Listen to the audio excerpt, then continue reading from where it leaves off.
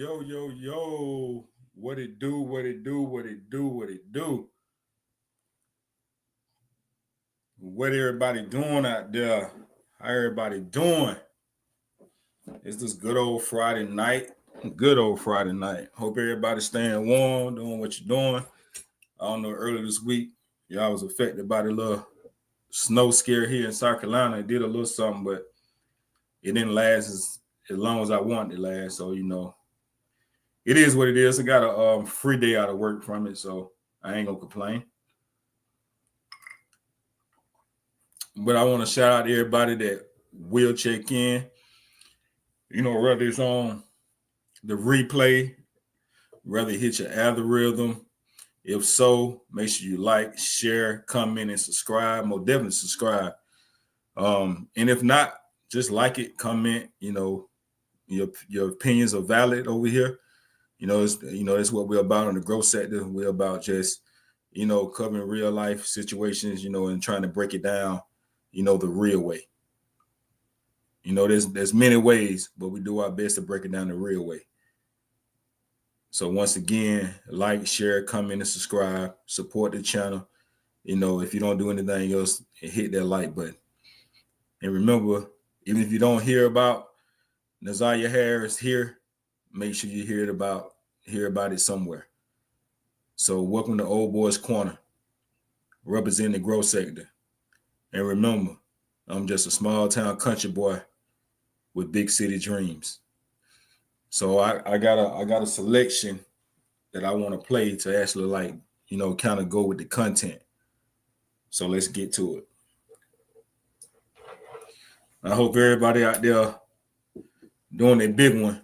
We over halfway done, with the month of January. So I hope everybody out here doing what they say they was gonna do, doing what they want to do. And if not, just get to it, man.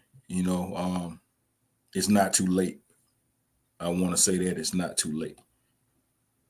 So let's get it.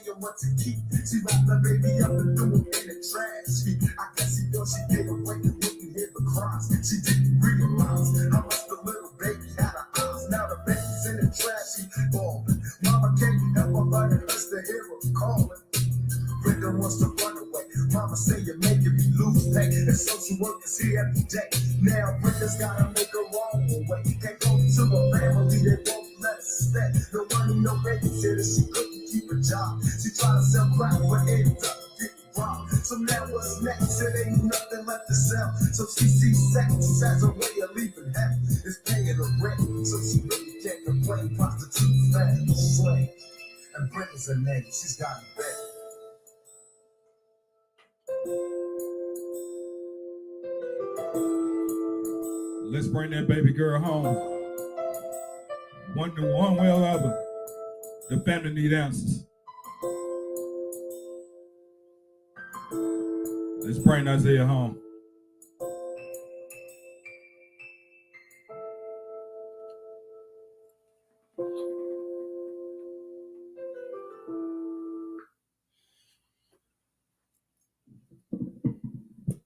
Once again, we're here.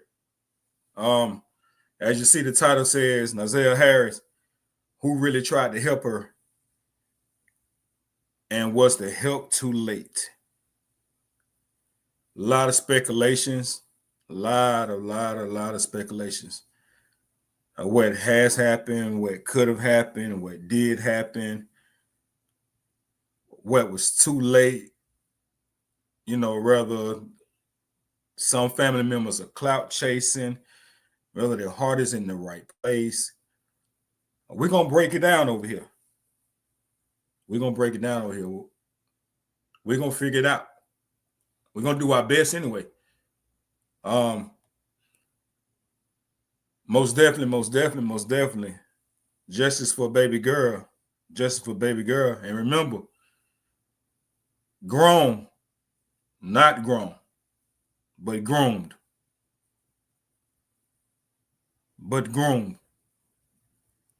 There's a difference. So I got some content. I'm not sure if anybody in this saw it. It's been floating around. It was actually done a few weeks ago on the anniversary of her going missing. And it kind of gives you kind of like a different eyesight on things. And once again, that's why the caption says, who really tried to help, and was it too late? And I'm going to let y'all decide. And there's anybody that may come across this live. But we're going to go on and get the business out the way because we're going to go ahead and get started. So we're going to get the business out the way. Copyright disclaimer under Section 107 of the Copyright Act of 1976. Allowance is made for fair use for purposes such as criticism, comment, news reporting, scholarship, and research. Fair use is a use permitted by a copyright statute that might otherwise be infringing. And with that being said, I do not own the rights to this content. And everything is covered over here is allegedly and also is for entertainment purposes only. Disclaimer. And also trigger warning. This is a very sensitive subject, which is to be understood. But we're going to get to it. Justice for baby girl. Say her name. Let's go.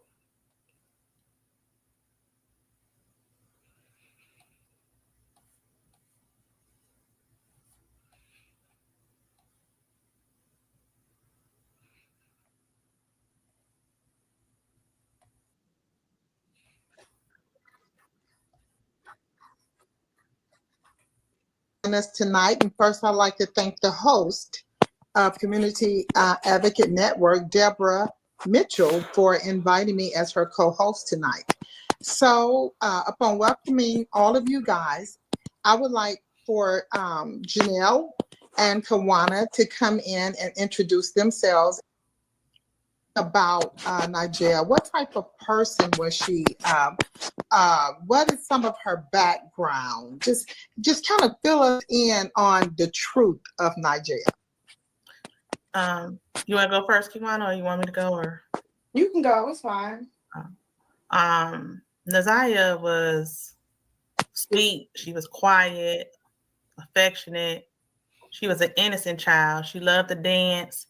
Ever since she was small, 6 months old, she could dance better than most grown people. Really good in school, well behaved. She was isolated, so she didn't get the opportunity to even achieve her full potential. Okay, Kawana, do you want to share? Yeah, she was, like she said, she was a really loving young lady. She loved attention. You know, she loved being around family. You know, she was the typical little girl. She really was. And as she said, she just didn't have, you know, the proper support. Okay, and I'd like to let the audience know, Nigeria, that name is kind of like a little different name for me, Nigeria. She was a 13-year-old, a young 13-year-old, coming home from school She said her name on the on school cover. bus, as any other child would have. And for what all we know for right now, that she never made it home. Nigeria was really just basically in the limelight that she was about to just go. Am I correct? Was she was going home, or was she going to visit? Can you kind of tell us something about her getting off the bus and what came next? For what we understand, she was supposed to get off the bus and go home. We've been isolated from the family because of our feelings towards situations going on in the household. But basically, what we got information from family members who have.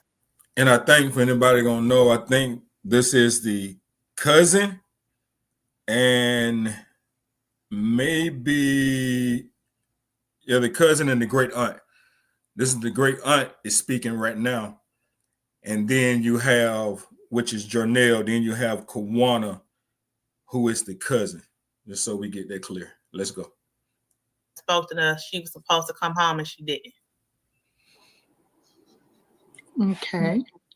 She was supposed to come home and she didn't, and she's 13 years old. So how do you have any idea, Kawana, how long it was before anyone realized that she was not home, she did not come home or get off the bus to come home, to go home? You know, honestly, I think it was too long before anyone in the house realized that she didn't get off the bus and come home, because I would have realized right away that my child wasn't walking in the door at the normal time that they usually walk through the door. Let's go. Okay, what was that time frame? Could you share with the audience the time frame before they really realized that she wasn't home? Well, from what I read in like news reports and things like that, and the police that I talked to, she should have been arriving home a little bit after 3:00. I even went over there and sat on the corner of Cornwall and Outer Drive and watched the buses come. I wasn't exactly sure which bus she was on, but all the buses came within 2 to 3 minutes of each other and were gone by 3:10. So she should have been home between 3 and 3:15, because the house is right around the corner from the bus stop. Not even a 5-minute walk. Literally. So again, has anyone figured out the amount of time what was the time frame that she actually became missing? We know they said that she went missing after getting off of the bus. That's all we know. We just learned recently that they didn't realize she was missing until around 6:00. And that's when was the police called? Did the mother, the guardian notify the police? No, all the information we received is that they claimed that they went to look for her. What's up, sis? Hope you're having a good day. Hope you're having a good day. If you're not busy, hit the link. If not, hope you tap that like button so you comment. Let's go. Her, but no neighbors on that block. We went and asked when we passed out flyers. The neighbors on that block said they didn't even know a little girl was missing, especially not the little girl from that house, because they were familiar with that house. Right. They were familiar with the house. Yeah. Were there any other children, young children, older children in the house that you know of? Multiple children frequent that household and live in that household. At least, let me see, 5, 6, 7, 8, 9. Did y'all catch that? They went and asked the neighbors, because the paternal grandmother and foster mother on Isaiah say that they went around the neighborhood and asked, have they heard about a missing little girl? And no one heard anything. And people was very familiar with them because they were familiar with the house. And what they tell you, the house had a lot going on. And it also tells you that they didn't do what they say they was going to do, which is kind of fit my theory that I'm going to throw it out there that baby went missing from home. That's the only thing that makes sense why her clothes didn't match what they're saying with her clothes at. And I also got some information on them clothes as well. I'll cover that later. Let's go. 10, at least 11 children Wow. have lived in that house recently. And currently there are 7 that live there and 2 others that may possibly still frequent that household. One of the things, Lori, if I can interject for a second, Yes. one of the questions that is a kind. So why the lady from yesterday didn't know she was missing if they went around the neighborhood asking? Maybe they didn't go to her house. And maybe she didn't know. That's a good question. They went to 1 house, 2 houses, 3 houses. They say they went some houses, so that's a good question. Let's food for thought. Let's keep that on the brain. Let's go. Commonly asked in terms of the family. I want to, get through this and go on to some other things, but not only were there a lot of small children in the house, it has become public knowledge in terms of, number one, everybody knows Jarvis Butts, who is been identified as the suspect in this crime, and of course, as of today, has been bound over to trial to face all of those charges and even increased charges. The prosecutor added, or it upgraded, I think it's the better term, a charge today. So we are grateful for that. But one of the questions that I get a lot in the comments is asking about the grandmother's history in terms of her having her own children and how she was able to get foster children. And then was Jarvis Butts living in the home or not? Things like that. If you guys could clarify for us any, whatever information you can share. Because of course, this is still an ongoing investigation. So we don't want to say anything that's going to interfere with that process, but anything that you guys can share in terms. What's up, sis? All right. What's I up, was sis? typing in the comments. What up, though? What up? Yeah. That's a good question. I don't know whether she older, so I would think, I don't know anyone's schedule. Maybe she was asleep, maybe she went home, maybe there was one of the houses they didn't get to. And So I think let me say this. I didn't ask that this time. I know I was on her ass yesterday, but I didn't ask that this time with the intention of being on her ass.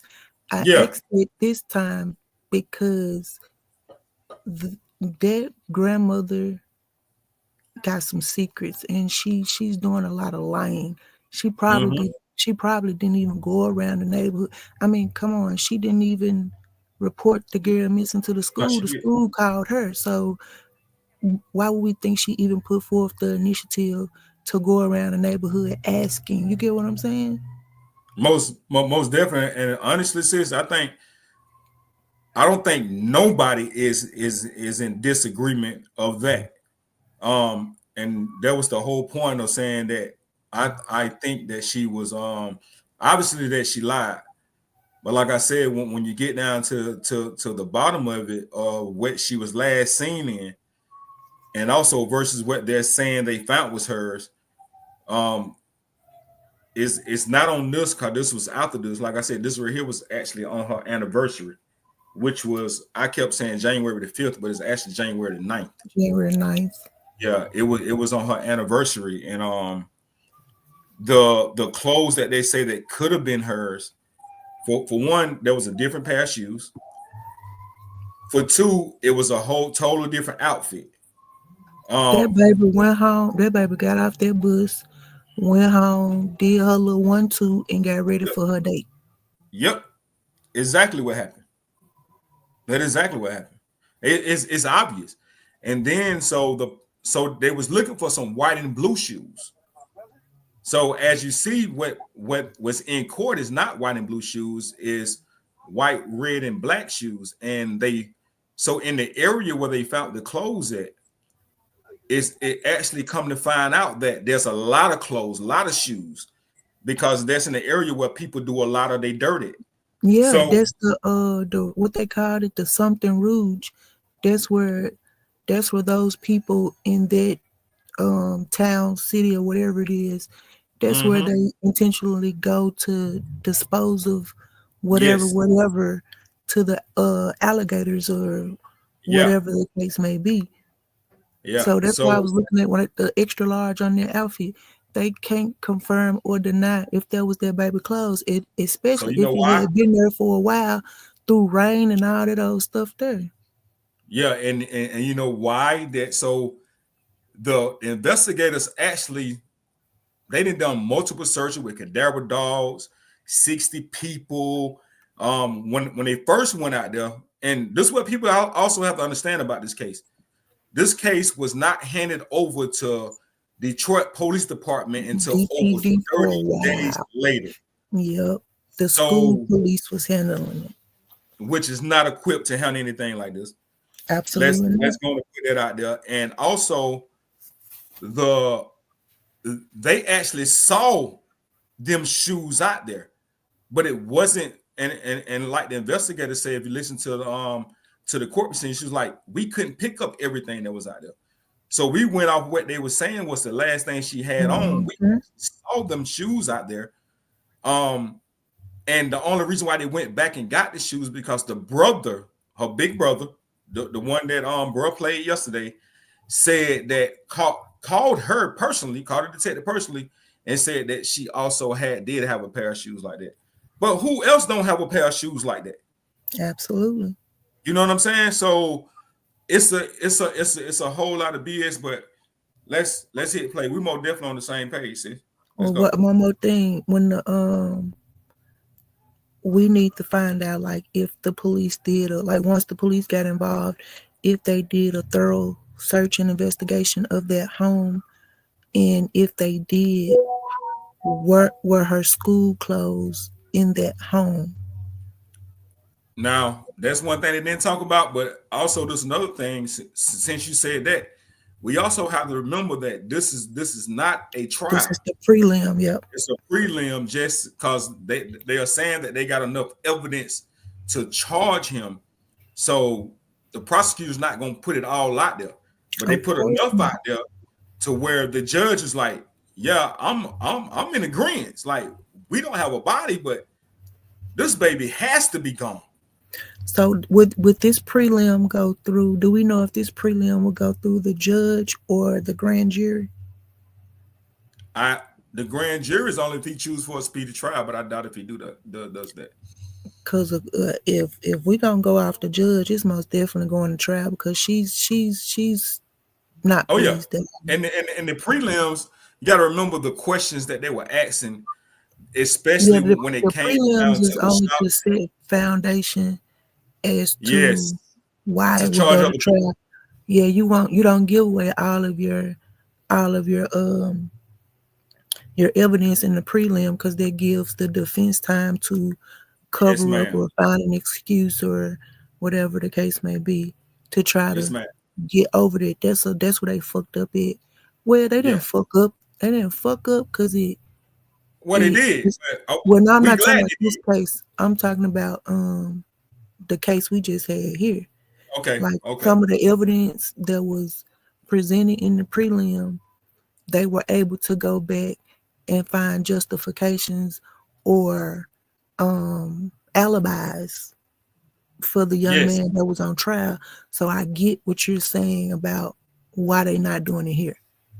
Yeah. And, you know, they're just what it is. A lot of people like, why Mhm. this, why that? It's like they saving it for the case, man. They gotta, and I don't know if people understand how solid of the evidence you have to show to actually be able to get that type of indictment without a body. Without a body. So that alone says a lot. You know what I'm saying? If the evidence that they have right now for the prelim is blowing minds, the trial is going to be explosive. Mm-hmm. And also you also have to remember too, they're being appointed by public defenders. So that's why people like at the end of the day, them and there's some good public defenders out there. Who Butts got a public defender? Yes. Yeah, it's a public defender. It's not even a paid lawyer. So, but also with that being said is that, I don't know whether somebody just knew, but if you listen to the questions that they was trying to ask the witnesses, man, it's like they playing for the other team. 9 out of 10 cases, PDs work for the prosecution. 9 out of 10. It's some good ones that turn out to be great defense lawyers, but they got to work their way through. And yeah, 9 out of 10 PDs work for the prosecutor. Yeah, and especially on a high profile case like this, they get paid by the state. Yeah, and they're gonna get notoriety for being on a high profile case like this. Whether they win or they lose, it's gonna give them some type of notoriety to get their face and their name out there. To either way it go. Yeah. But I know for a fact that 9 out of 10 PDs, they work with the prosecutor. Yep. The judge too. Shit. Most definitely. But we already know the judge be working with the prosecutor. But them PD, because they have to work with them continuously. And like I said, they waiting to make their bones, as the people used to say. And so the whole time they might be defending him, but they talking to the prosecutor. Oh yeah. Way more. Most definitely. It's sad, but let's get through some more of this. You ready? Okay. Let's go. Of the dynamics of the home, as far as the access maybe that Jarvis had to the children. You said how many children were in the house, but again, like I said, that with the public already being aware that there was issues with the grandmother, would you either one of you know how she was able to bring in foster children in the home? You want to answer that, Kiwana, or you want me to answer it? It don't matter. You can answer. Lies. She lied. And I'm assuming that foster care didn't do a very good check on her when she was able to even get custody of Naziah and her brother, as well as not as when she was able to get the other foster children she has cared for, as well as the 2 children that she fostered and has adopted. So is this the? And also, I would like to add, we found that she had only. So what's this? Are these people talking the dad side or the mom side? Most definitely the mom side. You have to remember the dad side had nothing to do with her at all.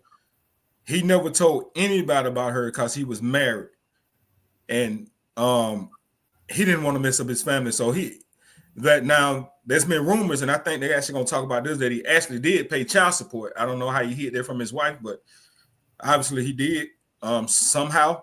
So they was talking about that the grandmother was receiving a child support payment, and I think it's actually covered in here. But this is the mama side. This is the cousin and the great aunt. So these people are the grandmother that had custody of her sister and nieces. Yes. Okay. Yes. And once again, let me say this, and that's why my title says what it says. Who really tried to help her, and was the help too late? And as it plays, you're gonna see that if they're telling the truth, because everything's alleged, what we don't know. These young ladies, I will say these young women does sound sincere, but who am I? Everybody gonna have their own judgment, but you will see that what they're saying is that they actually went to bat for Naziah.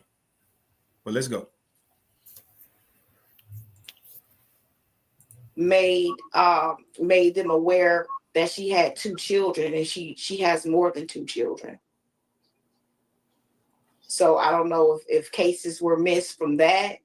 I'm not sure, but she yeah. has 7 children, and from what I understand, I have people I know who work in foster care and things like that. They ask you about your children. They want to interview your children, see how your children are, how they turned out, where they life with, what type of upbringing they had. Well, unfortunately, out of her 7 children, the first one ran away at a very young age. The second one, he stayed home to 18 and went to school. Open your ears up. And I ain't talking to you, sis. I'm talking about anybody that come across. At this point, open your ears up. It's going to show you. This is really speaking of generations and child after child, or what was really going on in his home. Just pay attention. Open your ears up. Then Zaya's mother, she has had some difficulties in life and ran away at 13. Then the next child ran away at 16. Then the next child left at 17 or 18. And they just all have been going through some triumphs in their life that we feel they would have never had to go through if they had had better parenting. This is one reason why my father, like my father and my grandmother tried to help Annette when she was young. And she wasn't receptive to the help that she received. My grandmother and father got her 11 years old. And then it's the old hag. She was pregnant. My grandmother helped her get a HUD home, pay for attorneys to help her get her baby because he ended up becoming a ward of state because she was so young. Mm-hmm. And I figured it. Okay, let's go. Did she just say that her grandmother got Annette at 11 and she was pregnant? You heard her. Generational curses. I've been screaming this from the beginning. Generational curses. Yes, you heard it correctly. Generational curses of generation curses of inbreeding, and generation which inbreeding creates mental illness. Incest automatically comes with mental dysfunctions. Yes, that's a better word. Well, that is the word exactly. So this is what we're dealing with here. This is not like something that just happened in Isaiah's generation. So now I'm wondering if the child that she was pregnant with at 11 is Naziah's mother. Come on, man. Come on. Come on. If the child she was pregnant with at 11 was Naziah's mother, you got a child raising a child. Naziah's mother probably followed in suit, like you said, generational curses, and got pregnant with her at a young age, didn't know what to do, didn't know how to handle it. So with that baby growing up in this environment, of course, she was subject to the possibility of being. It was bound to happen unless somebody I was looking for another word for it, but I couldn't get it off the tip of my tongue. It's like there's no other word for it. She didn't have a 50-50 chance. I don't know if it was a 70-30. Maybe. I mean, because look at the trend. She was what, 12 or 13 when she passed, and she was pregnant. Yeah. We Well, don't know. Her mom probably was the same age when she was pregnant with her. Her grandmama was the same age when she was pregnant with her mom. And Nazia mama just had a mental breakdown and just said, fuck it. Like had a kid. Like she just and it happens like that sometimes. Some people fight through it, end up still being in the child life, but and no one has heard from her mother, so no one can say like what her mother mental state is. But what we do know that it was bad enough to where she said, not only that I'm going to leave my child to you, I'm going to legally sign my kid over to you. Mm-hmm. Let's not forget that she was legally, the grandmother was her actual mother legally. The mama signed over her rights. I mean, you know, I have two. I have two that I love with every ounce of me, just like I love the rest of them. Salute to you for that. Salute to you They're for that. adults now. They are 22 and 19. One of them has a baby. You know, they're Vietnamese and Mexican. I love them to death. Ain't nothing gonna ever change that. They were in kindergarten and second grade when I got them, and now they're adults. Mm-hmm. That's why I said yesterday, if I could beat a little old lady that lived in the shoe, I'd take them all. Mm-hmm. Most definitely. But what we're dealing with right here is that the help, or I think it was just easier to give them to a mother, because obviously the mother, Nazia's mom, suffered from it as well. But maybe she thought it wouldn't happen to her daughter, and maybe she wasn't in the right mind to make any decision. That's why I said babies trying to raise babies. Yeah, and this is what you get. This is what you get. And babies are like sponges. They're gonna soak up whatever you put around them, whatever you say, whatever you show them. And what also people got to understand is that Shannon admitted that is Nazia's aunt that actually had 5 kids by this monster. I wouldn't dare call him a man. And how dare y'all even call him a man? He's a monster that happened to be a male. He's a monster. So by the time that Shannon got an encounter with him, Nazia was 2. And you say, well, he wasn't doing that for a 2-year-old. He did something with a 4-year-old. And not only that. And see, that don't even make sense. If she was 2 when he started coming around her, I'm pretty sure Shannon's thoughts was that they were going to be together for a while. So that's stupid as fuck to say he ain't never messed with no 2-year-old. He messed with a 4-year-old. Bitch, in 2 years, she'll be 4, dummy. Uh-huh. But this is the But his own child was like what? Who? His child that he messed with. What? That he gave the STD. That was the 4-year-old. It was his. That's the 4-year-old. By Shannon. And, look at let me point something out, sis. Pause it, because just because we started talking. I'm saying, is that the 4-year-old by Shannon? No. Okay. Go ahead. Look at that timestamp right there where Janelle is. Look up on there, 11:11. Speaking facts, man. Look at that motherfucking timestamp. Now y'all know I'm a country girl. I get the holler and speak, Lord. Yeah, speak to me. So yeah, that was the but Shannon admitted. She said, well, yeah, he told me about it, but he told me the girl was lying. But then she also says that he said he's a changed man. He did his time for it. And if they gave him a chance, I should give him a chance too. They gonna talk about it here. You ready? Yeah. What I was going to say ain't even worth my breath. Go ahead. All right, let's go.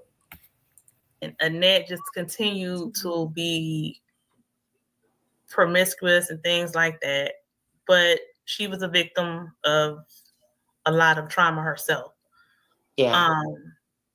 So her children, they have some issues too. Everybody got their problems, but Right, Cherokee? it's to the extreme. If I may ask, Deborah, I'd like to ask this question. How did the alleged accuser, how did he even come into contact? I'm trying to figure out, how did she get in contact with him? She lived in one residence and he lived in another. What was the connection of the contact? As far as Naziah? Yes. Her aunt, my niece, her aunt Shannon, that was her boyfriend, the father of her children. Wherever Shannon was, he was. Okay. So I guess a lot of the people, I'm getting some people are dinging me on the other end, but they're trying to understand. They thought that the child lived with the aunt. No, Naziah was living with her grandmother, Annette. But Shannon was always over Annette's house prior to moving back in with her. I think she moved back in maybe August or something of 2023. Pay attention. She was living in a townhome that I let her go live in. She was living in a townhome. It's a Section 8 townhome. I incomed out of it when I graduated from nursing school. I signed it over to her thinking it would be a stepping stone to help her and her children. And we would keep it in the family, and maybe the next person who needed a stepping stone to go finish school or whatever could use it. Well, Shannon got evicted from that townhome because of her and her shenanigans with Jarvis. So she ended up having to move back in with Annette sometime in August or September of 2023. That's how she got back in the home with Annette. But prior to that, Naziah was with Shannon all the time in her home. And Jarvis was where Shannon was when he was with Shannon and not the others that he was with. Does anybody know how he was able to stay in the house with minors, being that he had been a sex offender, even imprisoned? We were told that he was no longer on parole and that he could be around children.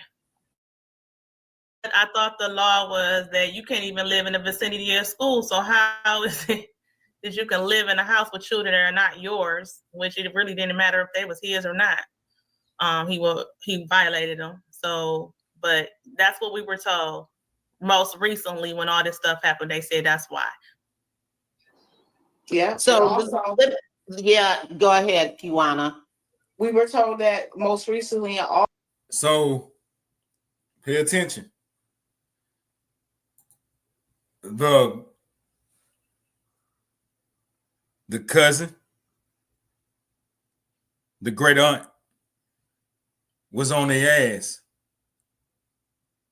Went to the system. This ain't right. Went to Shannon. This ain't right. How's this shit even possible? And you're gonna hear what you heard. Some of what they was told.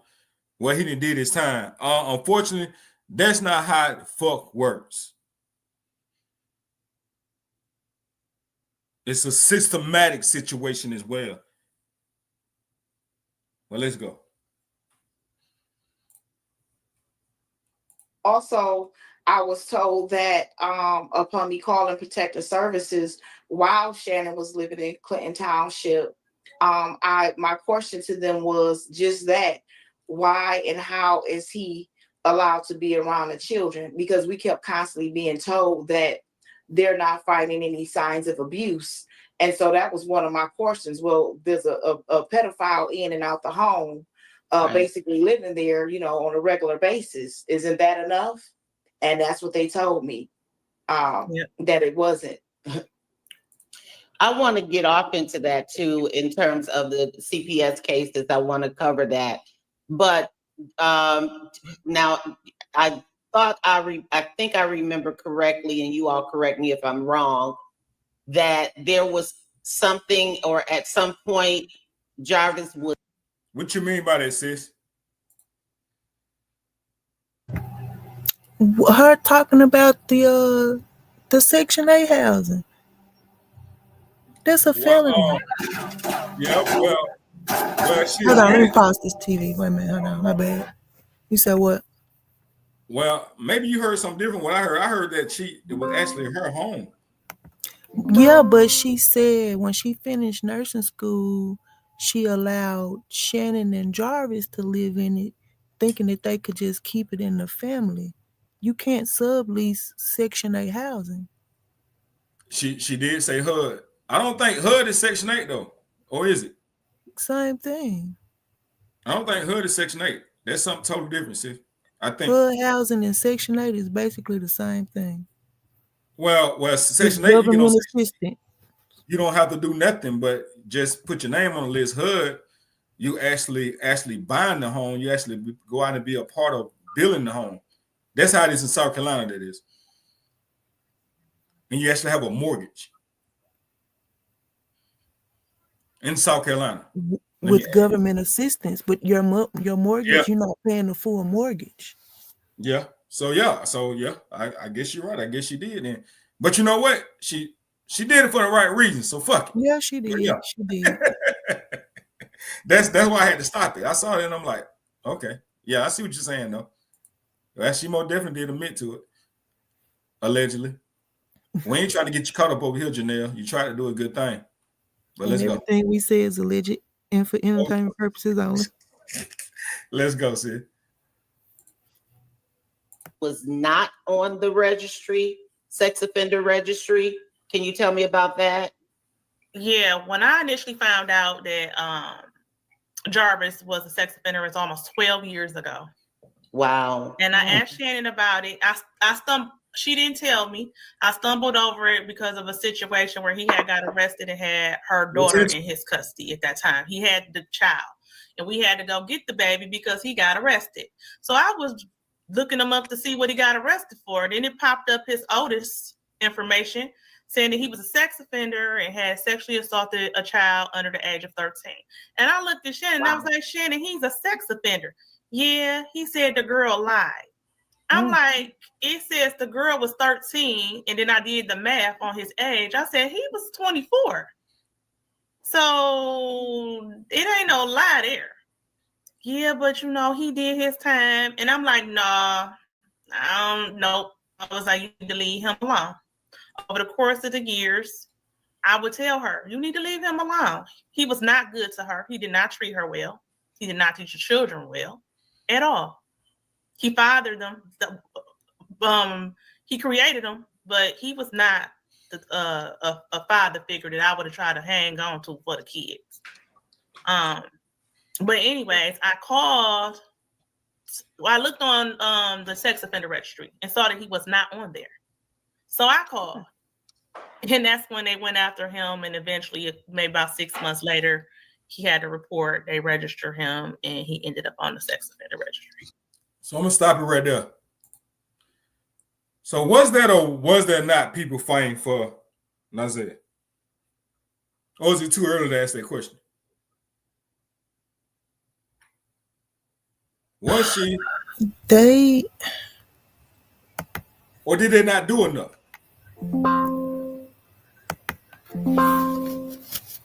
I think they could have done more.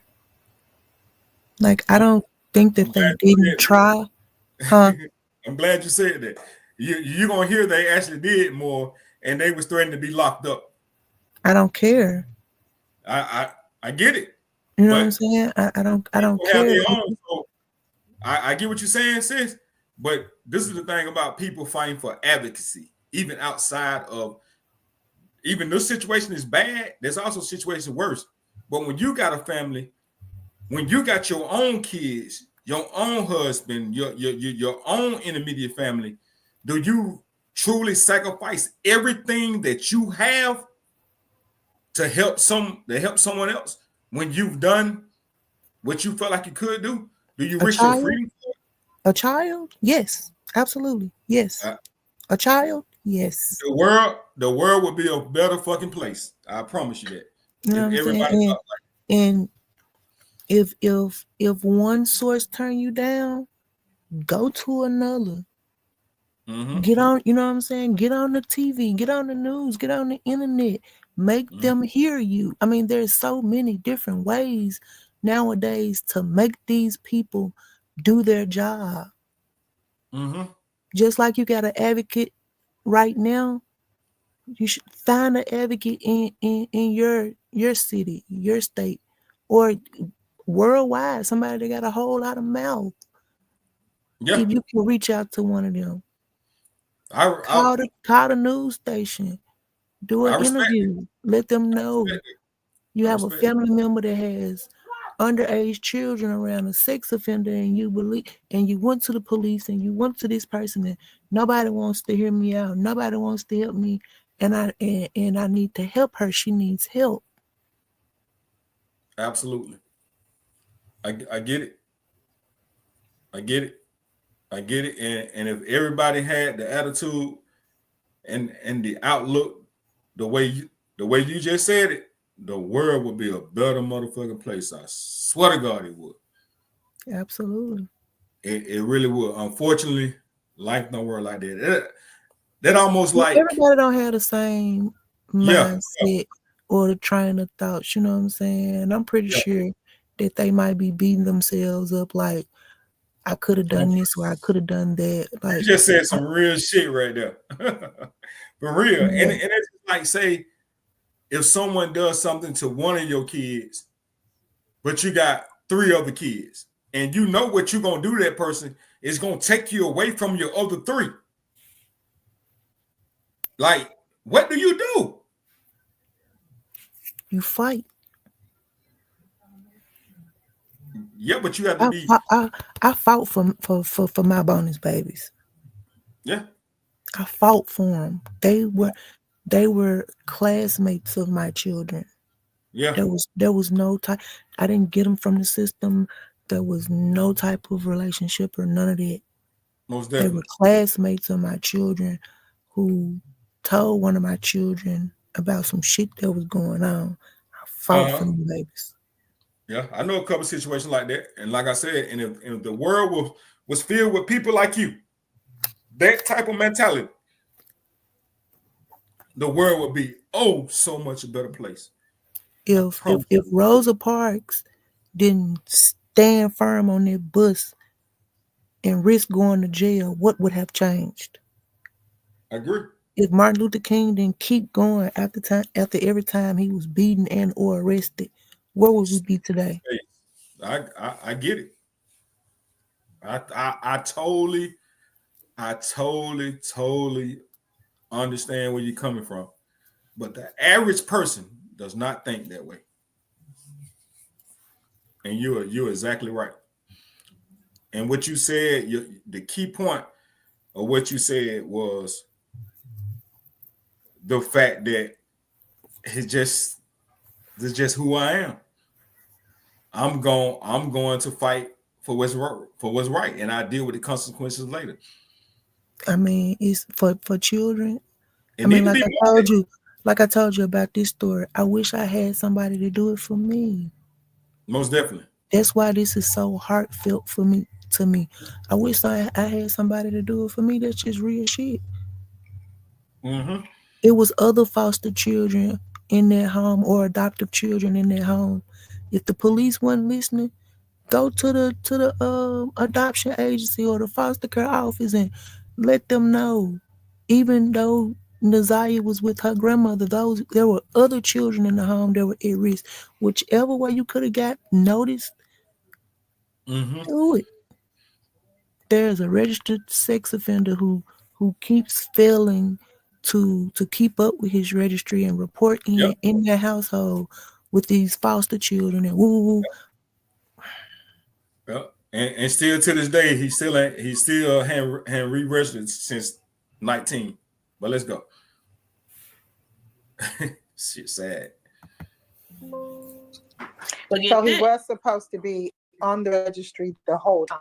the whole time, and this was like 12 years ago. But get this, his last report is 2019. He hasn't reported for his sex offender registry since 2019. So he probably wasn't reporting it very often in between those times either. Yeah. So you said he fathered some children. So you're saying that in the time frame that he was with your, I think your stepsister, No, he was with my niece Shannon. your niece Shannon, that he actually fathered some children in the home or outside the home? He has 5 children with Shannon. Oh, wow. It was almost 6. Oh, okay. And okay. Yeah. There's a question though that popped up as well in the comment section about him having 13 children. He has more than I've 13. listened to other podcasts covering the story, and I heard the number 20. 20. He has more than 20 children. He has more than 20 children. He has Yes. adult children that are almost the age of Shannon. Oh, wow. Oh, What is she in her early 30s, So- right? Shannon's 30. So that's a key point. He have kids that's almost the age of Shannon, which goes back to what I said earlier. The victim also becomes the victimizer if not with the proper help and with the strength of that they don't want anyone to feel the pain that they felt. So if you had kids the age of Shannon, which means that it's true the fact that he got SAIDs at a very early age as well. Let's go. 1, I believe. Yeah. oh, And I think his oldest daughter is around the age of 26, 27. He's my age. He's 42. Yeah. mm. Because even the judge said it in her ruling that he had 13 children. And I think it came from that interrogation he did with the detectives. And I guess maybe he only claims 13 of them. But That's his Snooki number. He says that all the time. Oh, yeah. I thought I remember hearing the number 20. But as far as that is concerned, If you like the number 13 so well, he need to get 13,000 years, which would be life, beyond life, beyond life, beyond life, beyond life. And unfortunately, I don't think Detroit has a death penalty. Shame on them for this one. has other children with underage girls. From what I You know, with the understand, kids that he already has, right?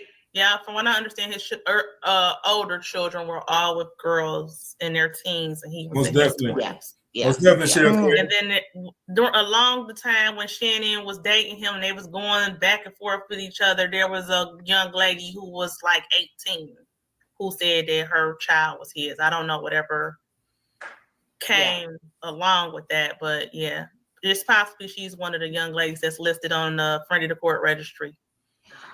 So do you think, I guess I might, Deborah, please don't let me get ahead of myself, but I have to ask this question. Did Nazia, did she ever show or talk or say anything to anybody? I mean, any hint?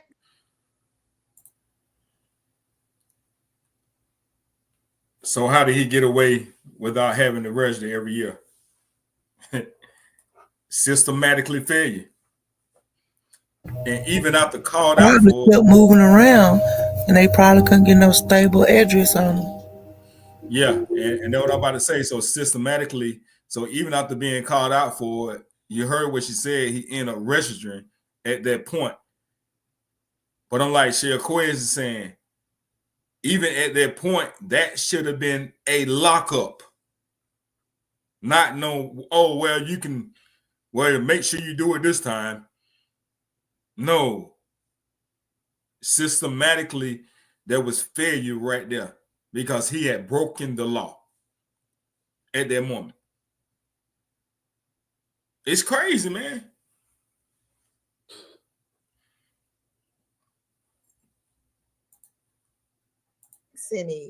I mean, Yes, she the did. world wants to know. I mean, this Yes, is she a did. young 13-year-old child. And from my understanding, this took place a year ago. A year She ago told. today, She told. correct? No, She she did told. tell. It all Yes, started, right. my issue, me and Shannon were thick as thieves. I love the children. I would go around, went to Disney World, we traveled together. Then she called me and told me that it was a birthday party in February of 2022 for her second daughter's birthday. And most of the children, pretty much all the children were at the house, the grandchildren. There was one little girl who was another, Annette's other sister's daughter was there. Now, this child had never been around Jarvis alone before.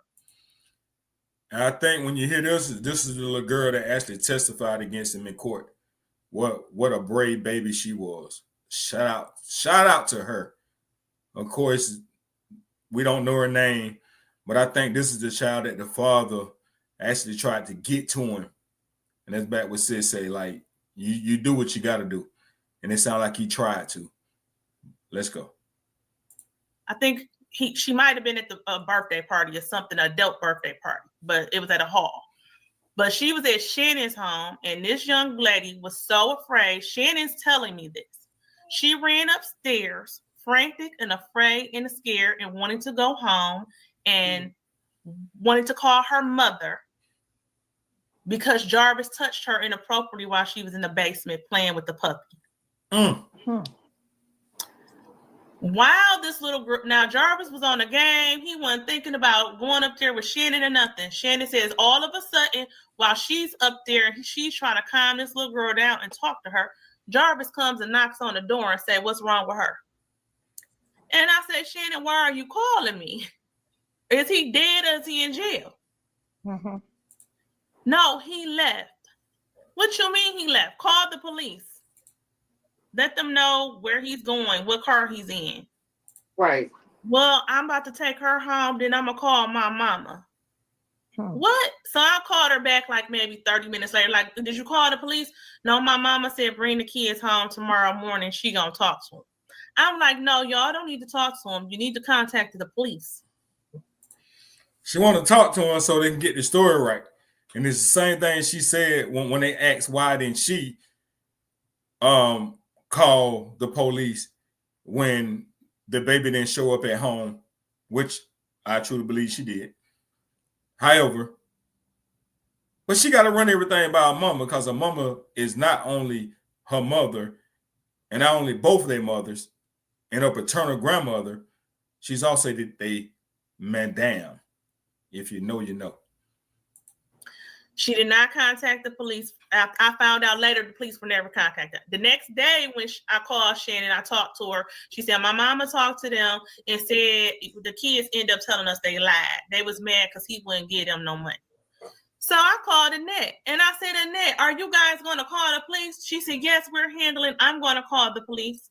So I left it alone. Like, she's going to call the police. Shannon assured me that the police had been called, they were involved, there was an investigation going on, all of this. This was in February 22.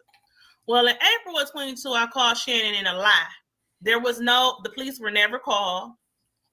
The children were not receiving counseling. Nothing had happened. So I went to the Clinton Township Police and I told them that I wanted to make a report. They told me I couldn't make a report because I didn't have enough information about the child who actually accused him of the sexual abuse. I said, but the other children also accused him of sexual abuse. They said, well, they didn't happen that night. And I'm like, he said, it would probably be best for you to call CPS. So I called CPS and I told Shannon I called CPS. Mm-hmm. I said, if y'all didn't call, I told you to call the police. I told you to get the kids help. You didn't do it. So I'm calling CPS on not only you, but I'm calling them on your mama too. Because it happens, whatever's happening at your house is most likely happening at your mother's house. They never called. And then that's when Kiwana got involved. I didn't, my husband knew what was going on. And a few other people who knew Shannon because she had told them stories. Mm-hmm. But this is how Kiwana got involved. So I'll let Kiwana tell what happened on her end. So then I end up going over there to drop off Neziah some clothing.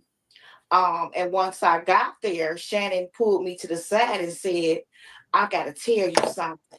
And I go, okay, what's going on, little cuz? And she said, that Janelle and called protective services on me and lied and said that Jarvis was doing something to the kids. I said, what?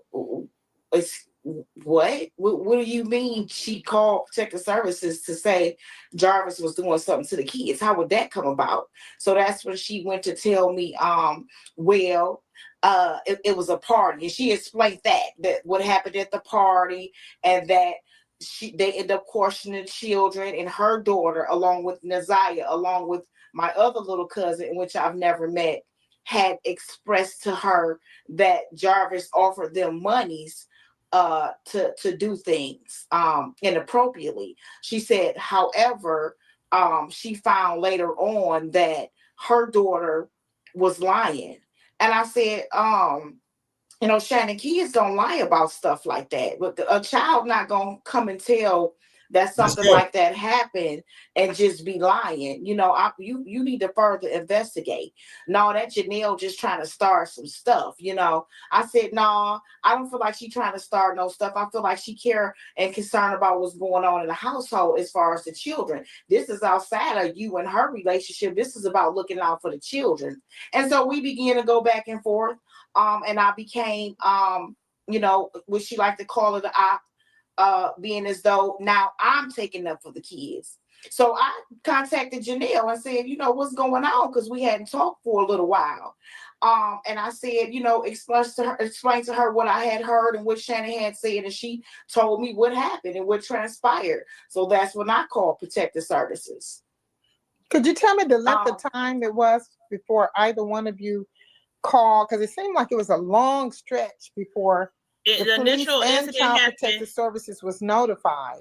The initial incident happened in February of 2022. I was told that the authorities were involved. When I found out that the authorities were not involved, Shannon was lying to me. 22 or 24? 22. 22. Okay. So in April of 22, I figured out another incident happened where a child was doing some sexually inappropriate things. And I said, well, what's going on with the case? And isn't she in counseling? And you need to go to the police and take the phone. She sending pictures to somebody on Instagram. She had told somebody else. She tell people this stuff like it's nothing. Like it's the normal everyday thing. She told somebody who wouldn't even related her to this story, and they called me to tell me what she said. And Shannon needs her ass whooped, and that's not even allegedly. And I had to stop it and say that. And I'm also going, from my personal observation, I think Kiwana, the cousin, the lady with the jacket on, neck covered up, sent back poised, very careful of her wording. Think she knows, and it's just me. She's very much nonchalant. She's very much nonchalant, and I think that she's nonchalant, and this is me. I think that she's also been a victim. They could be. She just gives me those vibes, just watch your body language. But they're not talking like they related to Annette, because they keep saying Shannon's mom. So Yeah. maybe.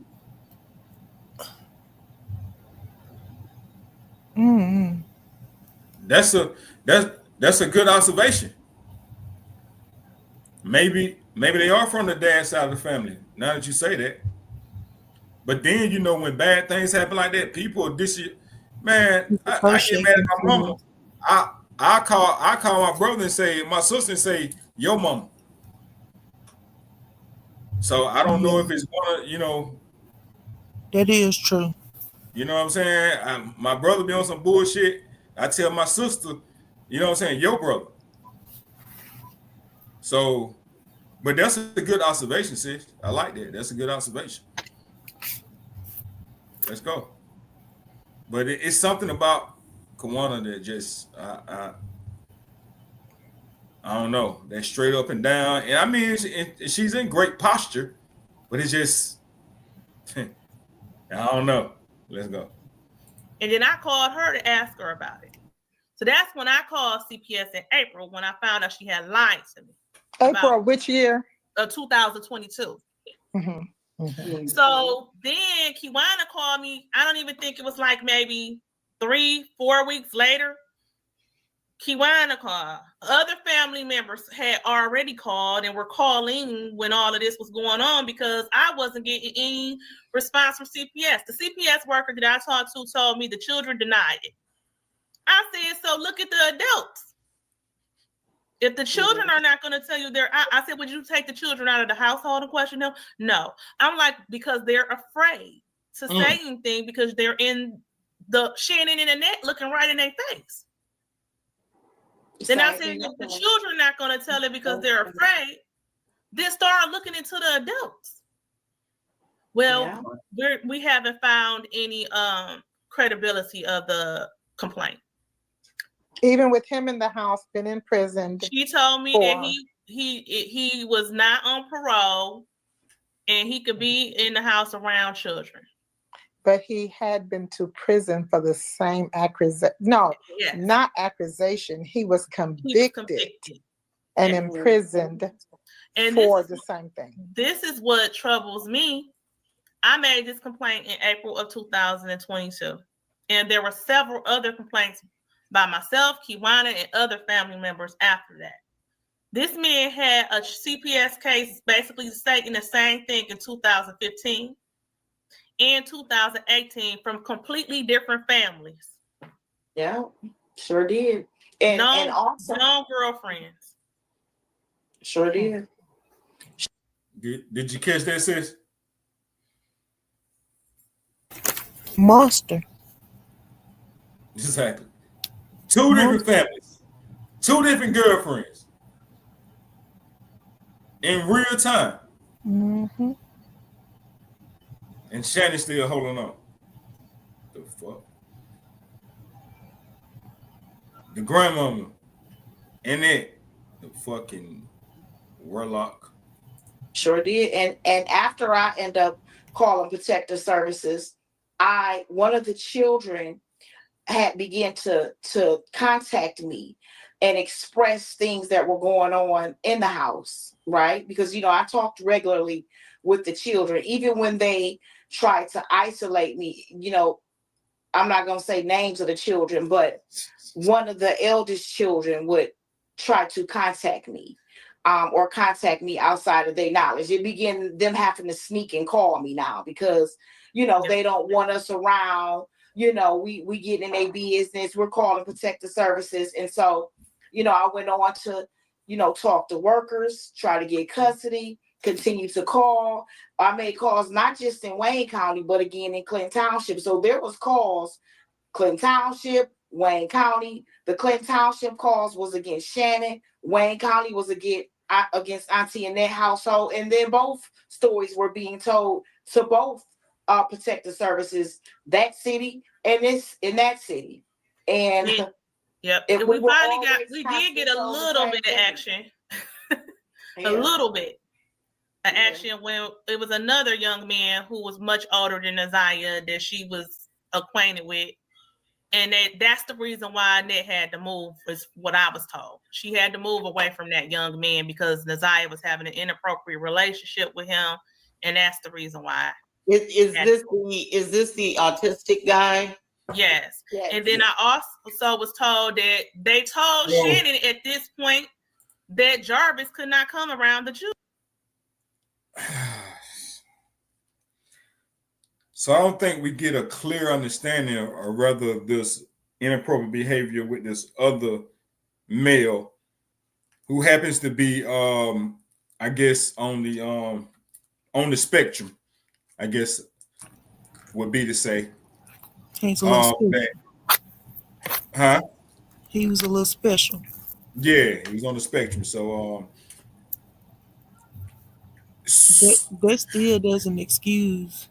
No, hell no. You know what I'm saying? But what it sounds like, Shannon was trying to take anything she could to discredit her. You know what Yes. I'm saying? And I'm going to retract just a little bit of what I said earlier because they're saying it now, how they repeatedly call. Still say it could have went a little bit more. I would have blasted to the news or some shit like that. But as I'm listening, I'm hearing that they were making attempts, I guess, to the best of their knowledge and ability of Mhm. what they thought was best in that moment. Yeah.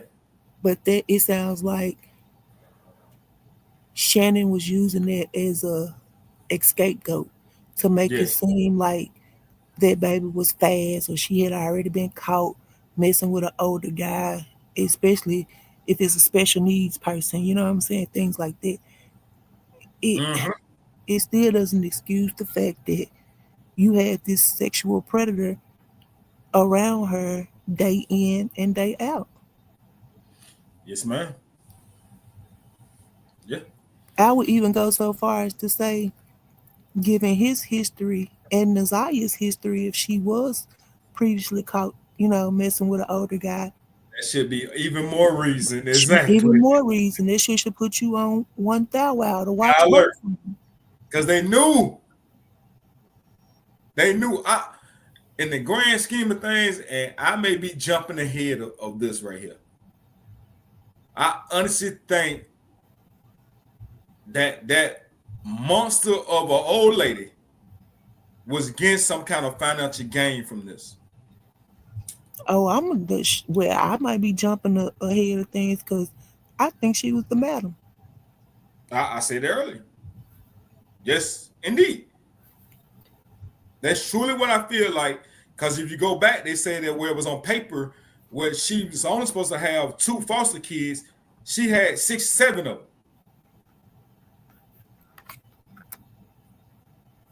It was for the money. Mm-hmm.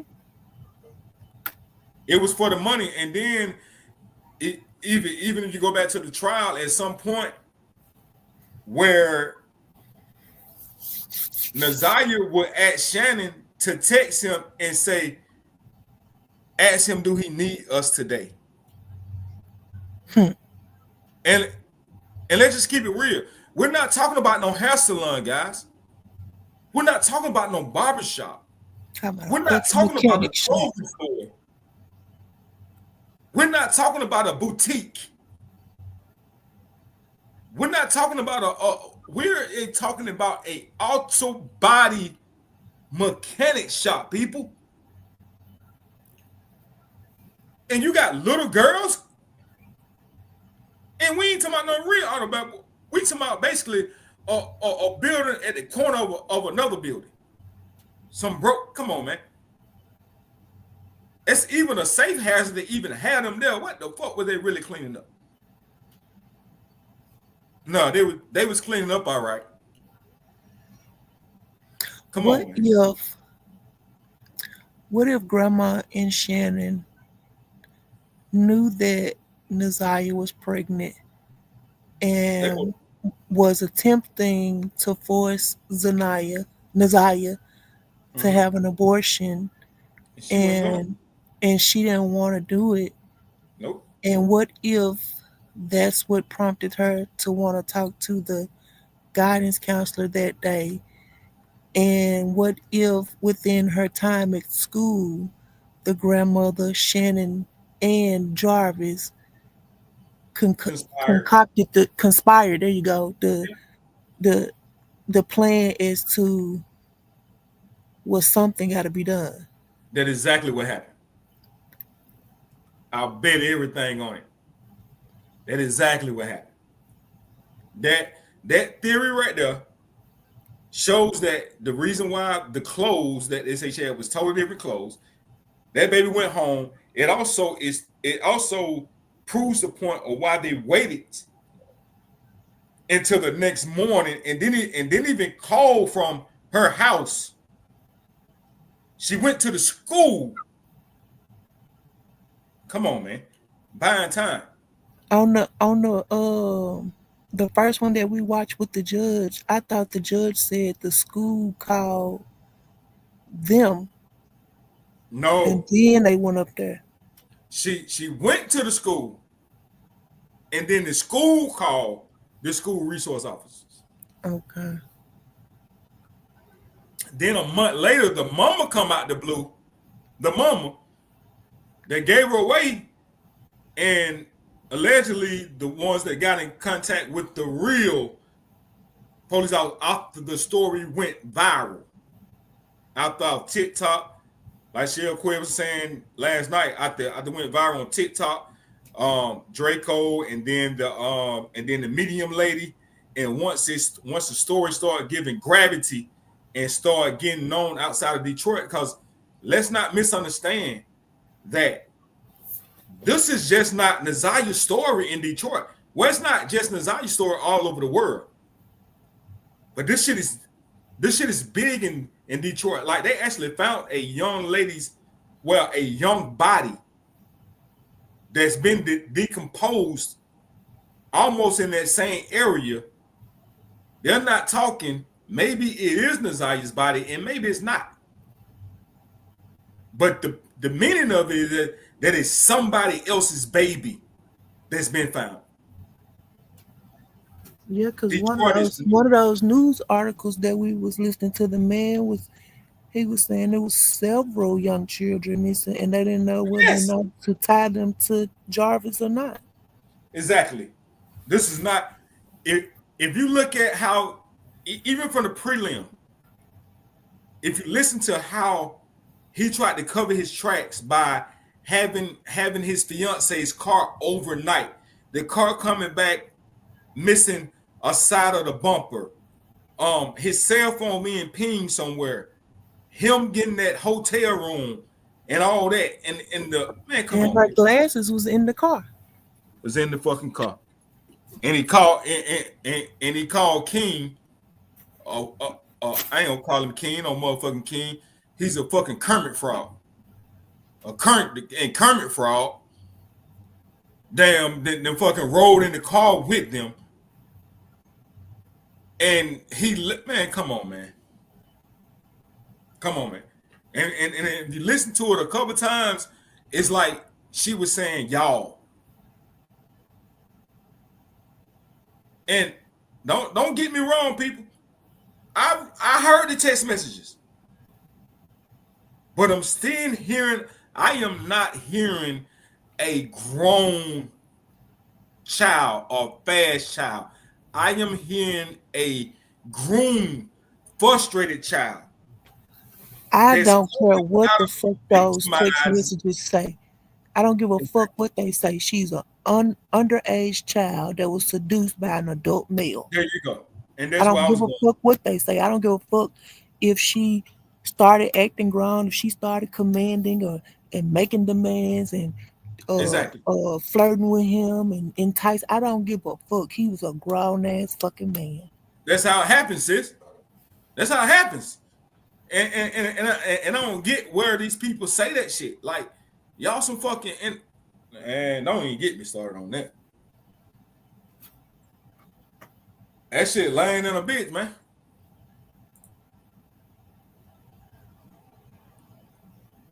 What you say? Shannon Jarvis. Yeah, most definitely. Most definitely. Don't give me that bullshit. Oh, well, we can't believe a 12-year-old can text such thing. A 12-year-old that allegedly could have been fondled ever since she was 2 years old. The fuck you mean? You got grown women out here that's actually in the controls that they go out here and fucking run the motherfucking strip, the whole strip, or whatever they call the motherfuckers. And we see she didn't have no type of real guidance.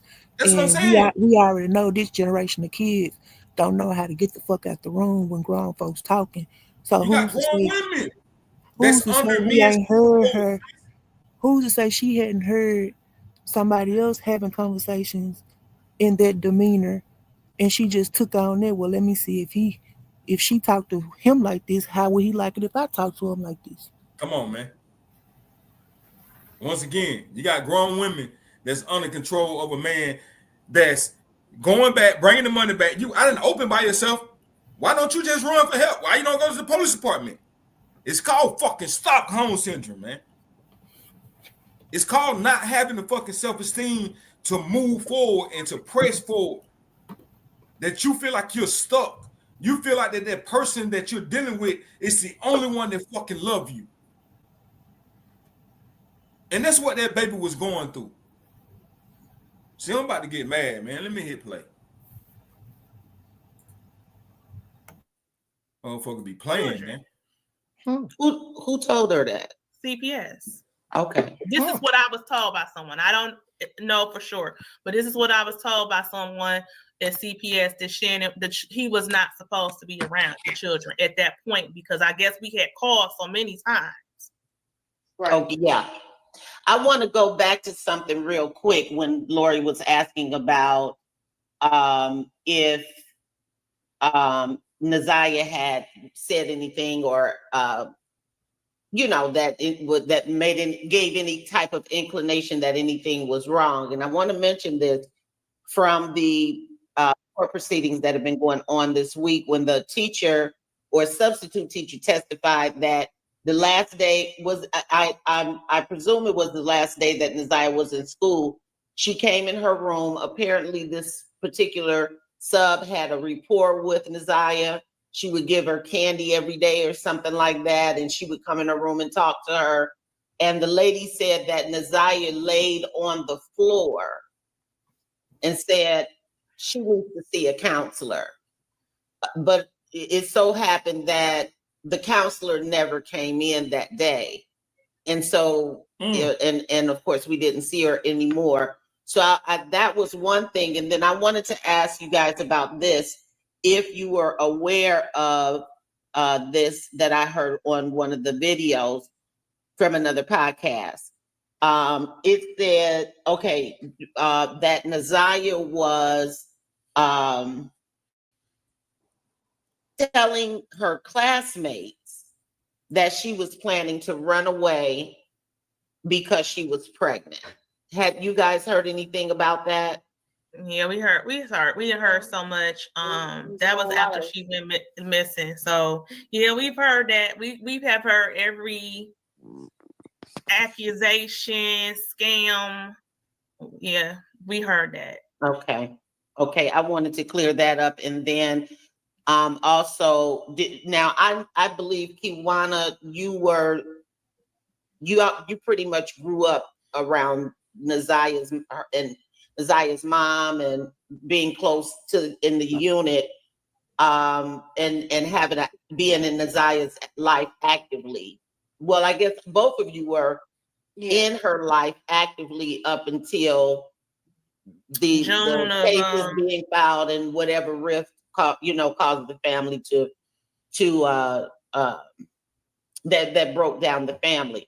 So can you talk about, Kiwana, how well, first of all, let's clarify for the public how long Jarvis has been around, because the information that is out there, only indicates from, that he started abusing Naziah back in as far back as 2022, but there's a question that it may have probably more than likely had gone on much longer. So let's establish for them, exactly how long, when did you all become aware that he was around, like when Shannon was dating him and all of that, those types of things, to give, to clarify. Basically, I want to get rid of some misinformation that's out there. So go ahead. No, good. Yeah, Kiwana. So, Jarvis have been around since Shannon was 16, right? We didn't know about it until later, but after she had her daughter, he had been. Right. We found out during this whole ordeal that she had been acquainted with him since she was about 16. Right. And we had no clue, not just that he was the age that he was, but no clue that he had a record, you know. Right. Yeah, but you know, and I think that's a record of being a pedophile. Let me say that. right. Yeah, because that's a lot of the thing is, you know, where was the family? Oh, and the other thing is, you know, let's clarify. And we don't have to go into extensive details about her mom, but can we please clarify? You know, just a general idea of her mother and the father. We know that the father did pass away last year, but if you guys can share with us just a little bit, just to put that to rest, so that people. They are very, very, very cautious about this subject, and I get you. You know, the fact that I'm not even gonna say R.I.P. I'm not. If I'm wrong, I'm wrong. Charge it to my head and not my heart. However, I'm gonna say what needs to be said. He wasn't there for his daughter. He didn't know what school she went to or anything, because he was a married man when he had that child, and that baby never knew her daddy. She never knew her daddy, and that most definitely wasn't no help. But let's go. Did you hear them say that Kiwana was closer to Shannon than anybody? What did I say earlier? Uh-huh. Look at I her. know what you said. That's why I said, Look at her. Look at her. Just look at her. Just look up. Look at her. Very much nonchalant. Yeah. She's still hurting from that shit. And if I'm wrong, I'm wrong.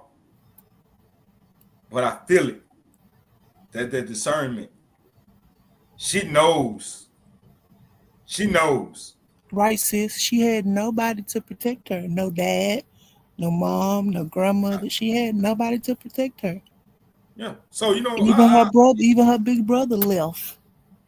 yeah. With his clout chasing ass.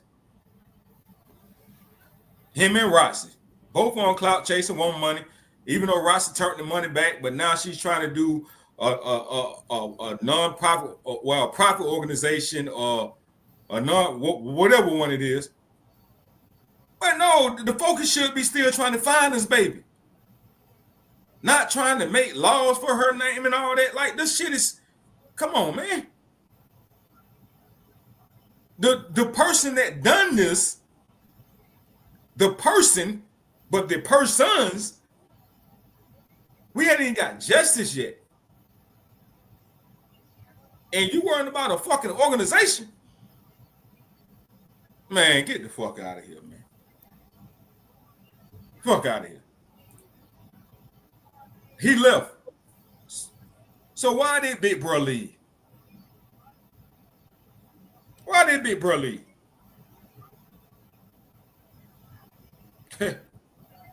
He left for the same reasons why fucking Annette, and I hate I even called her name, the old hag left. Why all her kids left early? Because of the fucking abuse that was going on in that motherfucking home.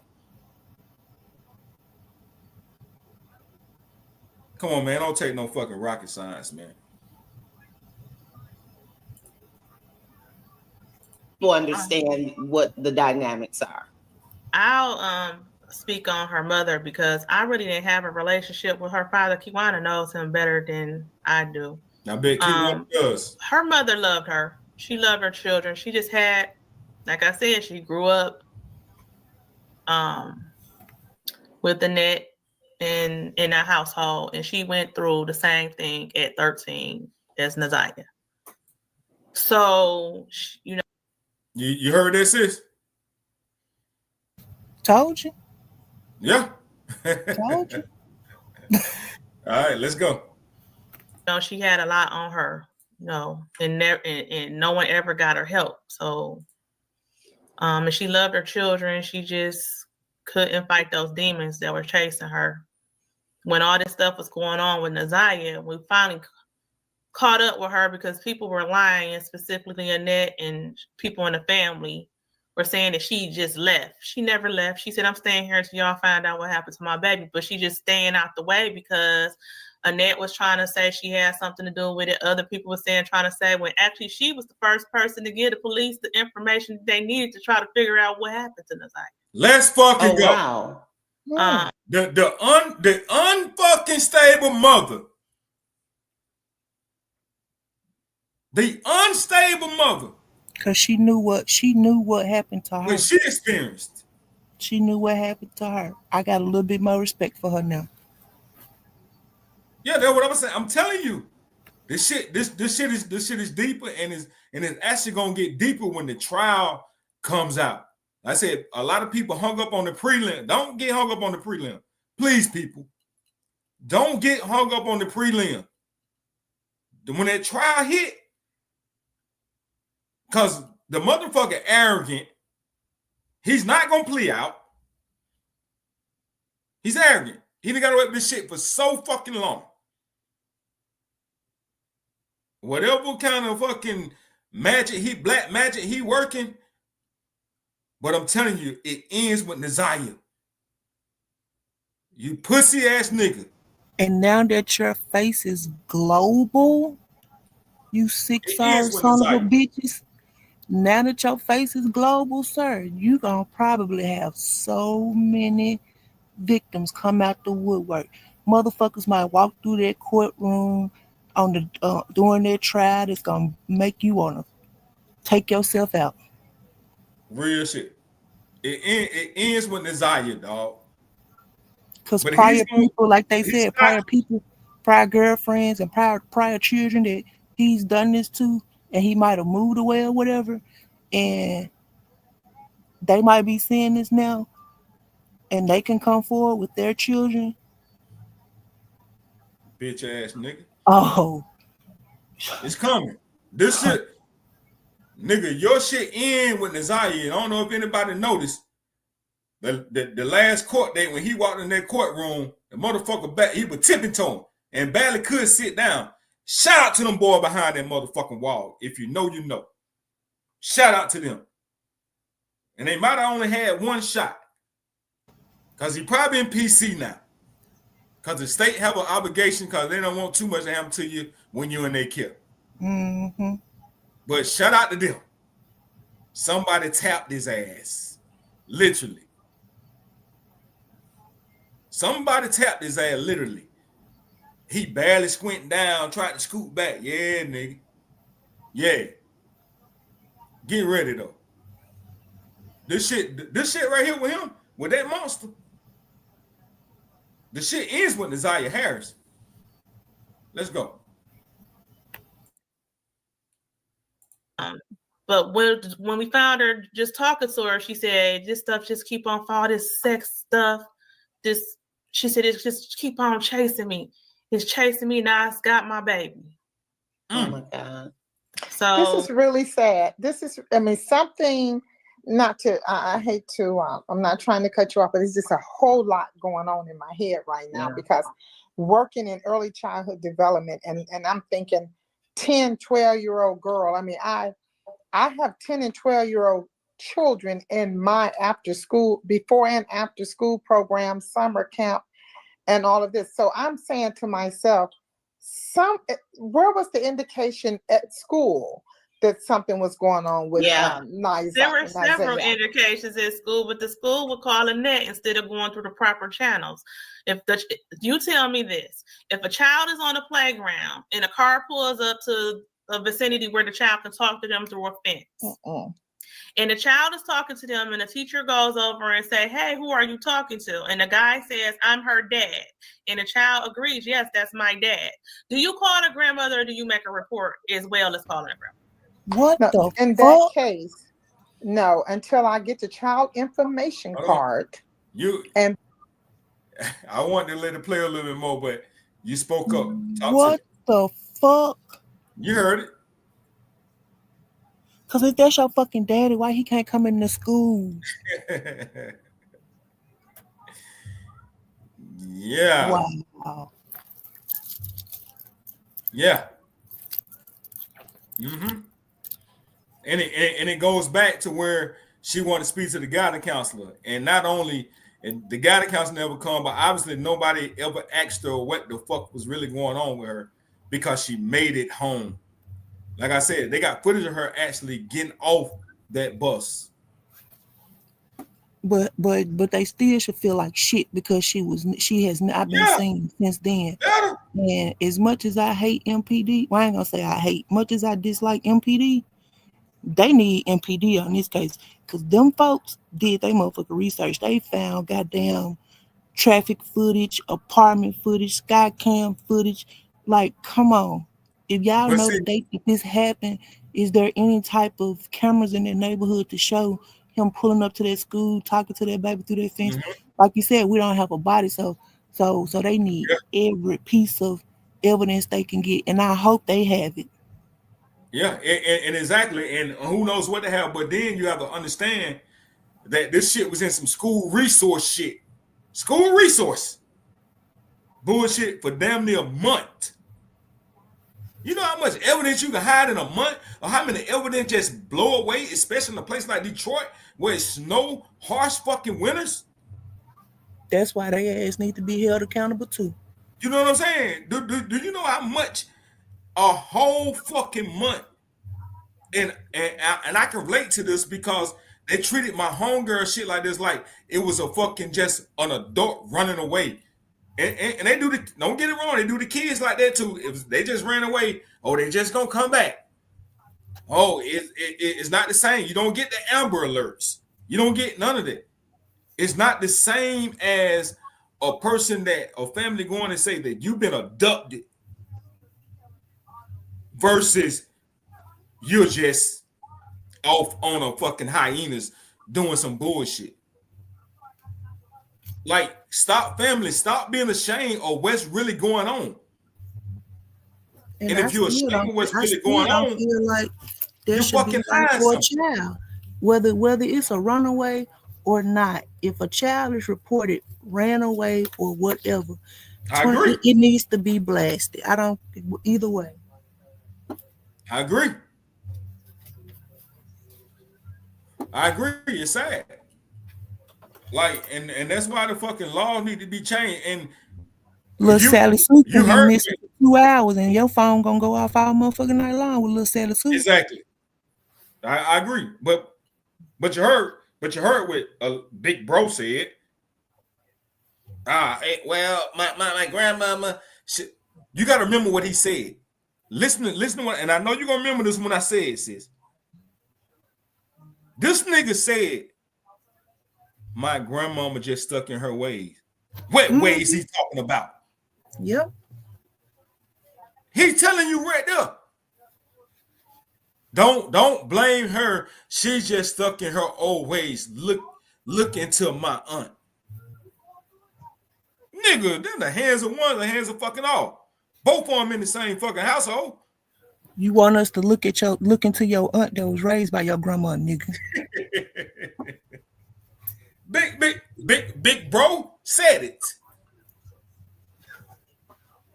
Like, come on, man. What? I mean, come on, man.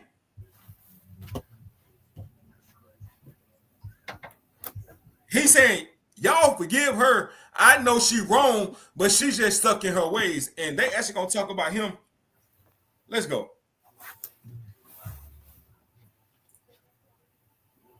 Verify who that father is with the identification. He would leave until he's ID'd.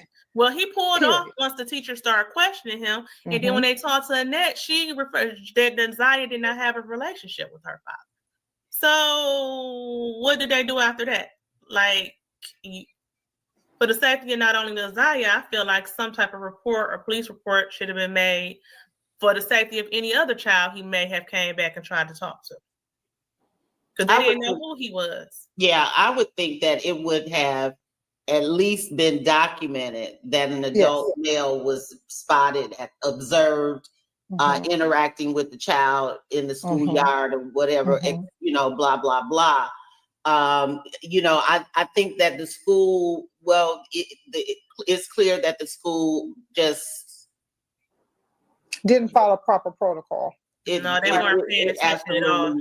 It's unbelievable If that happened. amount of callousness between these social institutions, CPS, the police department, and the CPS, the police department, and the school as well, to the point, callousness to the point of liability, as far as I can see. I don't think. I thought I'd never say this, and I'm just gonna slide this in the mid play. The police department went in a part of this shit until 30 days later. But I'm gonna just go. I never thought I'd be protecting the fucking police department. I just don't think at this point in time where they're talking about that is on the police department.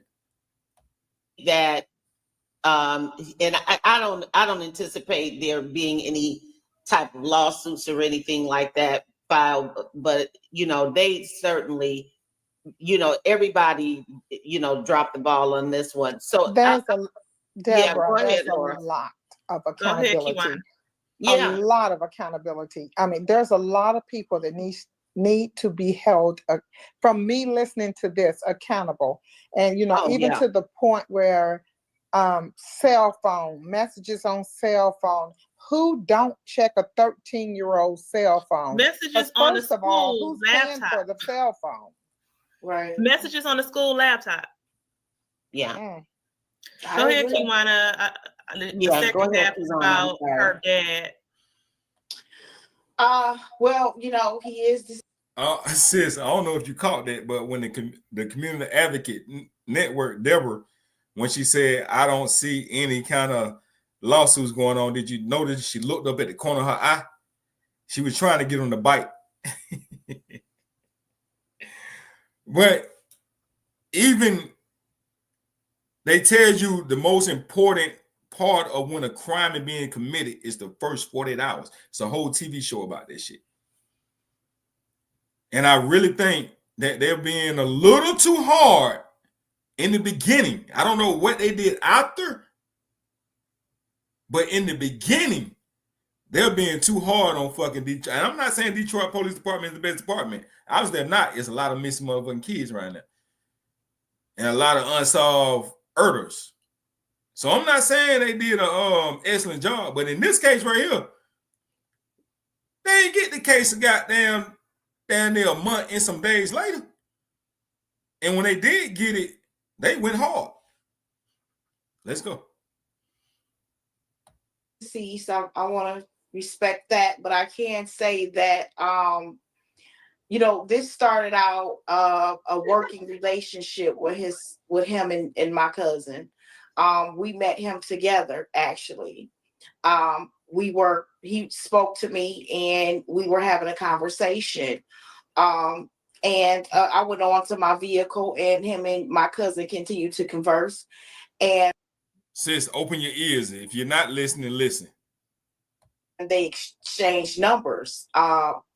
And you know, they were talking about, you know, business. My lady works on houses. Kenyetta, her nickname is Lady. She works on houses and she's really good at it. And so he needed some help as far as, you know, his business. I was telling you to listen, and I looked down and you had typed that comment. It ain't funny. I'm laughing of the connection of us two. So I'm not laughing at the situation, but it's funny. I mean, it'd be just like that with me. It always be like that with me, you and bro. It'd be like we be so in sync. Man, listen. It's starting to sound like she want to make this shit more about her. Well, bitch, you making yourself sound bad. She knew the man. Exactly. They met him together. Again, She got chose over at let Boom. me play, man. Let me Boom. stop. Let me Come on. nah. Come Business. on.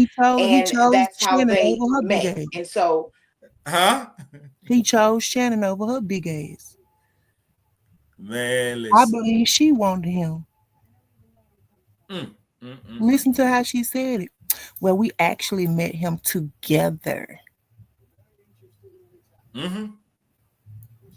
Bitch, I be trying to disassociate myself from that bitch. No, sis. She ain't talking about the pussy boy, the fuck boy. She's talking about Nazaya's daddy. Oh. or sperm donor, should I say? How dare I call him fucking daddy? Oh, so the jealousy deepens. Okay. Yeah, now it makes sense, right? Mm-hmm. Yeah, she's explaining how Nazaya's daddy met Nazaya's mother. Some real estate, some business type shit. But she knew him already. He liked it her. But they start talking and she just walk away, then they hooks up. What the fuck ever? they met a business relationship. She was with him regularly, like every day. And I wasn't with them on a daily basis, but I do know when she became pregnant with Nazaya. At first, her, being a mother and dealing with a man in which he has a family and so on, she was torn between, was she gonna keep her child or not keep her child? And so she made a decision of keeping her child, with the expectation that they would parent her together. And some things happened along the lines. He had a family at home, and things got really ugly with them. Share Quest, babe. Most definitely money involved. And in my opinion, Kawana turned him over to Nazaya's mom. Listen at her. Listen at her. Yeah, that's what happened. You're exactly right. Well, you was right a while back, and you're right now. Let's go.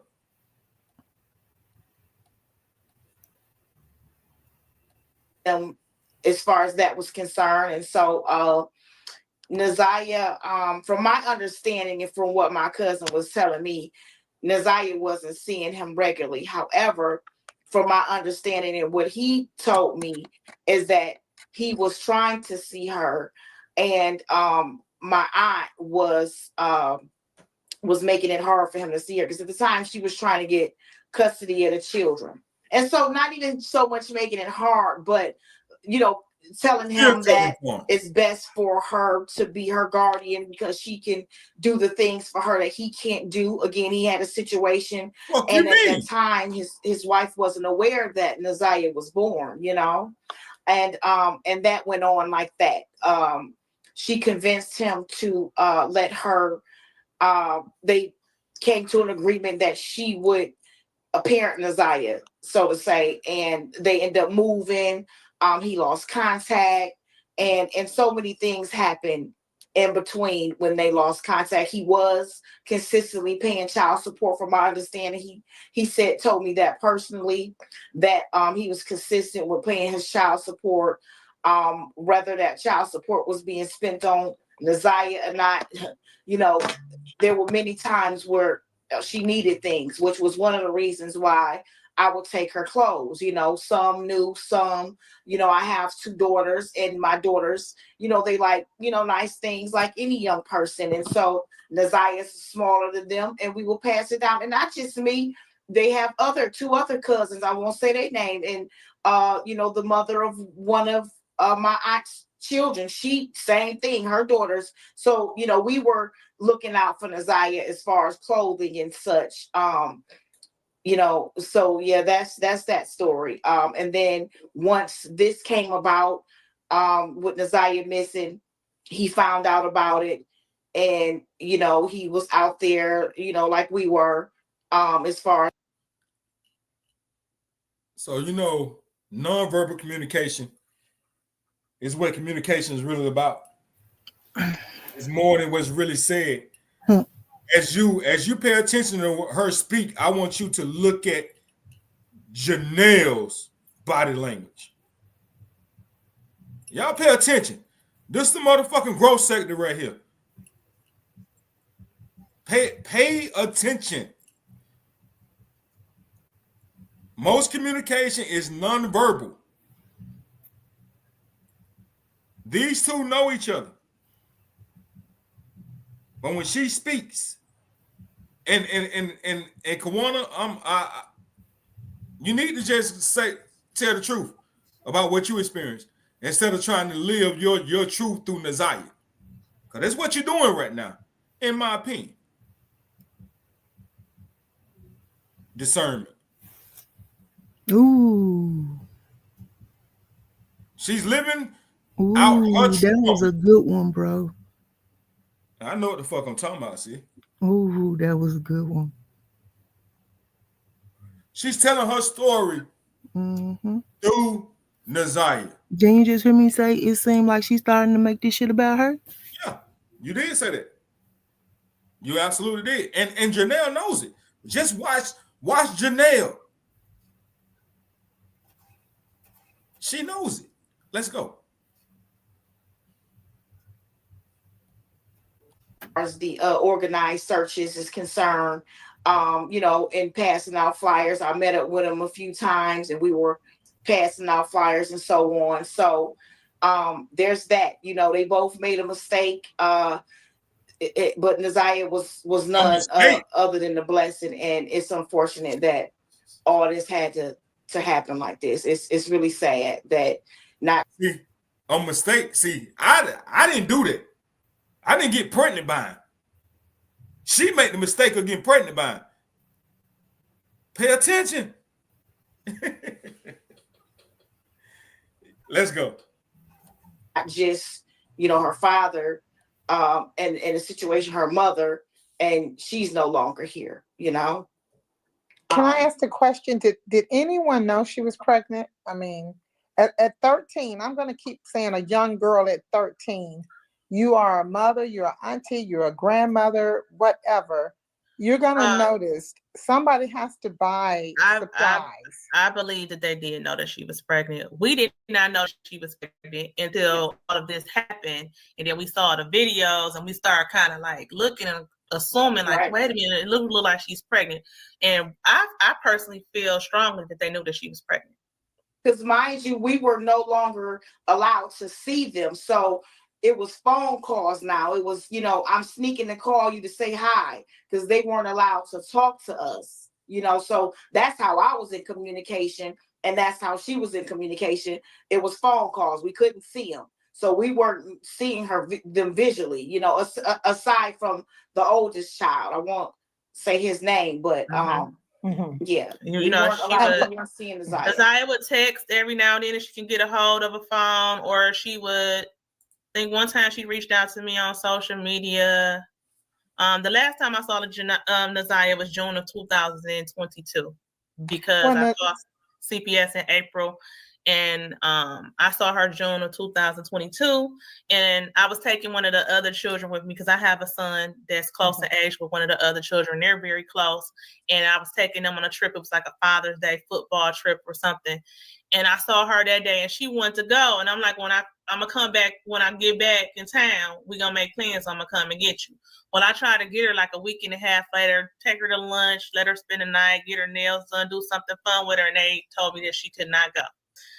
Continuously tried to do things for the children, reach out to the children, spend time with the children, be around the children, and they wouldn't let us be around. I showed Deborah the text message where I tried to offer to pay for cheer, like the boys, 2 of the older boys in the household were allowed to go and play football. And I'm like, well, all these years, these boys get to go play football. Well, they got a scholarship. I'm like, they got cheerleading scholarships too. And if they don't, I'll be willing to pay for her to go to cheer. Why she always got to sit in the house? Why she can't never go and do anything? They declined my offer for that. And And I'll what tell you really why. puzzled me was when Nizea said that I need the medicine or whatever it was that she was saying she needed Her because sanitary napkins. Yeah. no, this was she needed something because Jim was getting very, very difficult for her. For her to do. So that yeah. tells me that she had to be further along for it to start being a challenge for her to do activities in gym. So it tells me that somebody in the household, an adult somewhere, had to notice something. And I'm not just saying this to be ugly towards anybody out there, but like this is real. This is a young 13-year-old girl that is pregnant that cannot buy her own sanitary napkins. I haven't heard anybody say. I said this shit. It ain't no way these motherfuckers in this goddamn house and ain't noticed that this baby ain't needed to re-up on her personal hygiene materials and shit like that. They knew. They was waiting on that pussy motherfucker to make it right, to fix it. They was waiting on him.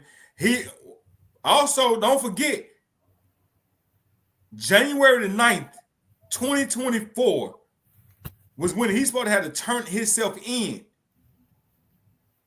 Anybody want to guess, did he turn himself in that day?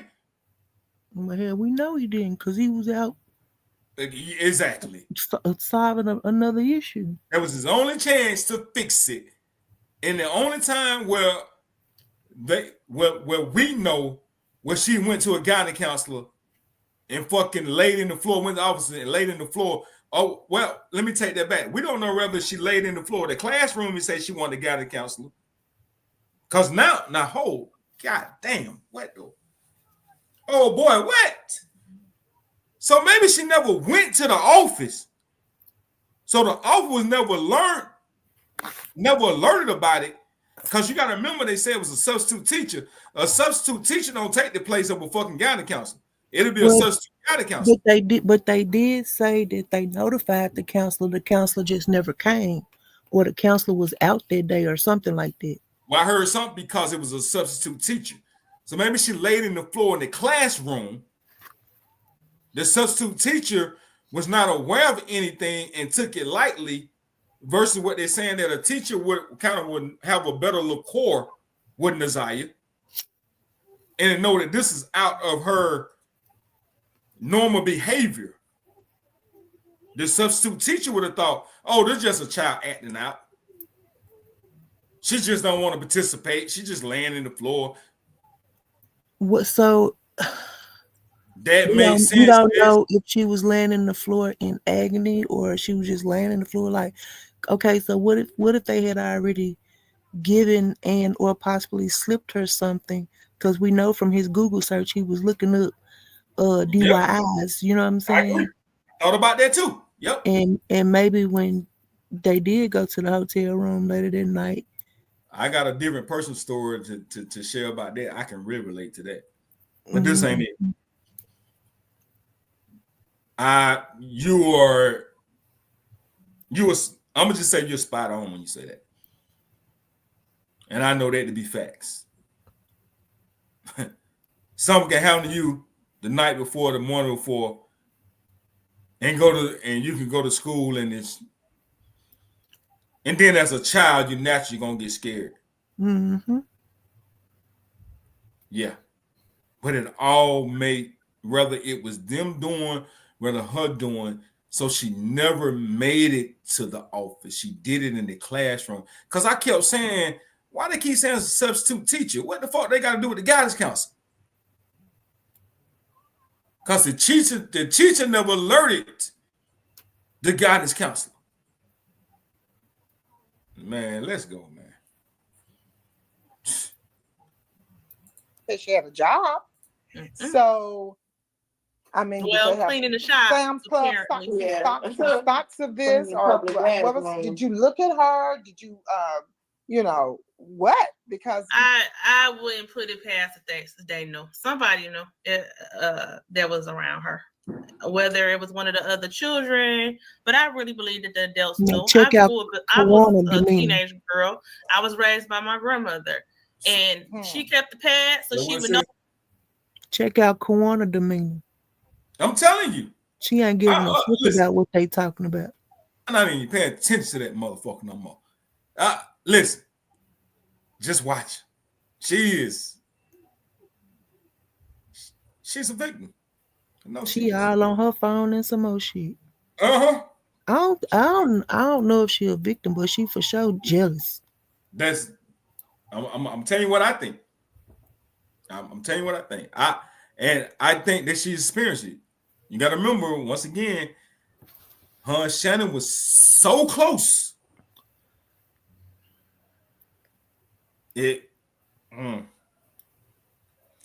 Jobs done had that thing too.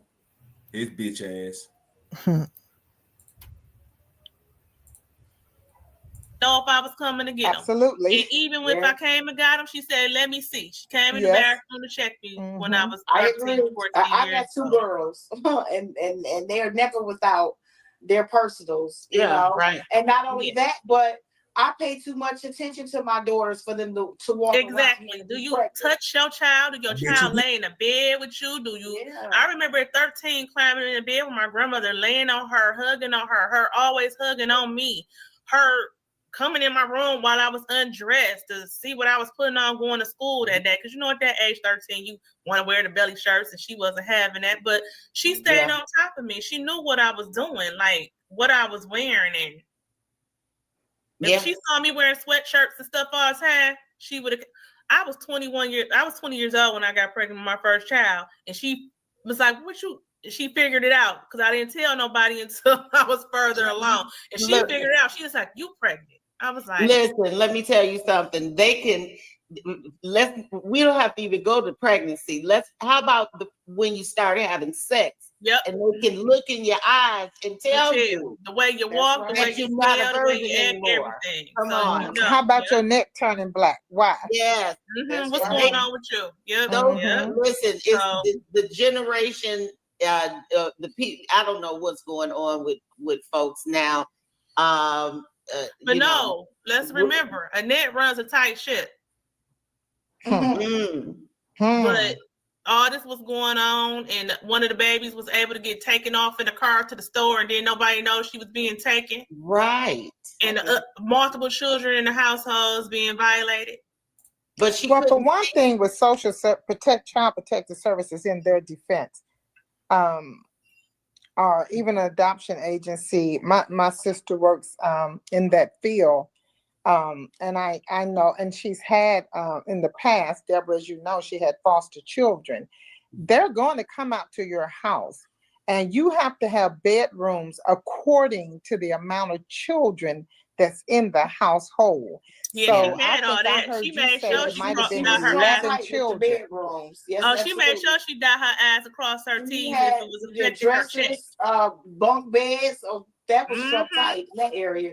Well, for 11 children, she would have had to have at least 7 bedrooms. They weren't all in the house at the same time. Well, the one house they live in, I believe, was a 2-family flat. They all initially it was just Naziah, her brother, her other daughter, and her 2 children. And then she had like 1 foster child. Well, then that foster child went away, and then the 2 came. And then they went away for a while because actually those 2 were supposed to be in respite care or something because they were with another family, but something happened with the family. They needed respite. Temporary care, like on the weekend. So she had them for a while, but then I guess the family, whatever they was going through, they couldn't no longer keep the children. So she ended up taking the children and keeping them permanently. And then the children went back to their parent, their abuser, and she abused them again. And then they brung them back to Annette.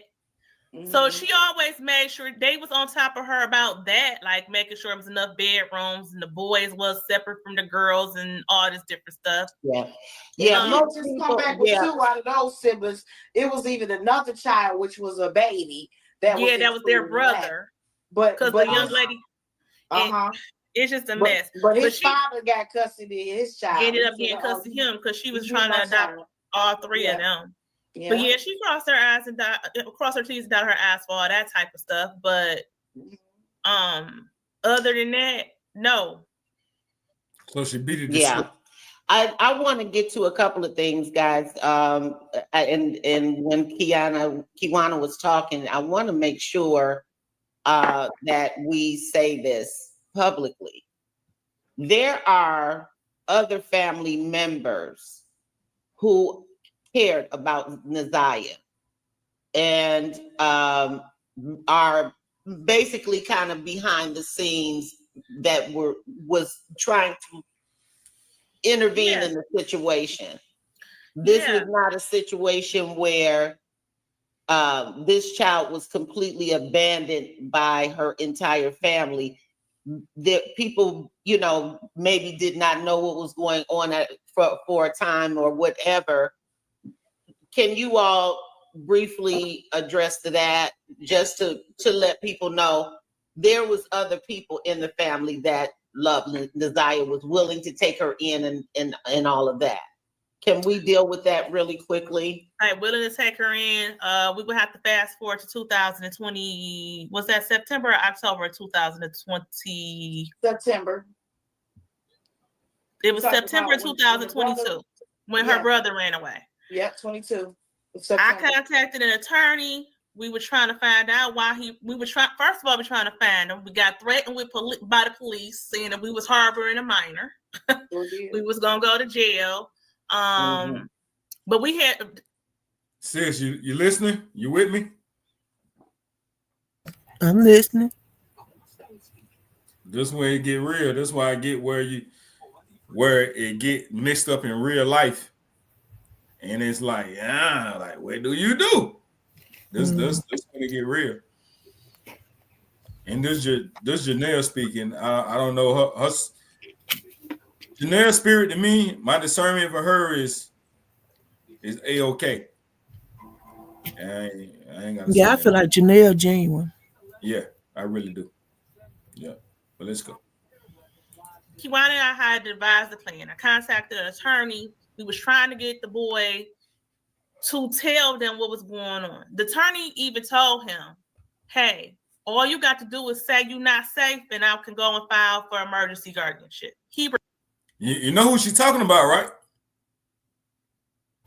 Yeah, the little MF from yesterday, they said if he knew this was going on, he would have whoop-de-whoop-de-whoop. Pay a fucking attention. Mm-hmm. That little motherfucker. Pay attention.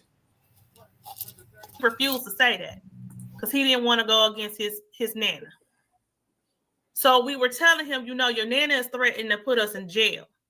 We had devised a plan. I was going to take the brother. She was going to take Naziah. Girl, so did. Because I have boys. So I was like, I'll bring him over here. He's familiar with my boys. Naziah was very close with Kiwana's girls. We had to devise a plan. Thank God you did. Because those children wanted to go. He didn't want to tell on his nana because he was afraid that his sister would end up in foster care or her grandmother would retaliate against her or keep her from him if he was to tell. Right. Wow. So we couldn't devise it. I tried to do it, but he didn't want to tell. And the lawyer advised me, he was like, it's nothing we can do about it. I mean, he said, you can make another report of the abuse, which I did with the police officer who contacted us, threatening us with harboring a minor. Mm-hmm. We told him what was going on and why he was afraid. They didn't investigate none of that. He said his job was to make sure the minor went back home. Absolutely. And to add to that, not only did we, try to talk to the workers and get custody of the children, we made preparations. I did with it, where I was living. I lived in a duplex apartment. Wasn't as much room enough. However, the manager was willing to, let me bring her there. She said, whatever you need to do for those children, we won't violate you. Don't worry about it. Do what you got to do. Because I explained the situation to her.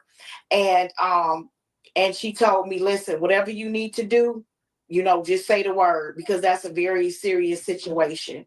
So yeah, we actually, I made preparations. I got the kids ready for this to happen. But as she said, it was, her brother, he was afraid that his sister will go into custody. And not just that, he was afraid of what would happen at home. I mean, they had already been out there multiple times, and you just never know in the mind of a child or he was someone that young. experiencing it. He was actually experiencing what was going on. Because he did go back, and then he contacted Kiwana and said that he was. Did you just hear what Janelle just said? And what about the boy going back? He had experienced it. He know what's going on because he had went back. Kiwana tried to skip past it.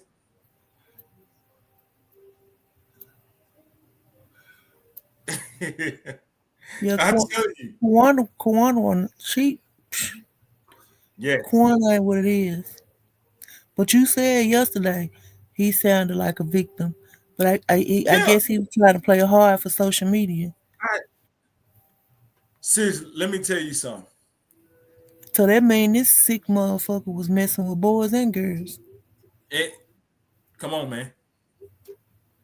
This is the thing right here. And it's not our subject, but it could be a bit our subject because it's not the subject at hand. But this is why there's so much violence going on in our community right now. It's because of these young motherfuckers like him that's sexually confused, and they feel like they got to fill that void with toughness. Mm. Do you understand what I'm saying right now, sis? Talk to him. They gotta prove their manhood to their peers by wanting to look like they tough or doing shit that's not within their character. Come on, talk to them. Pay attention to what's really going on, my people.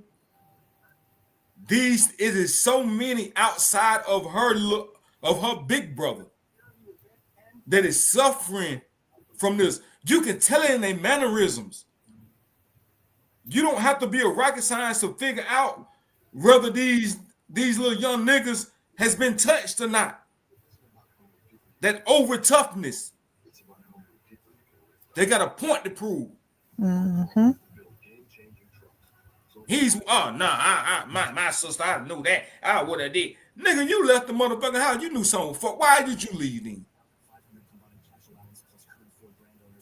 And then constantly trying to protect the grandma. And protect his motherfucking self. At the end of the day, guess who didn't leave? Guess who stood it out in the paint? Guess who still trusted the fucking grandma? The witch.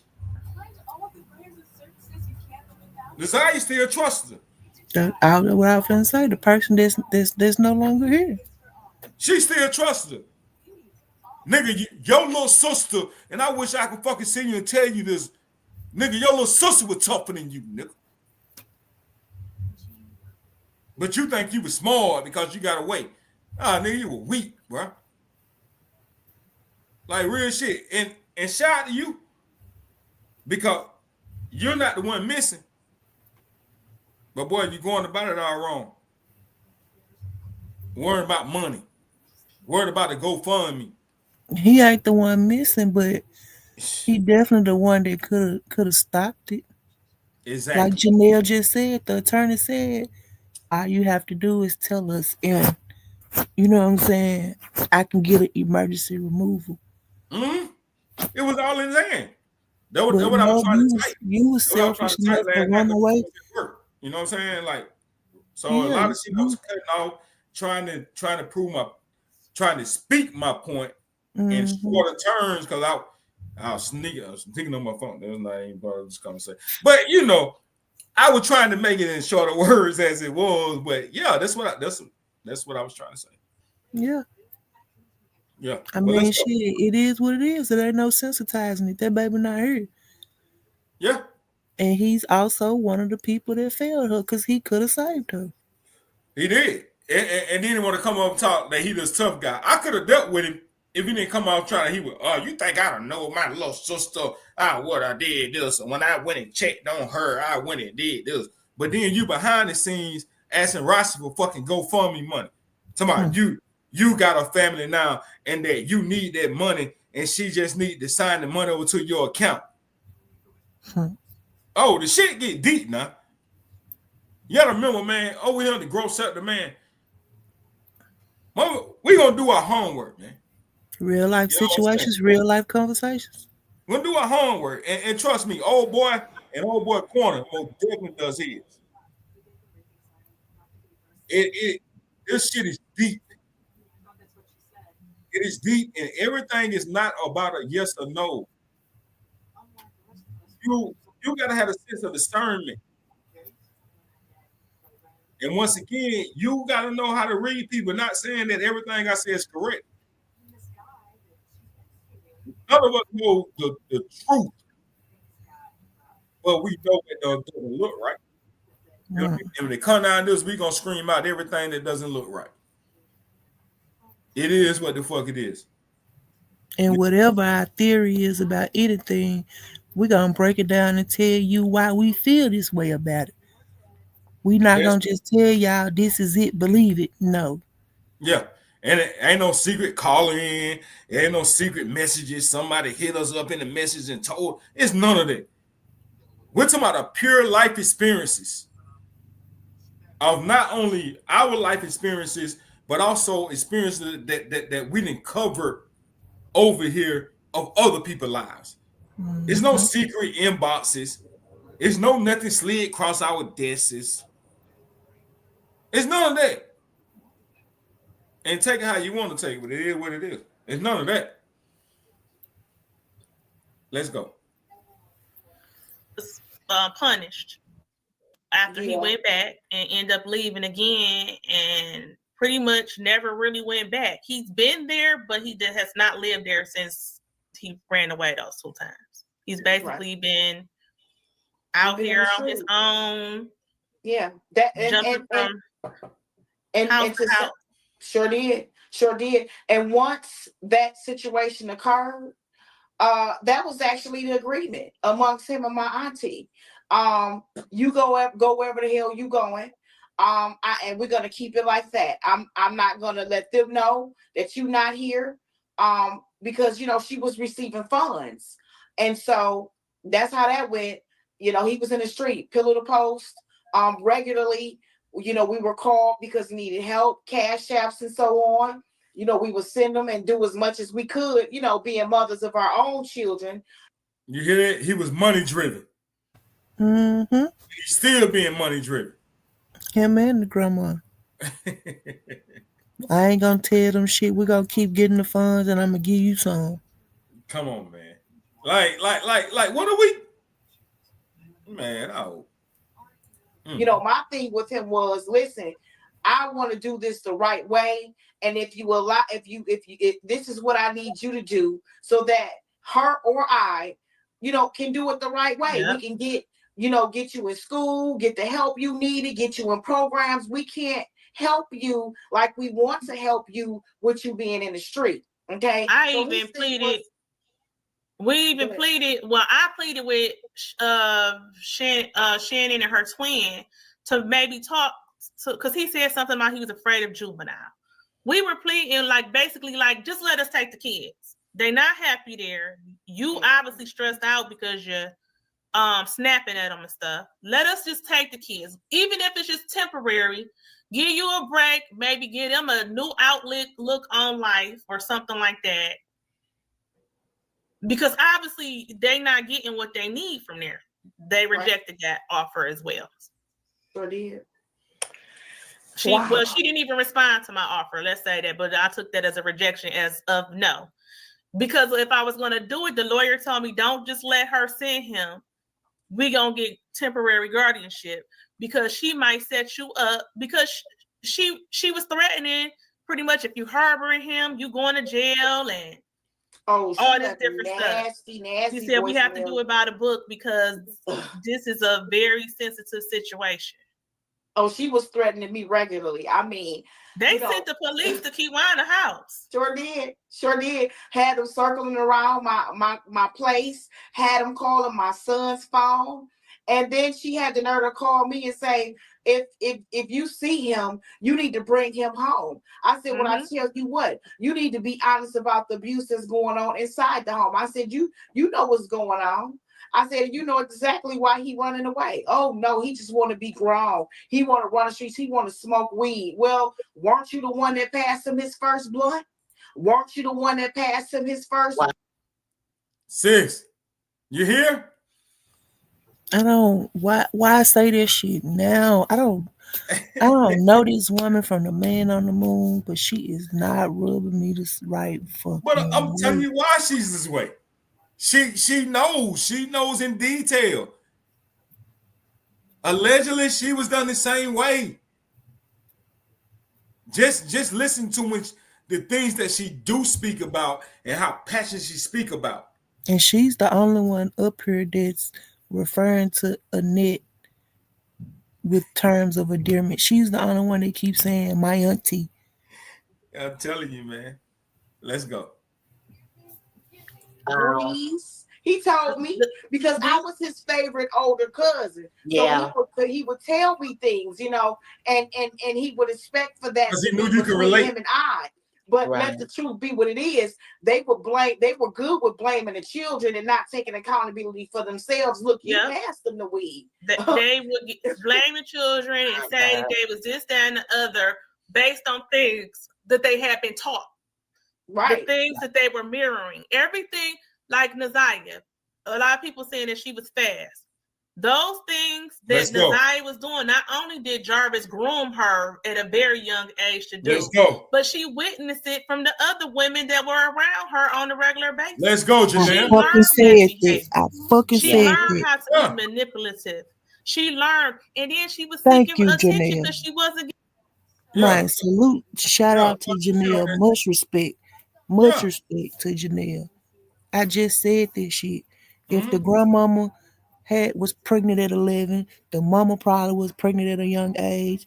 This is shit. And what I say, her conversations is probably conversations that she had heard other women having with men, and took on their persona. Like, bro, they not finna put their blame on their baby like that. It's not fucking okay. It is not fucking okay. Not okay at all, man. Shout out to Janelle. Yeah, real MVP. Yeah, real talk. Let's go. Getting attention at home. She wanted to feel something, and he was the only one who was paying attention to her. Obviously, because they didn't know none of this was going on, but all of it was happening on Shannon's phone. And let me say this. She was looking for attention. You know what? And today, was it today or yesterday? I believe it was today. They said in those text messages, she was constantly asking, "Am I ugly? Do you think I'm pretty?" Well, let me tell you, she always felt ugly. She had very low self-esteem. And I was the one, you know, I would always say, "You are beautiful." That's how I gave her the nickname Pretty Eyes, because her nickname from her mom was Tuda. And then we also call her Zaza. However, I wanted to go an extra mile and make her feel pretty when I call her name. And so I gave her Pretty Eyes because she had some beautiful, gorgeous eyes. She's a beautiful girl. Yes, she was. Beautiful. But let me say this. They added to her low self-esteem. They were constantly saying things to her like, "You nappy-headed. You know, you got nappy hair." So she felt like it gave her a complex because all the other children have fine. Just like your fucking self-esteem right now. You sitting there with a fucking corduroy fucking coat on, with fucking corduroy with a fucking turtleneck on. Looking like Retribution. You can relate, Kawana. Looking like fucking Retribution. I was the one that was building her self-esteem. I was the one that was telling her she was beautiful. I'm the one that gave her the nickname Pretty. Bitch, shut the fuck up. Why did she have, sis, you gotta understand, why did she have all the fucking answers? Cause she too understood what fucking Nasiah was going through. You worried about the fucking brother telling his truth. You tell yours then, Kawana. You tell yours. And I'm sticking to this shit. Fine hair. And I would have to tell her, baby, you got black girl magic. You see my kinks, you see my hair. You better love yourself. You are beautiful, baby. Those are nines all through your coils. I had to keep pausing it. You say she can relate to Nasiah. You see my hair like yours. But see, you see Janelle hair. If you know anything about hair, Janelle got that good natural shit. Mm-hmm. They couldn't tell Janelle she wasn't important. I don't know if you see in the background where it say nurse, Mm-hmm. hair laid. She talking about husband. She talking about how she was the one that had assistance that where she can give Shannon somewhere to stay and hoping she could keep it in the family to help the families that were trying to help themselves for generational fucking wealth. For not generational wealth, but generational where you can earn generational wealth for being there. Yeah, something to pass down through the family to make sure nobody is left out in the cold. Something to give you a beginner. Yeah. Come on, man. They are not the motherfucking same. Definitely not the same. And I would have to try to make her feel good because they would tear her down by making her feel like she wasn't as pretty as the other kids. You know, you got nappy hair, you bony. These were the things that they were so bald in itself. That was something they said regularly. And to them, it was jokingly. But to her, it was damaging. Oh, it sounds like some of that might have been purposely for some reason. I mean, being around children in the business for almost 30 years, it's something so dysfunctional that it's probably we would never understand because we're so far from this, removed from this situation. But I'm telling you, this sounds so intentional. The negative talk to her, we don't do that. Black women don't call our children, grandchildren, black, ugly, nappy-headed, none of that stuff. We build our children up. I don't care what they look like. They're in a black home. You are, for the most part, in a functional, in a healthy black environment. You're taught that you are beautiful, respect yourself, love yourself. Don't let anyone disrespect you. She was being torn down on purpose. Somebody that's and now my teacher and my parent side coming out. Talk about this is really a dysfunctional situation, and that's why Isaiah is where she is today. Until somebody start going into these homes and taking action, full actions. I admire you, Kawana, Janelle. I admire you guys for doing what you guys did. You did the best that you can do. But I guess now it's going to come to the point where we're going to have to start knocking on doors and saying, I believe, not to scandalize yourself, not to get yourself in trouble, but just keep knocking on the doors. Hey, why can't I come and see them? I want to see my nieces, my cousins, my nephews. I mean, we done had children put in freezers. We done had children put in dump yards, so-called dump yards. And now we have a child that God knows that we'll know where if her body ever be. That landfill, that was the story you first pulled up. That was kind of she was the same age, as Kanaya Nasiah. She didn't say the name so goddamn wrong. She got me fucking up. I don't know what the fuck she said. Yeah, so it's the same. It was the same type of story. That's how you end up pulling that one up, and there was the same kind of. I don't think that guy had the history as the other motherfucker, but it most definitely was the same type of, the tall, light skin, pretty hair motherfucker type shit. You know what I'm saying? So And yeah, I also agree with what she's saying. Like that goes more into what I was saying. You know what I'm saying? Show up, knock on the door, document every time you go by, and they refuse to let you see them. You know what I'm saying? yeah, Like whatever, you know what I'm saying? Whatever needs to be done to start a paper trail to get her to gain evidence of whatever it is. Like fight. yeah. I agree. Let's go. Found a impregnated child, young baby at 13 years old. We have got to put our foot down and go at it. Yeah. Because this is Right. crazy.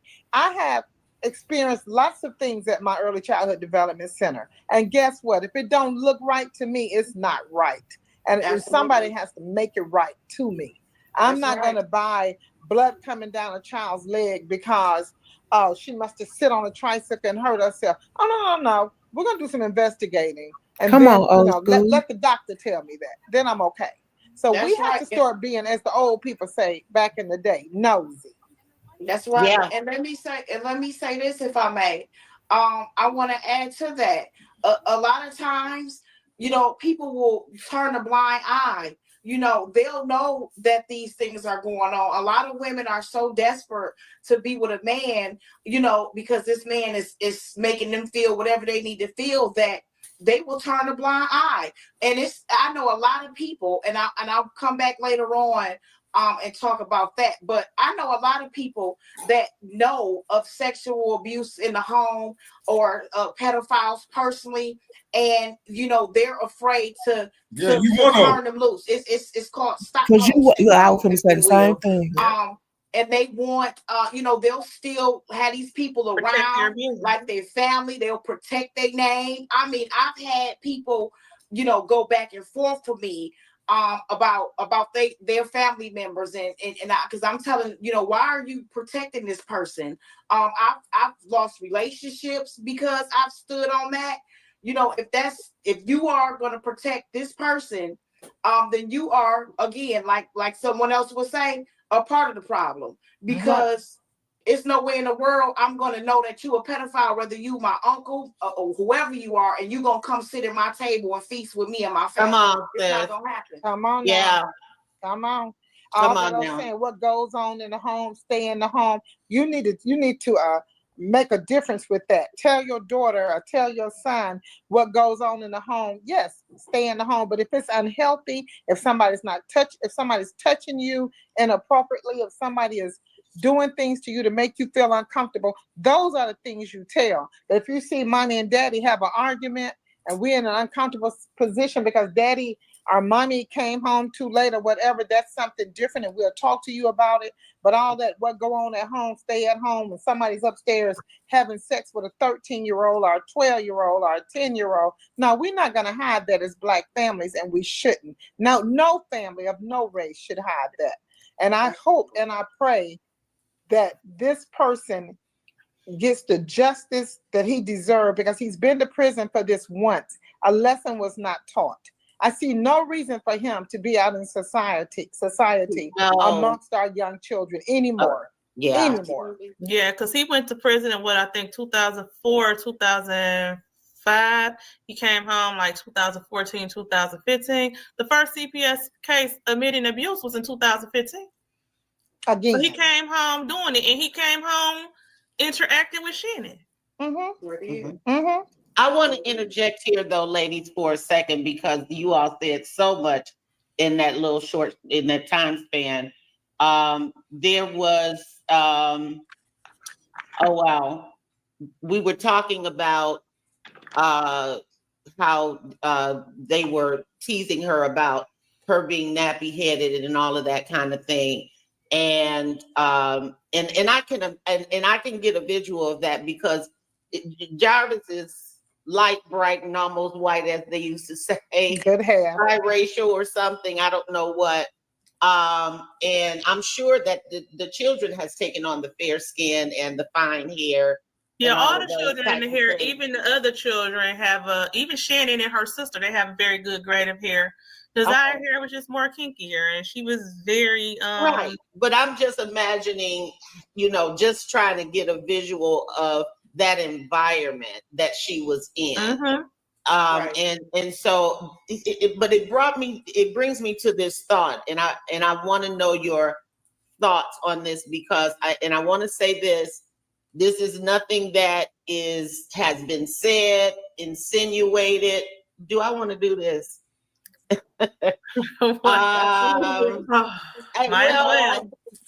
Already, might as what I well was get going it to out. say is, and I've been looking at a lot of comments and all of that all week long.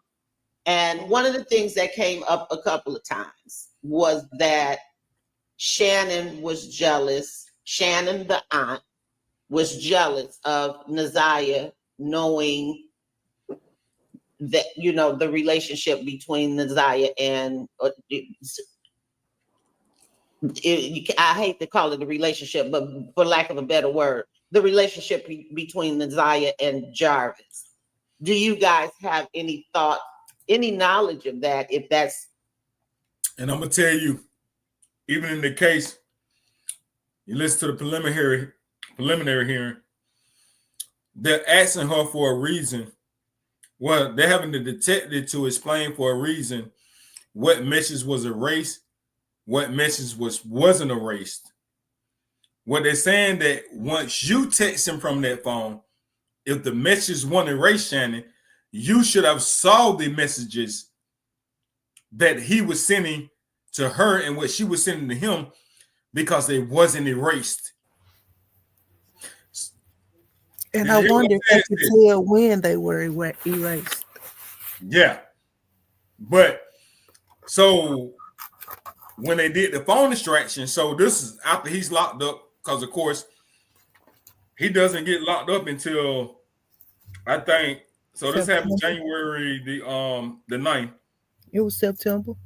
In September. So this is when the phone extraction happened.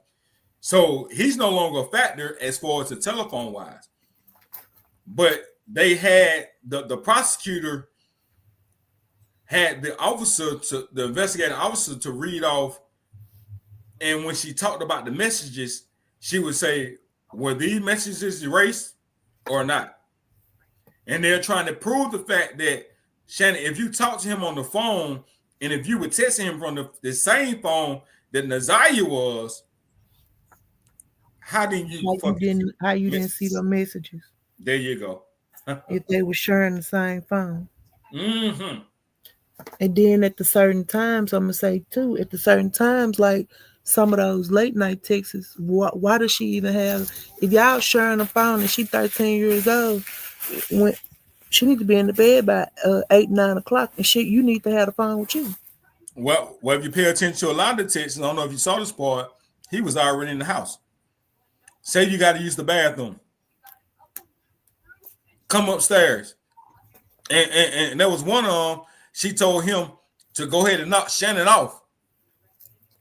Then come to her. Mm-hmm. Mm. But what I'm saying, like, I'm still saying, like, at that time of night, with her being 12 at the time. 12 at the time, yes, ma'am. My baby 13. When she get ready to go to bed, let me get that phone. Mm-hmm. As it should be. All right, let's go. This shit crazy. even true, or just any thoughts about, do you think that she would have been jealous of Naziah? A lot of people have said that. A lot of people have said that. As you can see, Naziah was jealous of Shannon and the others, but would you be jealous if y'all both was pregnant at the same time? Right. Whoa. Please, Lord. My God. Yep. And not only that. And they also say that she had 5 kids, but it's supposed to have been 6. So, who that search was really for?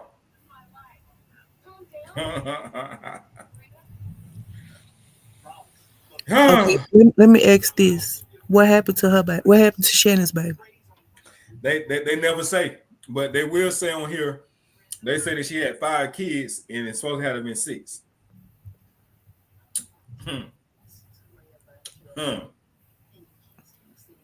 And I just paid attention to that. Doom, doom, doom. Yep. Let's Like, go. like Janelle just said. Wouldn't you be jealous of the person that's pregnant at the same time as you by the same person? Mm-hmm. Yeah. But you know, for her to go to the extent of knowing he's a pedophile, knowing multiple times, women have called her and told her their stories. And so knowing this, if you will go the extra mile to stay with this man, imagine knowing that he's sleeping with your niece. Okay? And she pregnant. She loved him to death. He didn't stop right there. It's a lot of demons in that house. It's a lot of stuff not coming out. I see a whole lot in my head. I'm not gonna even bring it out, but it didn't stop there. It didn't stop. It's a mess. Agreed. I agree with you, Lori. There's a whole lot of mess going on in that house, and they can cover it up to hell freeze over. But it was a whole lot of mess. Everybody was doing, and some of them were doing it together. Fucking more than shit. No name. I said, ooh. But So what's it? That mean he was fucking more than Nasiah. Yeah. Mm-hmm. Well, you know he was fucking Shannon. Yeah, gay about Shannon. But no, listen to what the lady said. That lady just said it's a lot more going on in that house. Mm-hmm. And you probably hit the grandmama too at some point. And also, I don't think people know that the business owner actually had Shannon before he did.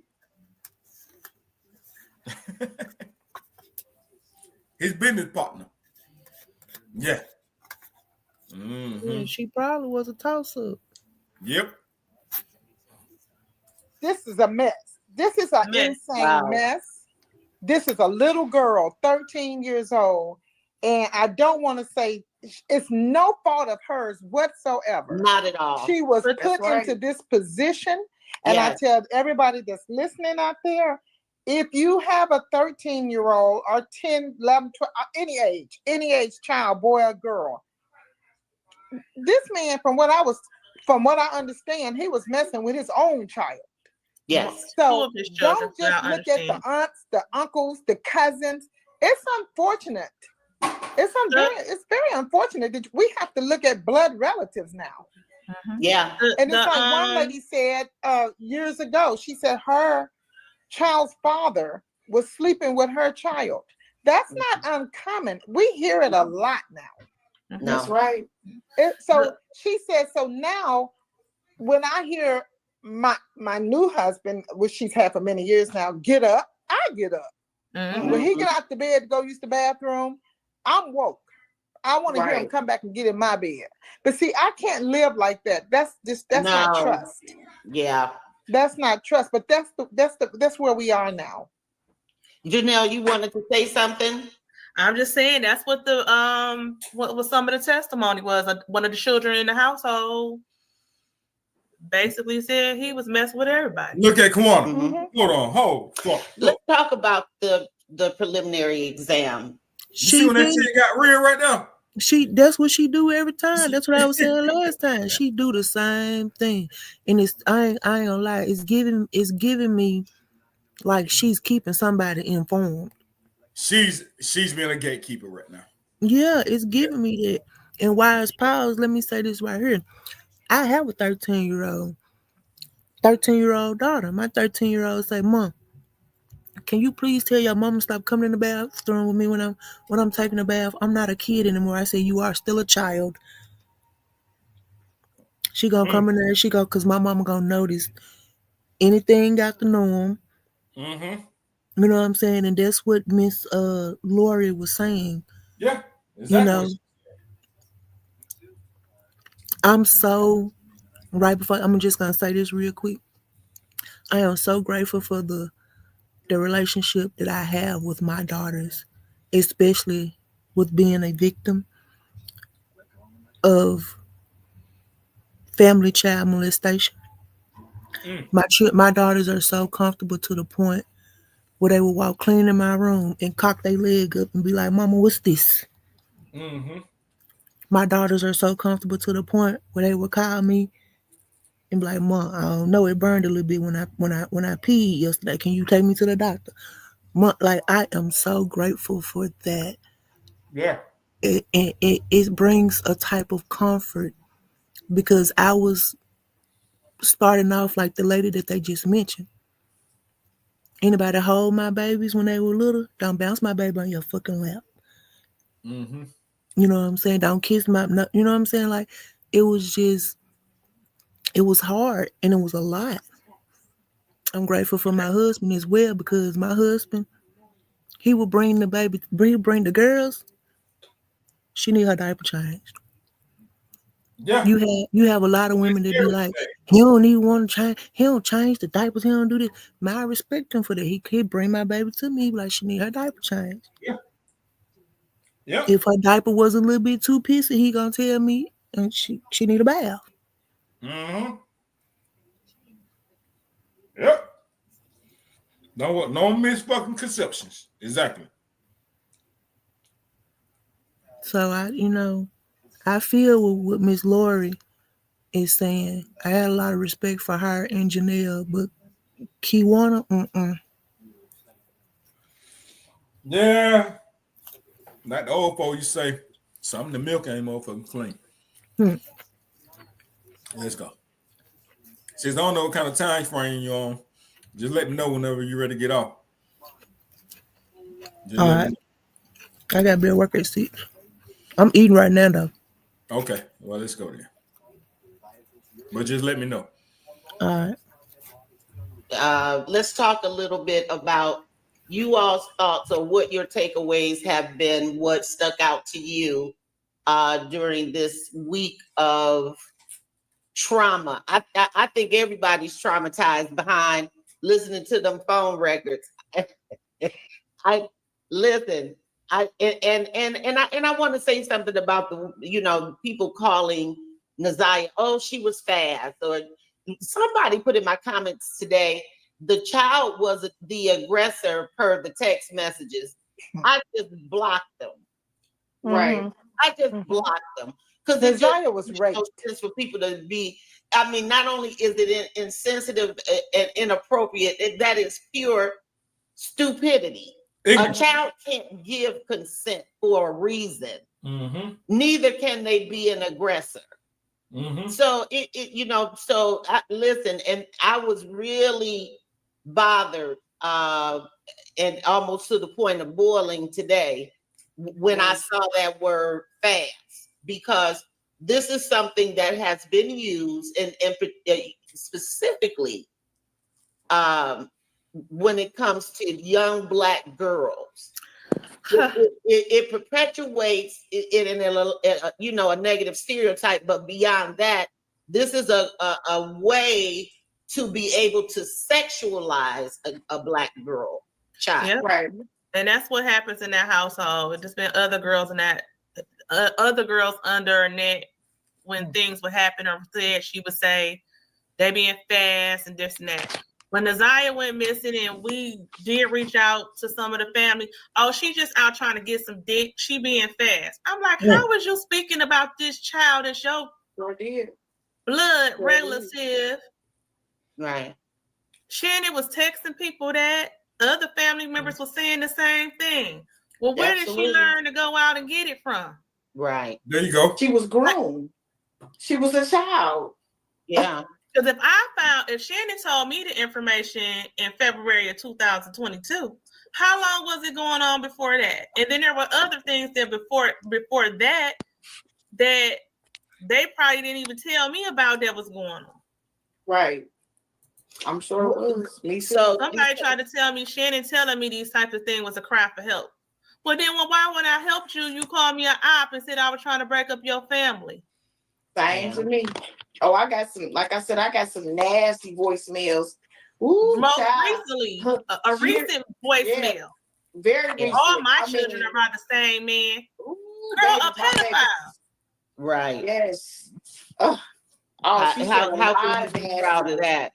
Yeah. And that's multiple times. I said, you got the energy to get on my phone and disrespect me or say whatever lies or whatever you want to come with on my voicemail or my messages, but you don't have the energy to be concerned and put the same energy into what happened to Naziah as everybody else, and you her aunt.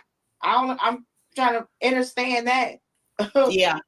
But Overstand it's not. I'm not even gonna say I'm it. trying to It's her. overstand it. Yeah. It's it's her brothers and sisters too. They got this thing about like they don't want to go against their mom.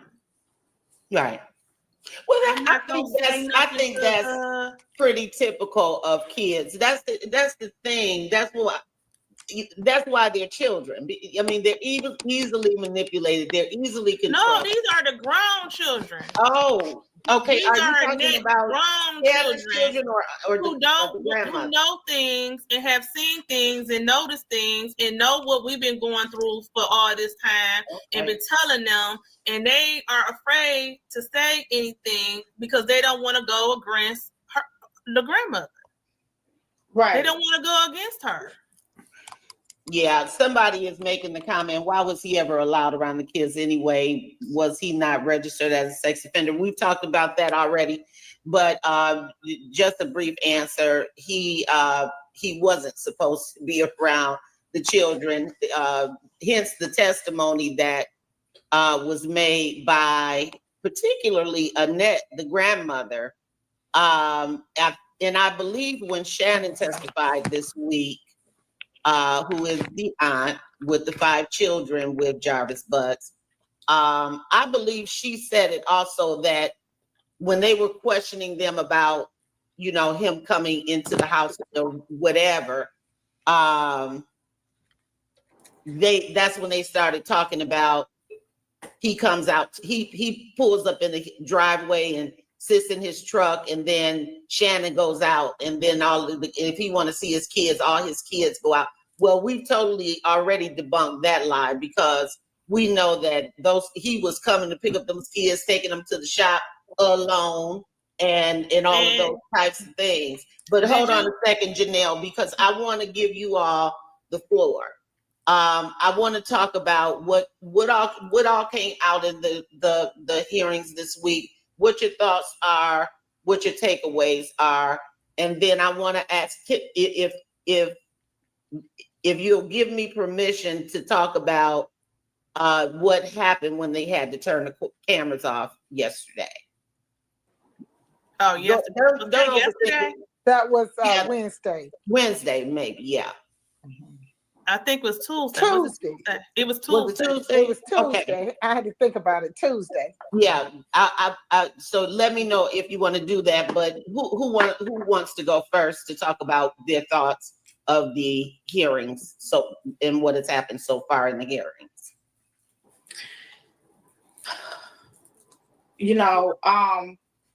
The things that were heard,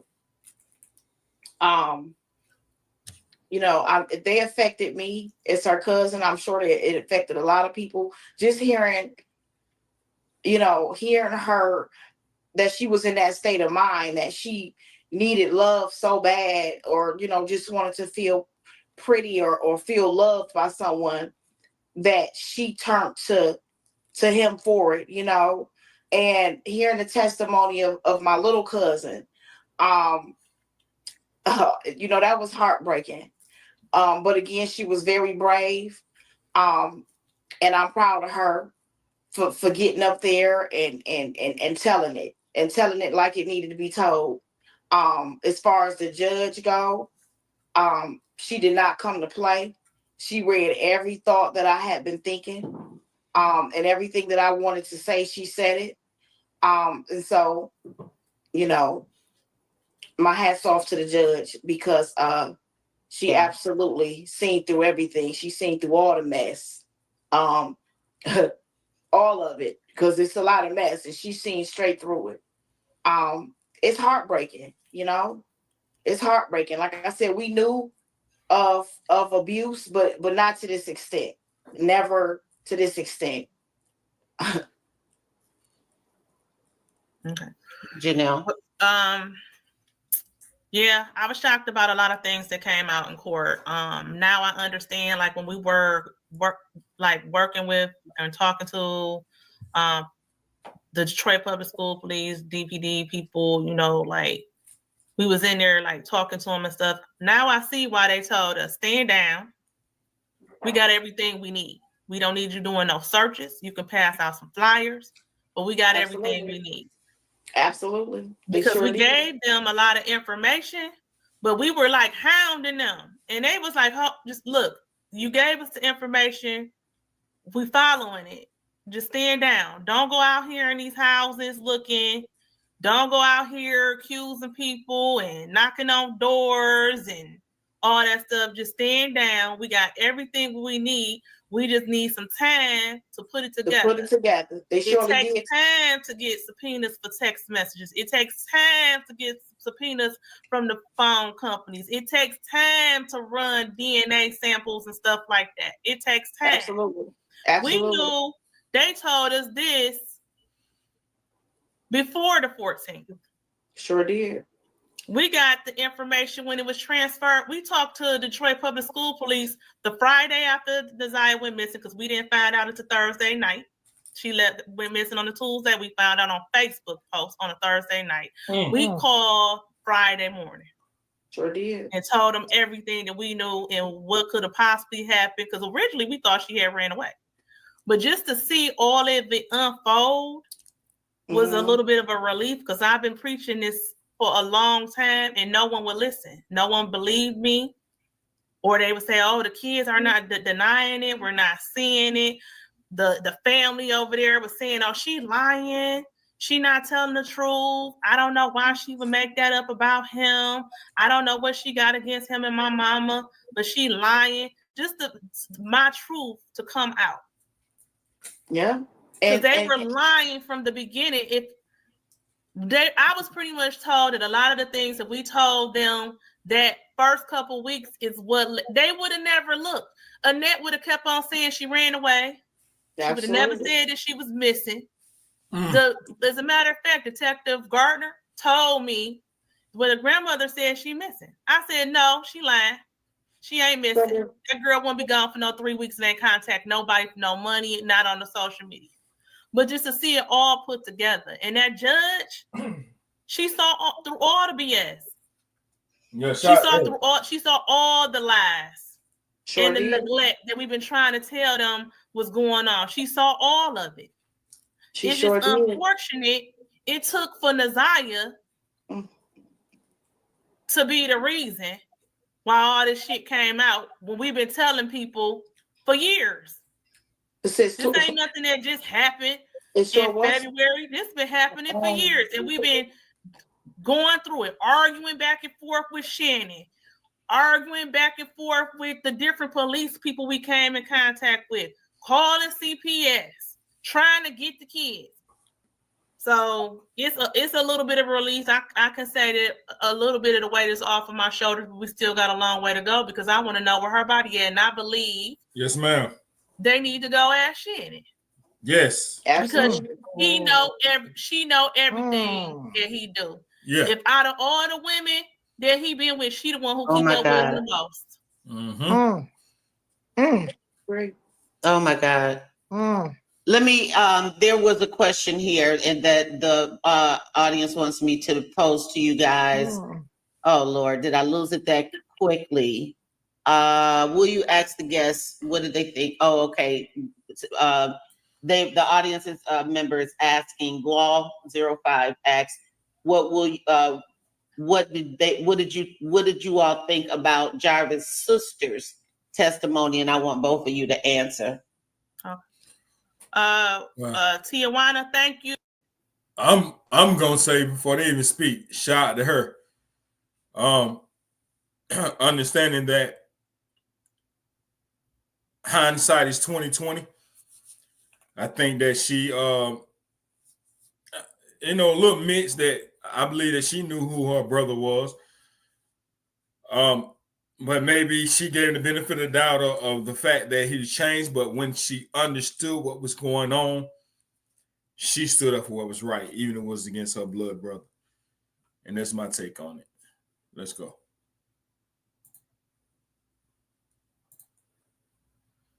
You for doing the right thing. I know it was very difficult for you to have to do that. And I don't think it was because it was your brother. I think it was more so that you felt like, damn, I saw her.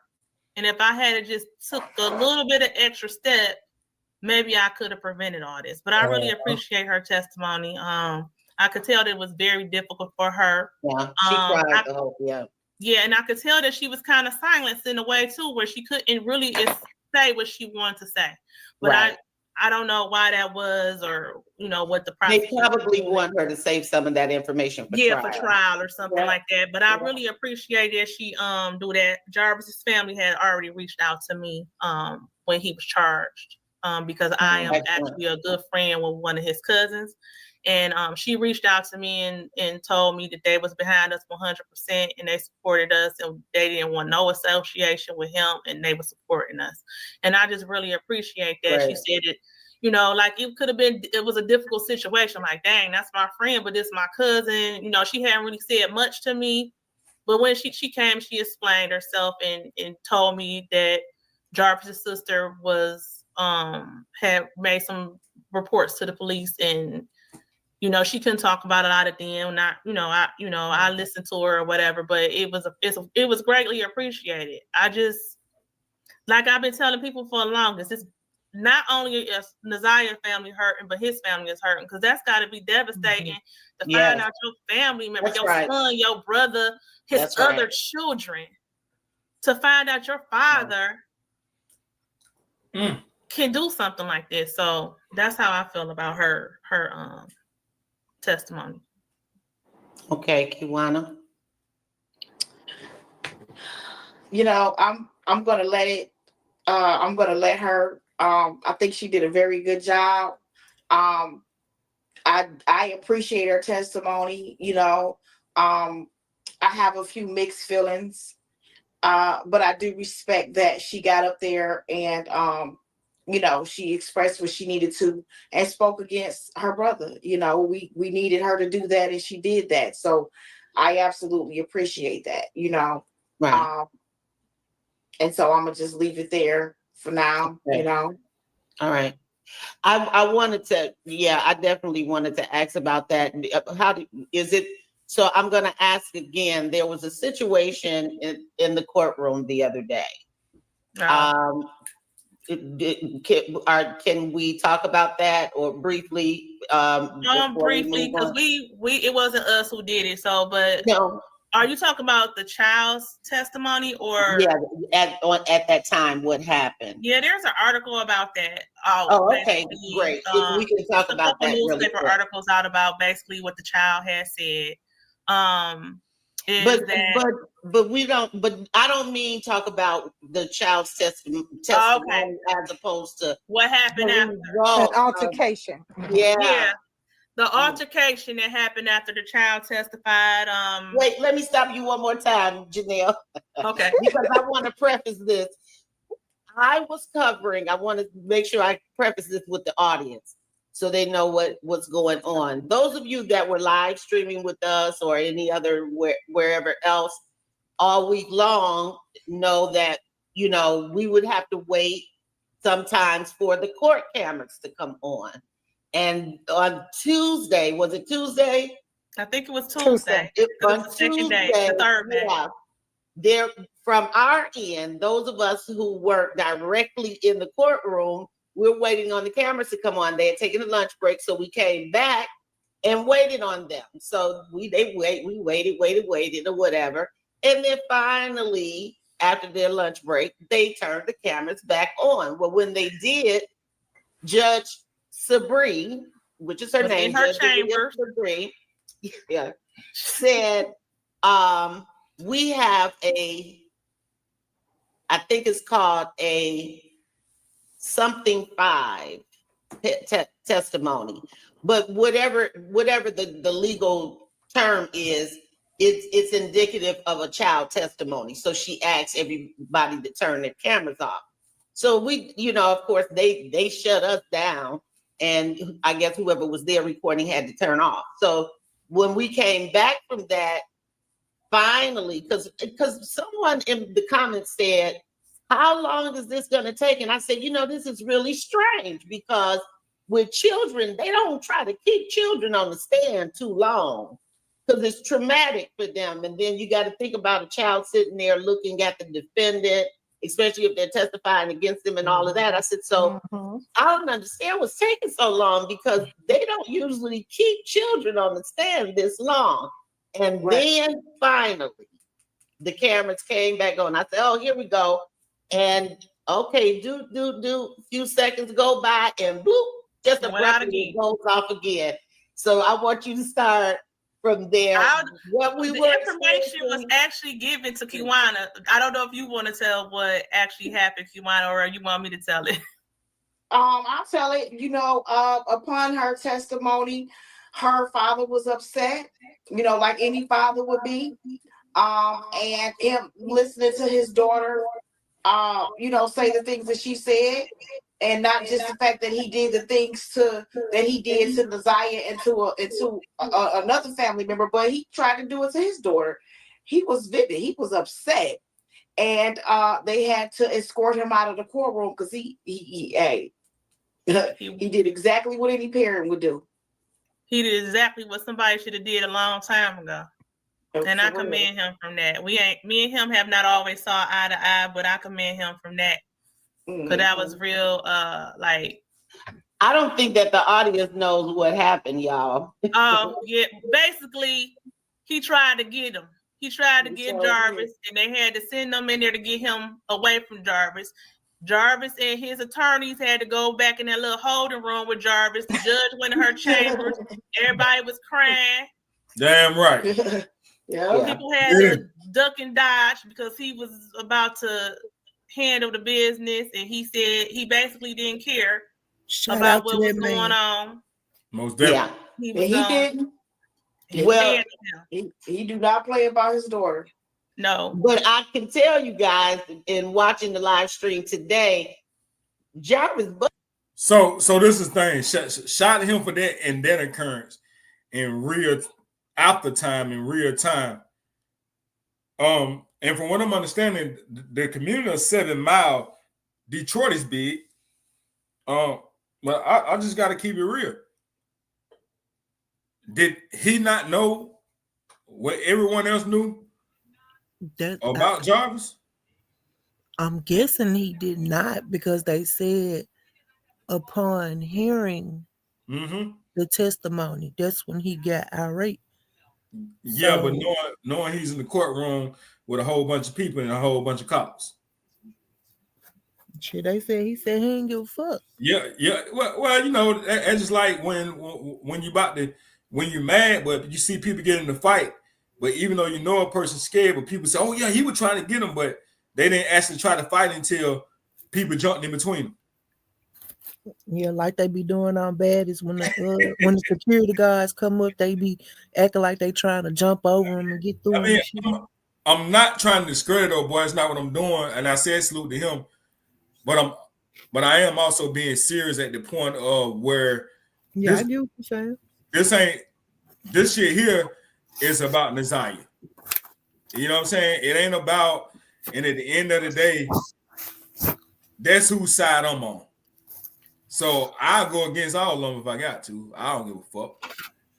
And the only thing what I'm saying is that in that small net community of Jarvis being who he is and being very well known as being the that side of town shop mechanic, and the baby mama knowing his priors, him not knowing,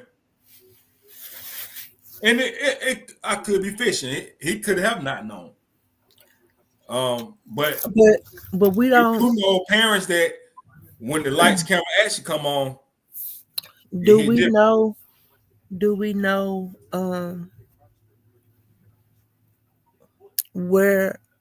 who this child was? Like, was it one of Shannon's children? Yes, it was Shannon's by the guy. Yeah. Huh? Yeah, it was Shannon's child.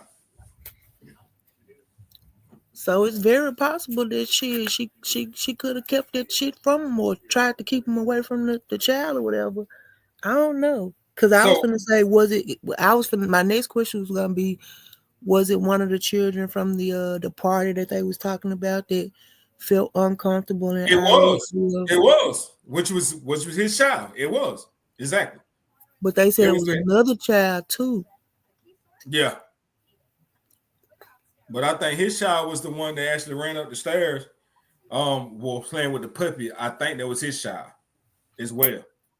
So that's the child that didn't live there, right? Yes.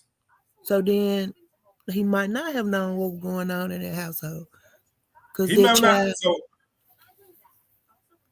what I'm saying is that I don't think that Shannon would have told him, but I think that with 7 Mile being what 7 Mile is, who in the fuck do you know how but what I'm saying is child like, so the molesters? child that we speaking on Uh-huh. didn't live in that household. So when whomever picked that child up, there's a great possibility that nothing was said. It probably was fake. Like, how did everything go? Oh, she had a great time. Ooh, you know what I'm saying? Yeah. Until Most definitely. all of this came out, and somebody was able to tell about previous instances where he has done this to other children. Mm-hmm. That's what I'm saying. That could be a possibility that maybe he didn't know. Yeah, I agree. Mm-hmm. Because we see how much they try to throw shit up under the rug. How they well, not try, how much her and her mom been just sweeping shit up under the rug like it didn't matter. Yeah. I agree with that. And the child, depending on how old the child is, the child probably was afraid to say something or whatever. So when that child got picked up from that party, you know what I'm saying, it might have been made to believe that everything was just fine. She had a great time and yeah. But Janelle or whoever else that was aware of their situation, when they finally got heard, they were able to give different situations and instances in which he was accused of messing with other children, and that's probably how that child's name came up to be able to testify. And it could have been the first time the father really heard verbatim of what this motherfucker did to his child. And I'll go tunnel vision in a minute, fuck everybody, and try to jump and get to his ass too. Yeah. Because the way Janelle saying it, is he damn near got him. Yeah. That's what they're saying. That pretty much what they're saying. Like, I don't think they prepared for that because most people don't do that. So yeah, saluting him for that. My point was coming from in a neighborhood of 7 Mile. You since you know the streets, how many times that jacket be put on somebody that the streets hadn't heard of it? Even if your family hadn't heard about it, but the streets has. You know what I'm saying? You know the streets talk. Yeah, I get what you're saying. Yeah. So but we don't know if that child or her father lived in that neighborhood. You know what I'm saying? Could have been a child from school that was invited to a birthday party or something. We don't know if they was in that exact neighborhood. And then again, if he wasn't registering, now when the word gets to spreading around, somebody, if it's 1 in 10, somebody gonna look it up. This is the child by Shannon's twin sister now.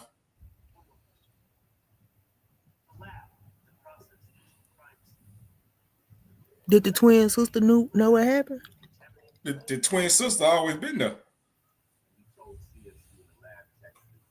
Yeah, it's Shannon's twin sister. My bad. I forgot to mention that.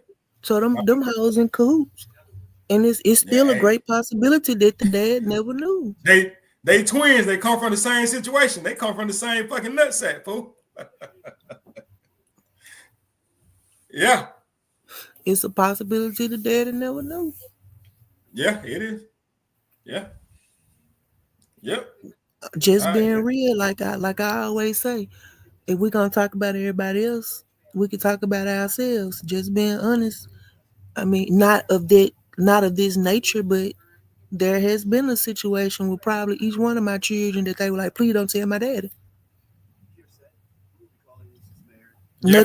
Nothing like this. But you know what I'm saying? I don't know. Maybe the sister's loyalty was to her twin, and then she probably got a little money for it too. Don't say nothing. Don't tell who. Don't tell Frank, whatever the nigga name could have been. You know what I'm saying? Cause if he gonna act like that in court, I hate to believe that he done had the opportunity to touch this nigga up in the street and didn't do it. I hate to believe it, but it's a great possibility, like you said. My question is, does the business partner / friend King know he was a pedo?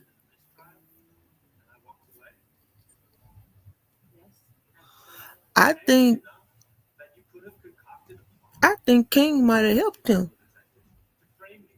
King was in the car when he picked her up. King was in the car when they stopped by the sister house. King might have helped him.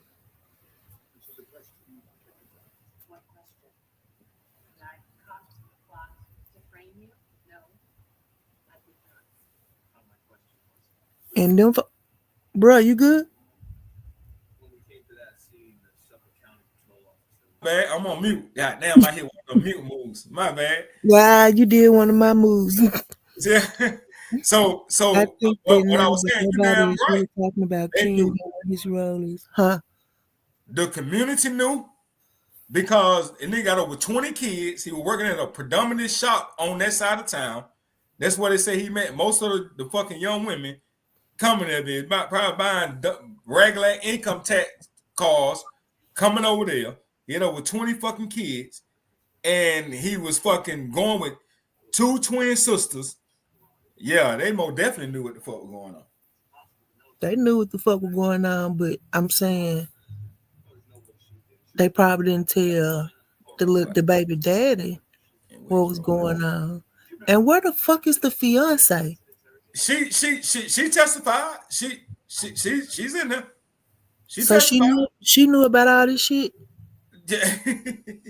She knew about the 5 kids with Shannon and all them women stay in a community radius of each other. And that's the house that was closest to where he was, like an hour and a half where his phone pinged at. She was the one by the who he was Rouge River. King to go get the cell phone out the car. But King never went and got the phone. The police actually ended up getting the phone. But the fiance was the one that found the glasses, right? They was found in her car. She ain't found shit. There's a difference. She didn't say, here, these glasses. They got a search warrant for her shit and found it. Yeah, after we listen to them, our next run, I think our next run should be the text messages.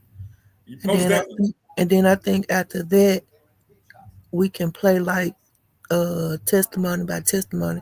This probably is gonna be about a week-long series. Yeah, or even longer because the prelim is still going on, right? No, the prelim over with. The prelim over with. So yeah, this probably is gonna be like a week-long series. Like we can get them. They even enhanced his charges. I think they enhanced the charges because they actually proved that he knew she was pregnant. Yeah. So is Detroit one of those cities? Is Detroit one of those cities that I can't think of the correct term for the law right now, but I know some states a baby has to catch his first breath before there can be a charge filed, and then some states they could be charged with murder of the fetus. I would think if they enhance the charges, it's the last one. Because they enhanced the charge because in the text messages, they was able to prove that he knew she was pregnant. And based off his search in his phone, talking about if you drink red antifreeze, herbal stuff that make you unalive a child. And when she texted me and said, what we gonna do because it's coming harder for me to do PE and I'm worried about getting an F in my class, which means that he knew that she was pregnant. So they enhanced his charges. Good. Mm-hmm. Are you good to keep going, sis? Or you need to go? And we good. I'm surprisingly not sleeping. That's crazy because I gotta be at work at 6. They call My this shit body, good. I don't know why my body be like that. When I'm off, I be knocked out. But when it's Yeah. time for me to go to work, I be up like a motherfucker. But I'm good. I think, honestly speaking, I think my adrenaline is because I was like this the other night when we were doing it too. I wasn't ready to go. I think the inner child in me, Uh-huh. you know what I'm saying? My adrenaline, it has my adrenaline on high. Because Most I'm definitely. grateful, I'm grateful to be here. I'm grateful to have healed enough to trust a man to marry, to trust a man to bear children with. You have some women, you know what I'm saying? You have some women that it breaks them down so bad that they can't They're they no can't good to society. they can't stand the touch of a man, or Mm. they're afraid to bring a child into the world because Yeah. of what happened to them. So I am forever grateful to the universe for me being able to be strong enough in the sense to, like I said, trust a man enough to marry him and bear children with him. And I'm not gonna lie, I cried with each one of my girls when I found out what they were. I cried. I wanted all boys, not for a biased reason, but for what I went through. And I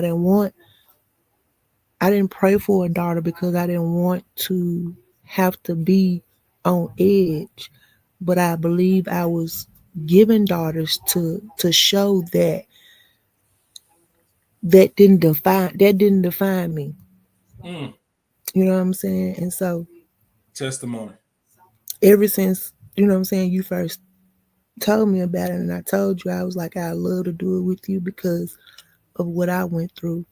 Mm-hmm. And Respect. when the last time it happened, I mean, I'll just go ahead on and give it to y'all real quick. The last time it happened, I could have lost my life because I was at my aunt's house for the weekend and he came over there drunk. And wherever he came from, he had left his wallet or something because he was supposed to be bringing my auntie her rent money or whatever. And my auntie didn't know how to drive. And so in the middle of the night, she makes me drive him back to where he left his wallet. And we were at a red light when he jumped over on me and started trying to undress me, ripping my clothes off and things like that. And I took my foot off the brake because at this point I'm struggling. And as we're rolling into traffic, he had a beer bottle 40, and I took that motherfucker and busted across his head. Let's And go. when I busted across his head and he kind of leaned back, the car, it didn't go into like the trees or whatever, but like the curve, it jumped the curve a little bit and it stopped it. And I just got the motherfucker and got to running. So Shout out for you for the fight back. You okay? I'm good. And it took him finding out that he had cancer and knowing that he was dying to finally admit what he did to me. and so-called write me an apology letter. Like I told y'all, I burnt the letter, didn't want to see it, didn't give a fuck about it. I was upset that they gave it to me because he passed away 3 days after my dad. That was not the right time for that. But it also it gave me the strength and the courage to look my aunt in the face and truly tell her how disappointed I was and how hurtful it was the way that she did me behind that man who later attempted the same thing on her daughter. That was the only reason why she left him. Yeah, they don't stop, man.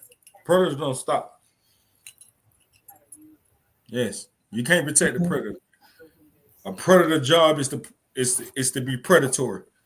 I don't know why people think that it happened to somebody else, but it happened to somebody else's child, but it won't happen to mine. Mm-hmm. That is, I don't know where that stigmatism coming from. But praying for you, sis, praying for your continuous or your growth and your healing. And I say this a lot. They say that you learn how to time heal our wounds. I'm here to tell you, No, it don't. You just find a way to live with it, cope and live and move on. That's right. You finished that one for me, and that is a take all. And anybody that's going through it, that know anybody going through it, that's coming out of it, that's still in it. Like, understand that it's okay to not be okay, and that's whether you male or female. It's okay to not to be okay. You don't have to put on, and what I got a feeling what her big brother is doing. He want to be thug. He want to be a thug. He want to be this. He want to be that. You know what I'm saying? Because of the lifestyle that he so-called live outside of the. Like, bro, but you got to carry that burden for the rest of your life, man. Get the help you need. Get the counseling you need. Get it now and get up and get through it and learn how to live with it instead of constantly masking it and it possibly leading you down the wrong road. Or sometimes victims become predators. Yep. Call them victimizers. Yes, sir. Yes, ma'am. Yes. That is exactly right. So let's go. We're gonna run a little bit more. Just let me know whenever you're ready to lay down. You know what I'm saying? I don't want to hold you captive. I mean, we good. It's what, 10:37 here now. So I get that's 11:37 your way, right? Yeah, I'm good. Yeah. So I guess what, midnight your way, 11 my way. So what that is, about another 25 minutes. Yeah, it's got. Oh, we probably can actually finish this out. How much left on this? An hour. All right, we can go for it. All right, let's go. That's why I fought with you. Let's go. Butts was limping and had bruises. Oh, he been limping. Not he like been that. limping, but he had those bruises. Somebody clapped him up every time he go to court. Since that arraignment, he get knocked up a little bit. That's what I said too. Yeah, he. That's why he was a little beat up the other day. He was pulling that mask up higher and higher. If it go any higher, it's gonna be on his forehead. Yeah. Right. So and I had to ask. I said, the inmates allowed to have TV, so you know they watching. Oh yeah. Sure is. Oh, they know. Oh yeah. They FaceTime and everything else in prison now. Right. Oh yeah. So they got access. They probably got people who on this live that called in there and told their family members that's in there, hey, his name is. Oh yeah. Sure Oh, is. yeah. So He's not in he's in a jeopardizing situation right now. He not going to sleep. No. I wouldn't. He's I would gonna be just tired. confess and tell everything. Cause they gonna But stay this is on him the until second he go do. round, guys. He doesn't look remorseful to me. At all. At Even all. when today they was asking, somebody yelled out, tell us where she at. Yeah. And he just kept walking. He ain't flinching nothing. But what got me was it was something in the comments the other day about the judge was like, is he crying? I was like, He did try to cry. He tried to cry. Hey, he crying He that he got probably caught. he know when he get back to that cell, he gonna get beat up again. That was right after that He DNA probably was read. crying because He was his going to the vet. asshole They was was going to hurting. lunch, and she was like, "Is he?" But I mean, here's the thing, because, and again, I'll refer to the comments. I have gotten so many comments like, why was this guy still walking the streets? Why was it, because it just don't make sense. I mean, he's just going around, messing up all of these young girls and affecting their lives and whatever to the families and all of that. And it's a genuine question. You don't, of course, advocate for stuff like that, for violence or whatever, but in somewhere down the line, Jarvis Butts was never dealt with properly. Absolutely. He has not had a reason to even attempt to change his behavior. When you all were talking earlier and said when he got out of prison for the first charge, I would almost bet money that he came home and resumed his normal activities of abusing children, because it is very, very hard to rehabilitate a pedophile. Let me tell you, I'm talking to the audience now. It is zero to slim to none that you're going to rehabilitate a child sexual offender. Ladies, don't bring these jokers home over your children. You cannot do it. Even if you want to say, oh, well, he did his time, and who am I to judge? And listen, let me tell you something.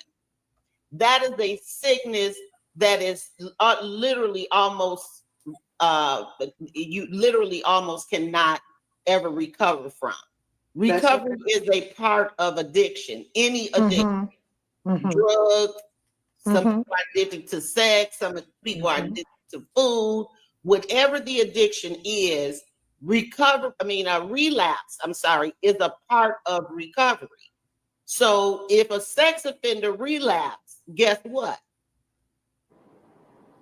They go back to raping, abusing children, et cetera, et cetera, et cetera. So I want to make that point very quickly. Now, let's get to, so we can wrap up, because we got a couple more things to do. I want to talk about Cousin Roxy.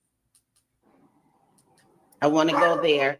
We got a late start and we didn't cover everything, and maybe we'll get a chance to do this again. I want to talk about Cousin Roxy. A lot of comments were in this week while we were watching or while we were streaming the preliminary hearings about Cousin Roxy. Cousin Roxy has been, and I'm calling her Cousin Roxy, she has been the visible face, so to speak, of this Naziah situation. And people, I heard a lot of things. Roxy is the reason why this has gotten national attention. Roxy is the one who brought all of this together and did this and did the other. And that, that was one of the things that I wanted to kind of put forth and make sure that other people in the family love this child. I mean, really love this child. Regardless of what was going on in that particular unit in that home, this family didn't just neglect and abandon Naziah. The people in the family does not agree with how Naziah was being raised, what Naziah was being exposed to, or the other children. So when we make blanketed statements like that to say that family XYZ, well, you're talking about a whole lot of people besides those few, So I want to get to this, and I want to make sure that we cover it, because there was a lot of things that was going on. And at some point there was a rift. I think that people Well, I think am I correct in What that up, bro? it started maybe around the time of the when they started organizing the searches for Naziah? Is that what happened? It was like towards like maybe close to when right before he was charged or so, or maybe a little after. I would have to look at my messages to see. But basically, all this stuff got started, like I said, in 2022. Unfortunately, my efforts did not do anything. Other family members who were involved, efforts did not do anything. At that time, we got, like I said, that we had a little action where they made her move from the one guy, but it did not work. Unfortunately, I thought reporting to CPS, they're gonna figure it out. CPS, the police gonna get involved. But anyways, how all this stuff started most recently once Naziah went missing was basically Kiwana and I talking to Detective Gardner at the Detroit Public Schools Police Department, hounding her pretty much to the point I think she got a little bit aggravated with me, and I got aggravated right back with her, saying so did Kiwana. And then they finally started all these searches and this, that, and the other. Myself and my family ended up talking to Mark D, and it went social media viral. I guess Roxy befriended Mark D. I've been knowing Mark D since 9th grade. He's done. So anybody know they talking about Mark V? Actually talking about a YouTuber who has shot to him 7 Mile podcast. So he's in the area. He's familiar about what everything's going on. So he's very close to it. But he's actually covering the case. And like I said, amongst him on YouTube, I think he got a big presence about it on Facebook as well. But also, it was a few TikTokers as well that actually brought awareness to it. So if you wonder who Mark V or D who is, that's what she's talking about. 7 Mile podcast on YouTube. Shout out to him. Done business with some of my family members. We went to high school together for a couple years. So I've been knowing him for a long time, since we was kids. So my family member had did some business with them, and so they knew who he was. So we talked to Mark. It went social media viral. Roxy, I'm not sure when, but I know like sometime in November she was supposed to be moving back to Michigan or whatever, but she was here doing all that stuff with Mark. I know what you mean. She ended up befriending Mark, and they became close and collaborated or whatever. So, and Roxy just had her own efforts of going, despite the police telling us to stand down or whatever, because they had everything they need. She had her own efforts, which we were okay with passing out the flyers because the police had told us to stand down. They had everything that they need from the information that we had gave them. So we did that. We continued to post. We continued to pass out flyers. Well, fast forward during all the searches that they did, they're, getting Naziah's name out there, we started receiving death threats and scam artists and psychics and lies. And then people calling us, beware, don't listen to her because she's a scam artist. And someone actually vandalized my house because a lot of Roxy followers believe that we didn't do anything. Mm-hmm. Which is not true. A lot of people did a lot of different things in their own way. So, and that was kind of, devastating. I'm receiving death threats. That, my house is being vandalized. My job is being called. Somebody called my job asking for me, trying to get in contact with me and my supervisor. Then the security officer had to come and talk to me, and they didn't put up a thing. If anybody, basically they had to secure me to make sure no one came up to the job looking for me. That was crazy. That was the rift when we all were supposed. You hear that, sis? Yep. Yeah, so it was yeah, she actually went through it, like, and at some point she like But it I'm, don't sound like it came in defense of him.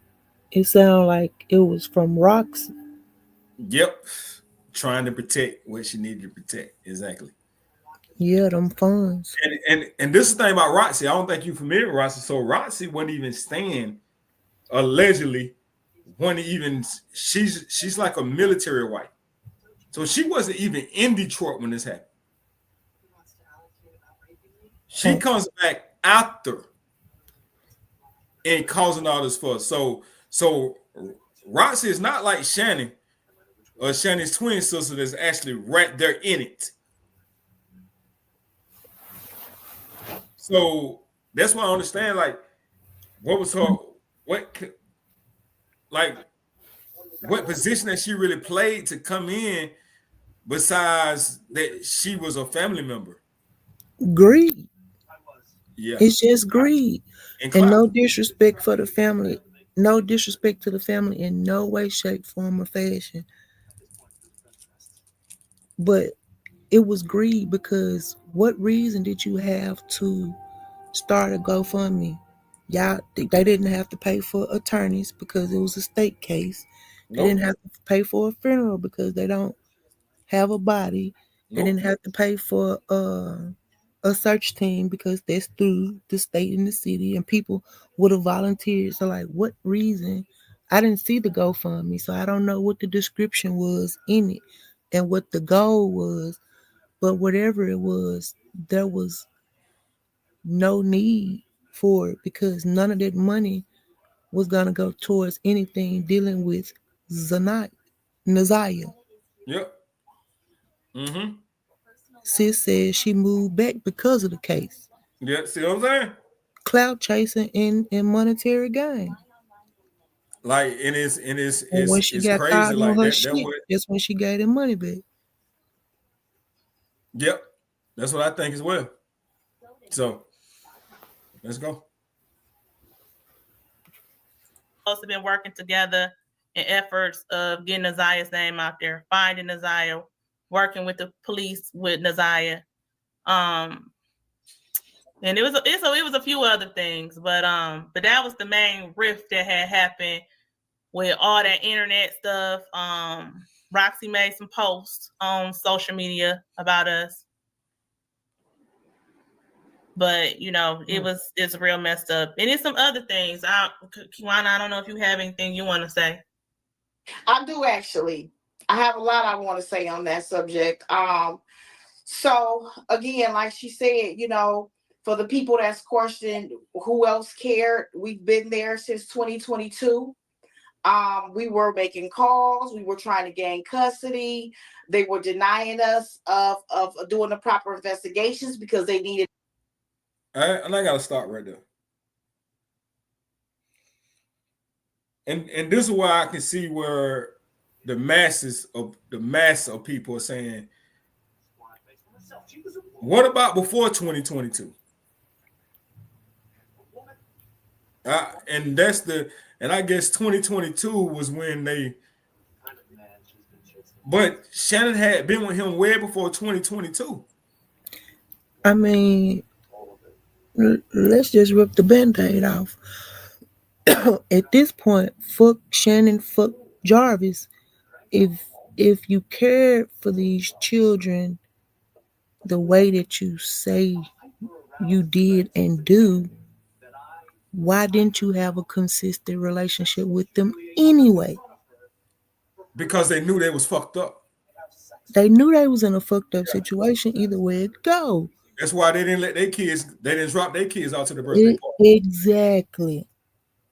Yeah. So, I mean, before 2022, that's why I said we just leaving Jarvis and Shannon out this conversation right here only.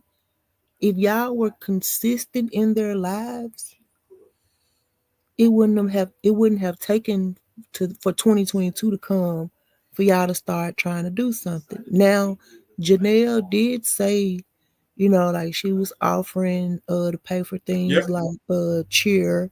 She wanted to, you know, pick her up, have like a little girls' day, get her nails done and stuff like that. So it sounds like Janelle was trying to keep an open relationship with her, but it was being blocked. But this one right here, no, because Janelle also said when she asked them about getting custody or letting them stay with her, she said the boy can stay with her, and if it was okay with Kiwana, the girl can stay with Kiwana because Kiwana has girls. Mm-hmm. You know what I'm saying? So it does sound like Janelle has been trying to be active in their lives. Yeah. You know what I'm saying? The entire time. But this one right here, nah. Yeah. And I understand she's trying to tell her story through Nazaya, but let's go. The child to say that they were being abused. The calls continued to go out to CPS. We did not stop. We were still moving, trying to get help. We were still reaching out to workers. We were calling, attorneys and so on. Fast forward, again, like she stated, Roxy was supposed to, and we're planning to move here in November.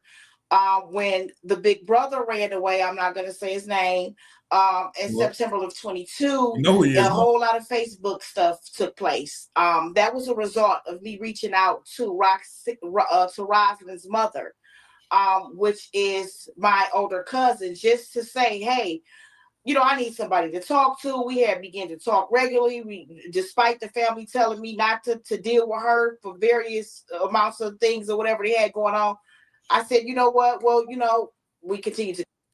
You see that comment down below? Yep. Keep talking, cause bitches. Yeah. All right, let's go.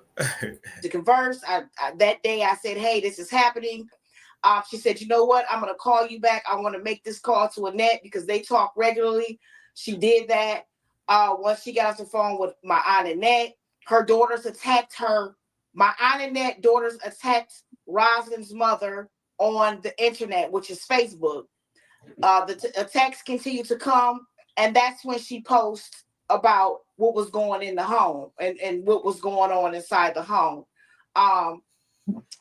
Fast forward, a bunch of drama, continued to happen as far as like she said, us being spoke about on social media. I felt like that was very, that was messed up because, like she stated, we're supposed to be family. We started this. We've been doing this. We didn't just start when Nazaya came up missing. And I put out that abuse was going on. The facts are out. Okay, the receipts are there. It was posted on Facebook, the abuse that was happening in the home. That was in September. It was put out by Roz's mother, what was going on in September in the house. That being said, everybody knew. Okay? If you follow Facebook, I at the time didn't have a Facebook. I'm going to be real clear. And so I was getting all my information about what's going on Facebook from other people. But those that know, there was a multiple arguments. And I would just say it was messed up that she did that to us because at the time that we were standing our ground against that household, she was still in contact with Shannon. Okay, it got to a point where she was threatening us on the internet or threatening Janelle on the internet to come and kick her ass and whoever's lying on her cousin. It wasn't me particularly. She said anybody who lying on my cousin. Anybody who lying on my cousin about her baby daddy being a pedophile, I'm coming to kick their ass. Listen, we were really dealing with this in real time. Okay, so fast forward, her agenda versus our agenda. Everybody had their reasoning for wanting. So our reason solely was because we love not just Nazaya, but all those children in the house. We were very active in their lives up until the point where I found out about the abuse. She found out the abuse, and they cut us off from being able to come get the children. We were at birthdays, holidays, you name it. Okay, so I don't know how things happened the way they did. I don't know why she would do the things that she would do. I brought them into the equation as far as letting her mom know what was going on, you know? So again, like she said, it was just messed up to say the things that were said about us on social media. There was lies put out there, you know, and it wasn't right. It was put very wrong. Our families in jeopardy, our professions in jeopardy. And let me say this.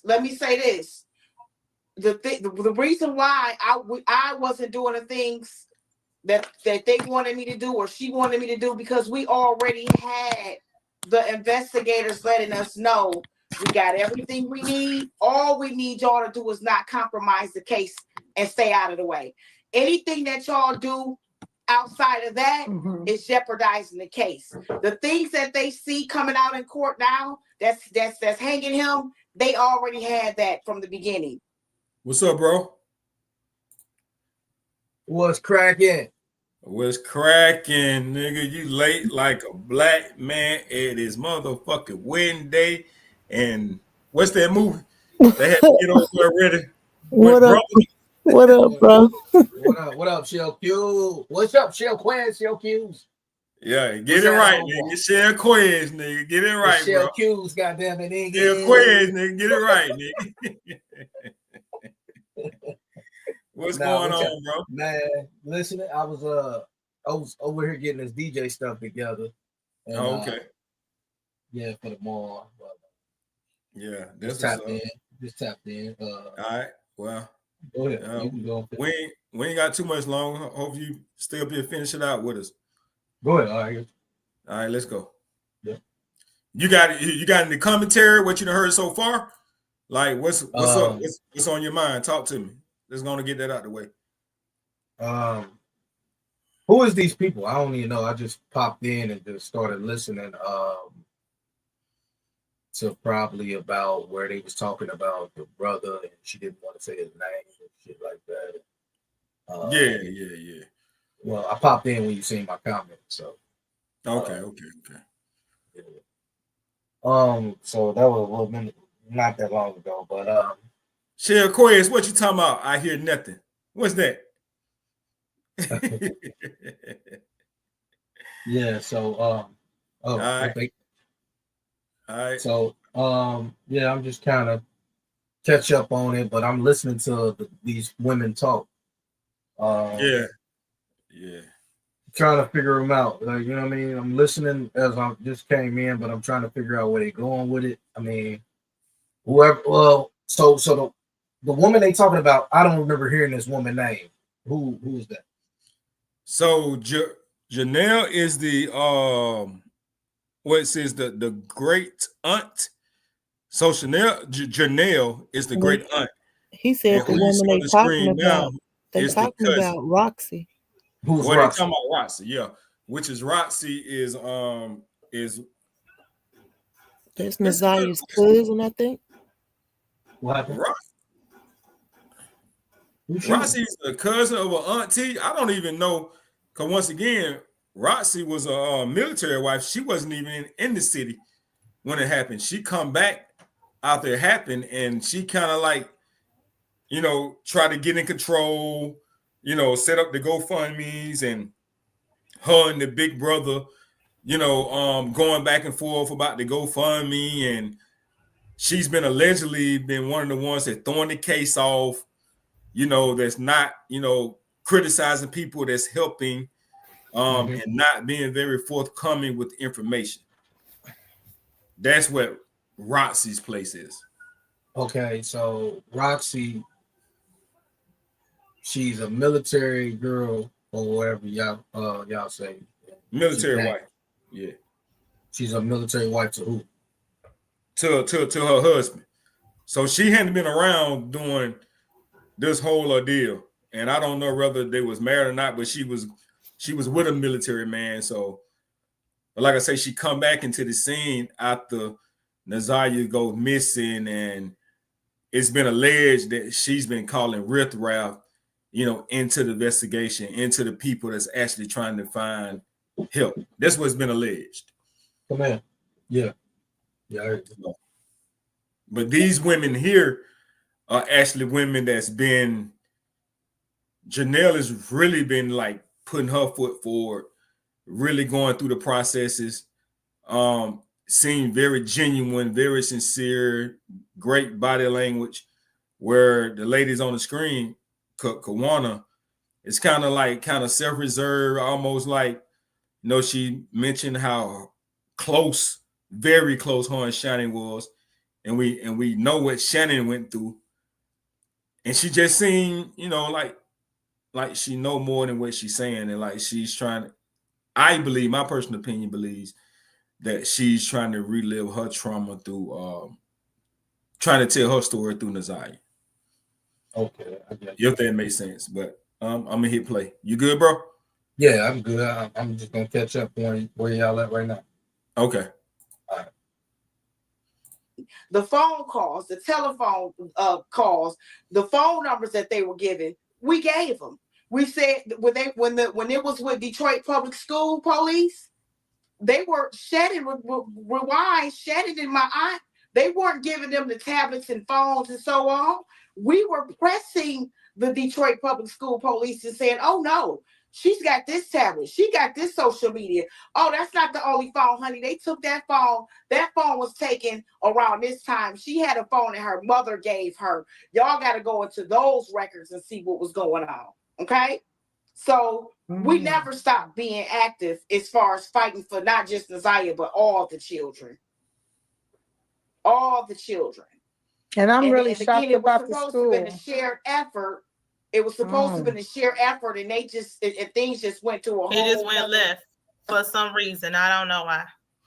Yeah. And schools are mandated reporters, so I mean, it's not like they have to prove it. Once you tell a school, any school from 0 to 12th and even college, once you tell them that there's some abuse taking place, they are mandated reporters, and that's why I guess, you know, they can't come back and tell you what they're doing. We can't. I can. That's right. I'm a mandated reporter. I have to report anything that goes on that don't look right, or that's not right, or that a child tells me, or another family member tell me, or whatever. But I can't come back and tell. I can tell the officers or Child Protective Service, but I can't come back and give you any information. So I think that's what some things got lost in the loop, you know? Yeah. And may I add this before we move on? I was very upset. And again, my appreciation goes out for the word getting put out there. You know, everybody had their own efforts, but I was very upset and displeased when the children's faces was put on social media. They're minors, okay? They're minors. They suffered being bullied. There was jail time given up for having to defend the bullying. You know, the older cousin that was very close to Naziah suffered. You know, they were bullying her. Your daddy this, your daddy that. You know, you got to be the real. Cousins going to school and trying to go to colleges. Can you imagine in school you being harassed by other kids because somebody in your family is going through this, and then you're trying to transition into college, and then you being recognized there, Trauma. like naming their names. And you know, we didn't agree with a lot of that. You know, we was trying to keep the other children. No one knew their names or who they, you know, like who they were. Only people only knew who Naziah was. But it was just a lot of mess, and it's just unfortunate because that's not the route that we wanted to take. Not at all. And I got tough skin. You know, what other people's do usually don't bother me, but when it started to bother me, when it started to jeopardize my job. I'm a nurse. That's right. And children. You calling my job. And people coming to your house and people throwing threats. I had to call the Macomb County Sheriff to my house because somebody broke the lock to my front door. Mine too. I got the pictures to show it. And did something to my Ring camera too. So, you know, that's troubling. Like, just allowing the perception that we were involved. Like, for a long time, I was mistaken. They thought I was Auntie Shannon. You know, so I realized, you know, oh, they mistaken me because I'm saying I'm her aunt. They're mistaking me for Shannon. Get that. But to have some people who you're supposed to be working with to basically put things out in social media that, I mean, I'm not going to say they weren't true, but that they didn't agree with, and then have other people jump on the bandwagon of attacking you. That's just like that's just kind of pretty, you know. It was This a Jarvis distraction. guy has really disrupted you guys' life. Oh yes, Let's just put it, let's put Absolutely. it where it goes. This Yeah. Jarvis guy, for years and years and years, have just disrupted the whole family and the community. absolutely. It's not you guys. It's not Isaiah. It's this Jarvis guy got out of prison. We tried to help him in a place where he should have been rehabilitated, but he came out and did the same thing and just did more harm. Just did more and more harm. Bigger monster.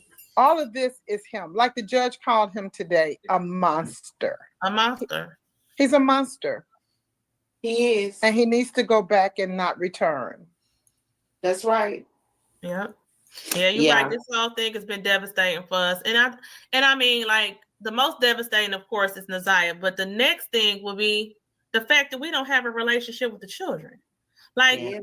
Absolutely. Shannon's oldest daughter, her and Shannon lived with me for about 2 years. Wow. Like I told you, me and Shannon was thick as thieves. She lived with me for 2 years. Her Wow. oldest daughter called me Auntie Mommy. Wow. Like, my kids miss them. Like, my son is 22 years old now, and he like, what? Like, I had to have a conversation with them about, like, you know, when you was kids and Shannon was living with me, did he ever come over? Yeah, he came over, but he never came past the front door. You know, it was only 15 minutes. But just to hear all this stuff on social media, he pissed. Like, I wish I had to pay more attention, but then again, he couldn't pay more attention because I knew that he was a sex offender, and I kind of kept my kids from over there. They would be invited to birthday parties. They didn't come Whoa. Mhm. because I couldn't. Right. I wasn't leaving my kids over. Talk This to is me, bro. This is an aunt. This is the or great cousin. aunt. This is the great aunt. So, okay, so Shannon's the aunt too, right? Yes. Shannon's Shannon's the baby mama, right? There you go. There you go. Okay, now, okay, this is the great aunt, right? So if Mhm. you're the great aunt and Shannon's the aunt as well, and you know this man is a sex offender, come on, man, this shit don't make no goddamn sense. Well, let us remind you now, when she found out, she did go to Shannon. Talk to Who? Shannon about it. Who? She did? Yeah, Jonelle did. Talk to Shannon about it. Shannon said it was okay. She doubled back and she actually went to CPS and actually went to the cops as well, saying why he's allowed to be around these kids. And she found out that he wasn't even on the sex registry. And then what they did was, which I don't understand, instead of locking him up or giving him any kind of penalty for that, whatever they do for that, I don't know. I ain't no fucking sex offender. I don't know what they do. I'm confused because I mean, if you a registered offender, Mm-hmm. soon as you release, good looking, bro. Soon as you release, you have to register. Yeah. You have to give them an address. If you don't, they lock you back up. That's what we're saying, how it should work. It didn't work. So eventually he got Jonelle. Once she called, he got put back on there because she went back and double checked. He was back on there, but until today at 2025, January the 25th, he still was unregistered ever since 2019. Systematic issue, bro. Like that shit is beyond me. But she did. I don't know if you heard what she was saying, where people's calling her job. I heard that. Yeah. So she actually was at the she actually were boots to the ground.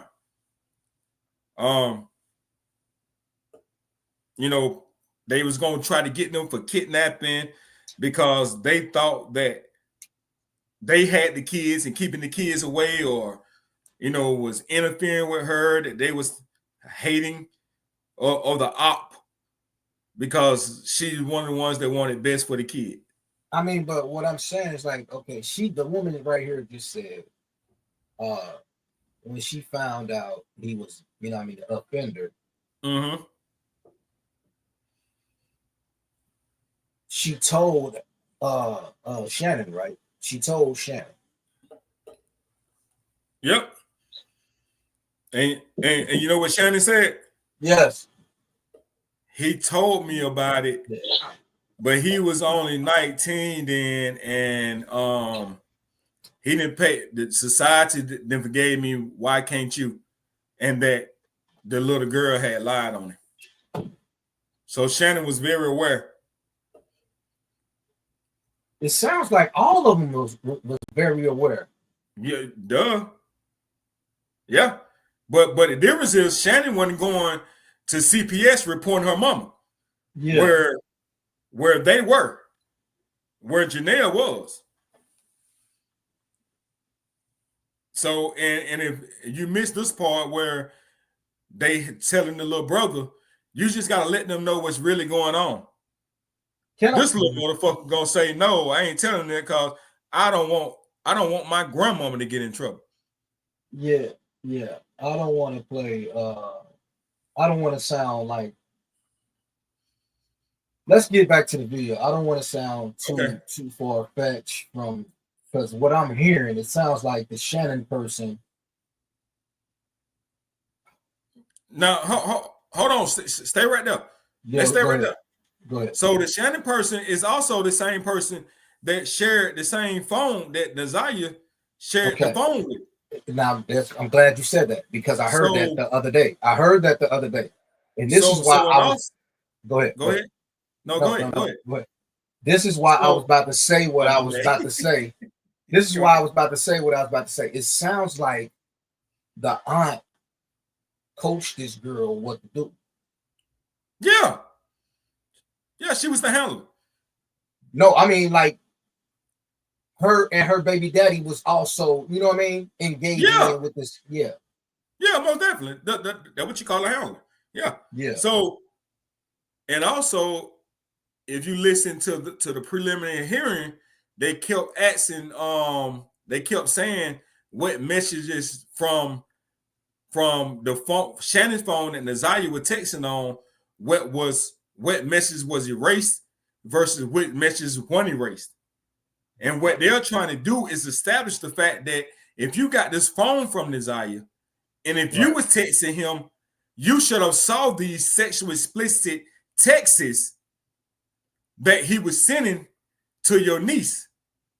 And then something else I want to bring up was the fact when, you know, you got to remember, it took a month before the actual Detroit Police Department, it was over a month. Because she went missing January the 9th. I think on February the 11th is when they turned the case over. The school resource officers turned the case over to to Detroit Police Department. Now, the Detroit Police Department investigator come out to the house and get Nazaya's tablet. Automatically, Shannon knows. She said there's only 2 passwords could have been used, was her birthday and then some other password. But she was able to get into it. So if she was missing, why in the hell this is the first time you tried to get in that tablet? And that's where she saw the messages where he hadn't sent to her that and a couple pictures that, but she couldn't tell what the pictures were. Shit crazy. All right, let's go. It's sick. What? Over there? No, never. No, so it was like I would call the kids, tell them happy birthday, maybe get them something to eat, or we'll swing by as a family, do ice cream and cake, say hello, keep on going, or we just didn't go because I just couldn't trust that.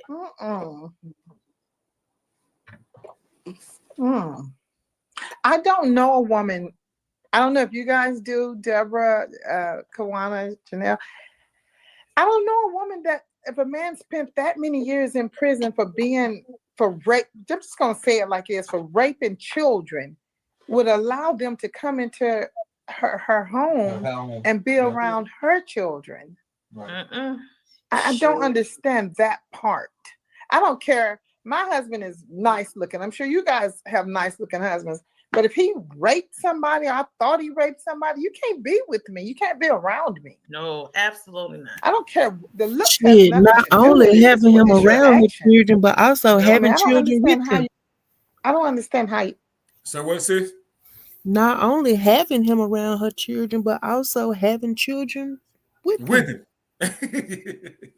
And then, bro, I don't know if you heard this part, but supposedly Shannon and Naziah was pregnant at the same time by dude. That's because they were both sleeping with him at the same time.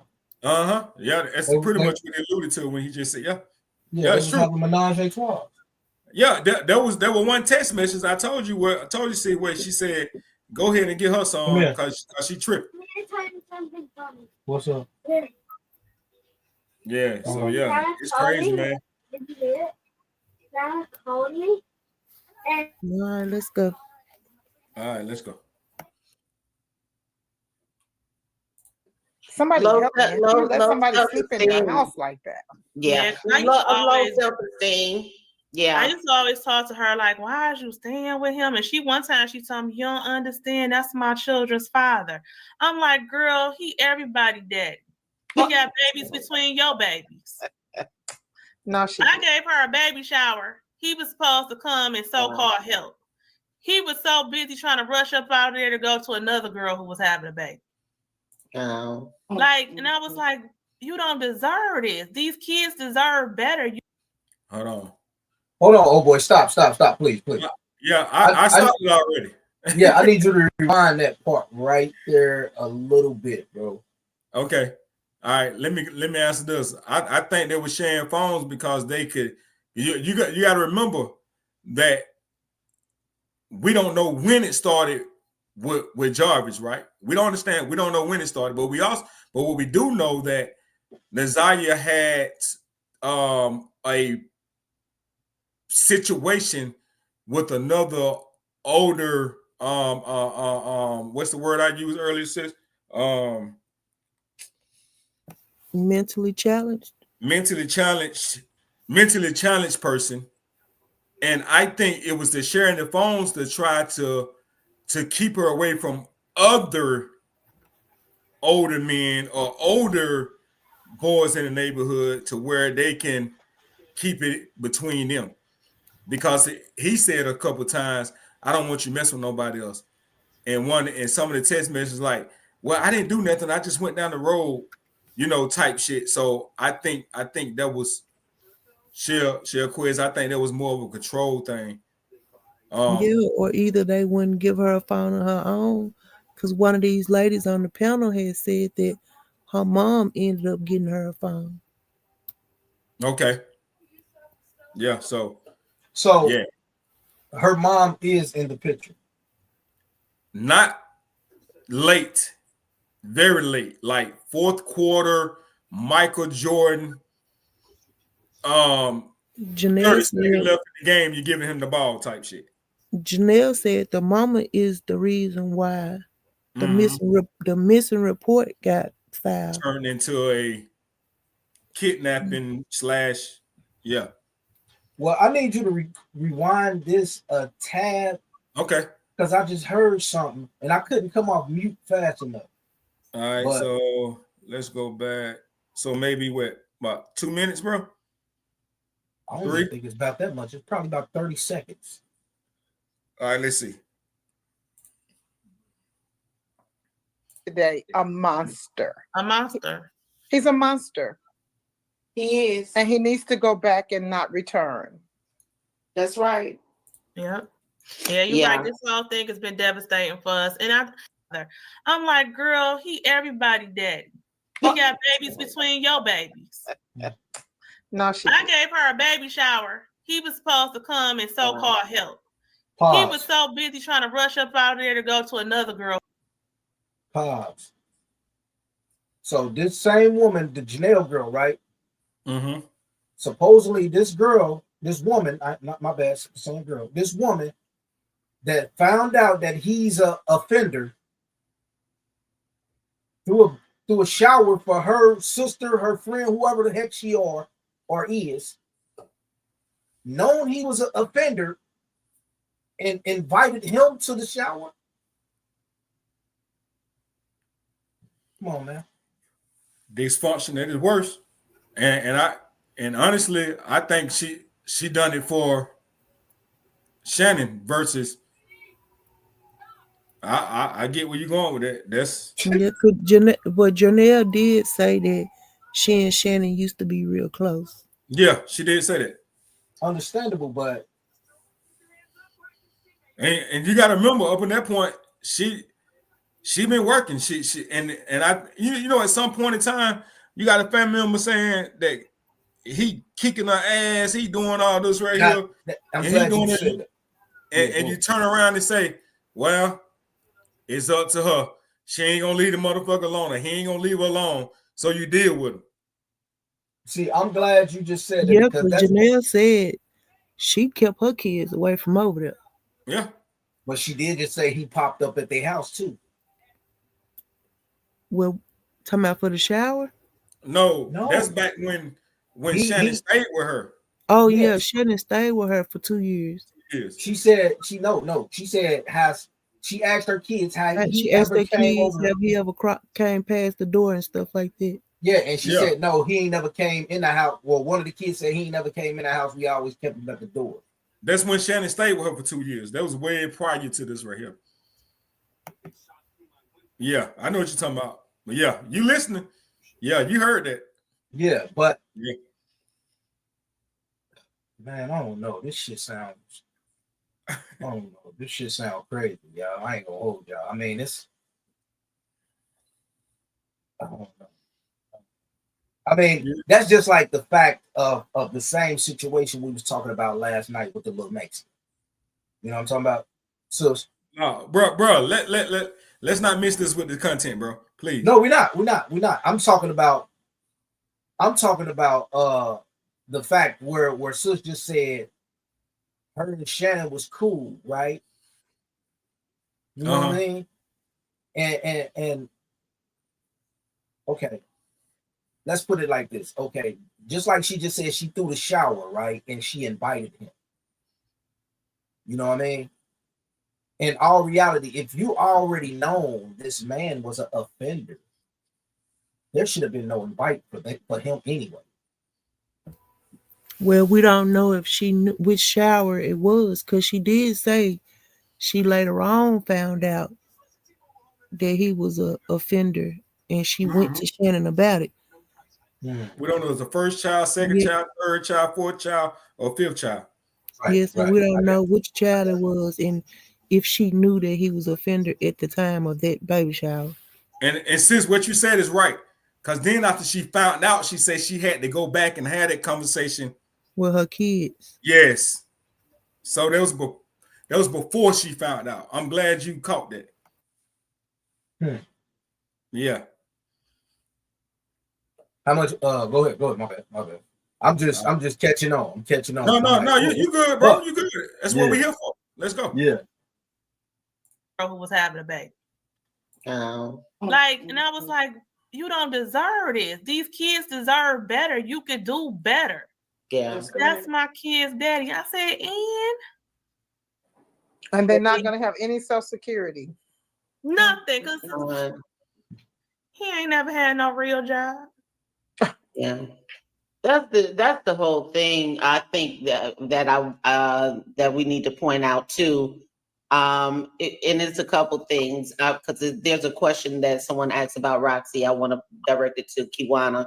But here's something that we need to think about on social media, audience and everyone that is watching us that's under the sound of our voices. is that be careful, people become emotional and things like that. I've had to more or less break up fights in the comment section because people would start going at each other's throat and this and that and the other. But you can't get to a point where, you want to take it to real life. Right. These are, people are real people and things like that. We forget the fact, and I have to admit, I rarely even think about it with a person like a Jarvis Butts that's such a monster. I can't think of another word off the top of my head. Even with a monster like Jarvis Butts, he has children, innocent children, right? That number one are probably being abused themselves because it doesn't sound like this guy discriminates. And then number two, that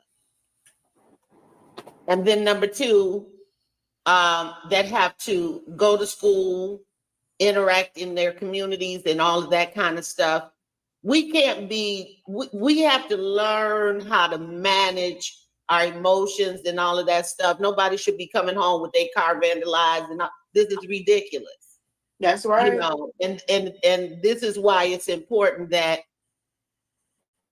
the world starts to see these two ladies because it's not like they weren't, because they were there from day one. I saw it in the comments earlier. These two have been there since 10 toes down since day one. I think I put it on the screen. So somebody out there remembers y'all, and y'all backed away from media exposure. Yeah, go ahead. I think that's what it is. Like, I never wanted my name in lights. I wanted Naziah's name in lights. I'm a quiet person, and because of the job that I have, I work with people who are not guilty by reason of insanity that are out in the community.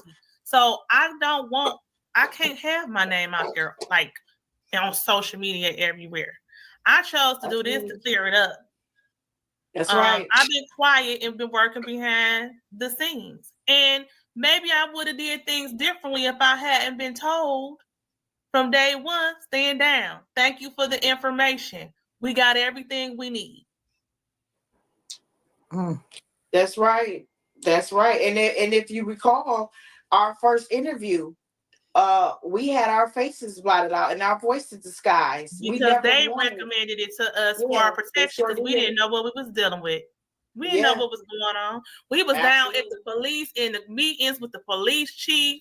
We was down there with the council, the community council for Detroit. We was talking to the police commissioner was about. You hear that, bro? Okay. I was pretty much every day on the phone with us almost every single day. The organized searches. Yep, to give us flyers, talk to us, keep us in the loop about things, express our concerns and stuff like that. We talked to the head detectives a few days after the 14th when everything became televised. They found out about Clinton Township from me. Sure did. They didn't even know that she lived in Clinton Township. Yeah. So that's the reason why we was quiet, because they told us, pass out flyers, keep her name out there. We remaining hopeful, but this is a recovery effort. Yeah, sure did. And we knew that. Yes, absolutely. And I made it clear. I made that clear that that's what they said. Who go looking for bodies in the water? Go look and do that big of a search the day after announcement in some water.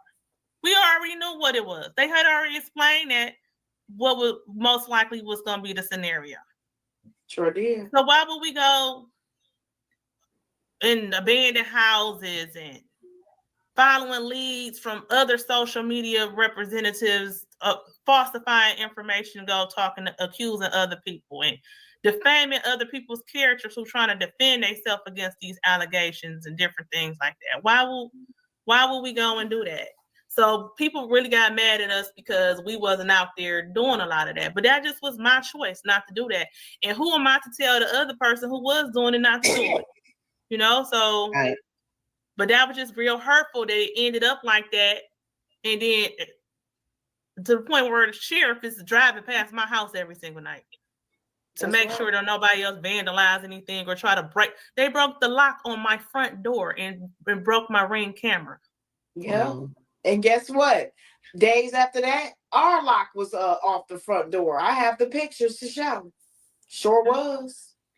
So at Yeah. that point, we were And like, death threats. "Oh no!" I still got the death threats. I got the death threats in my thing. I get so many messages from people like Yeah. saying off the wall stuff. Just craziness. And you know, and what's crazy to me is, you know, for the judgmental people, I have seen half of them come out. You know, it's easy to sit behind your TV screen or your phone and pass judgment when you're not out doing anything about it. They didn't come out. They I weren't can at say those hint. meetings with us with the police chief and Yep. and the organized searches and so on. They I were can say behind it's their a phone screens handful. with their wine and their popcorn. It's a handful of people who have actually went out and did. Well, I can't And say it for is. like the search efforts when they was going to the house because I didn't go to any of that.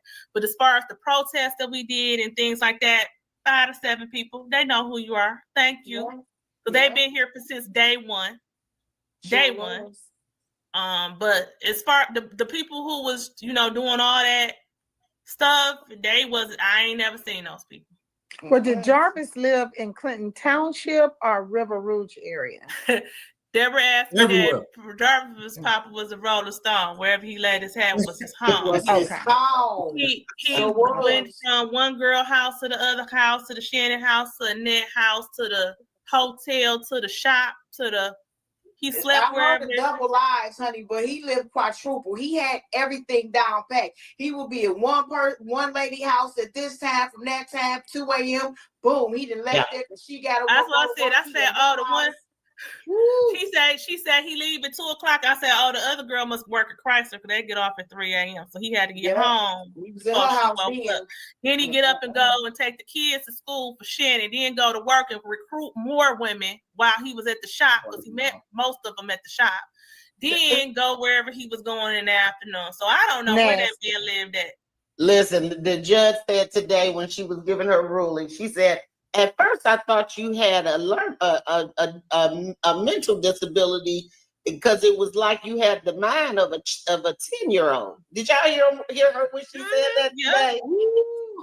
You know, I mean, it's ridiculous. I mean, I can't think of any other word for Jarvis, but scumbag, literal, just awful. But somebody asked a question. Pam Esquire, she's an attorney and fellow YouTuber. She was asking, was Jarvis on the sex registry, and why was he being allowed to be around children? You might have left out and came back in, Pam. There was at some point after he did his prison time that he was not on. Somehow he did not get on the sex registry, correct? Yeah. Right. But eventually through a series of happenings, he did properly get placed on the sex registry and has been on ever since. And of course we know. But his last report date was 2019. Yeah. He hasn't reported for that since it. So the thing, even the police, that's why I said it's a big systemic failure because they should have been looking for him. They should have picked him up. He was not what do you call He had him? multiple arrests between that time. Yeah. This is second gun charge since he's been released from prison. Yeah. I don't know. Is it because he's cute? Cute. I mean, I don't understand what's happening. You know, he slipped through the He cracks. he got a gift of gab.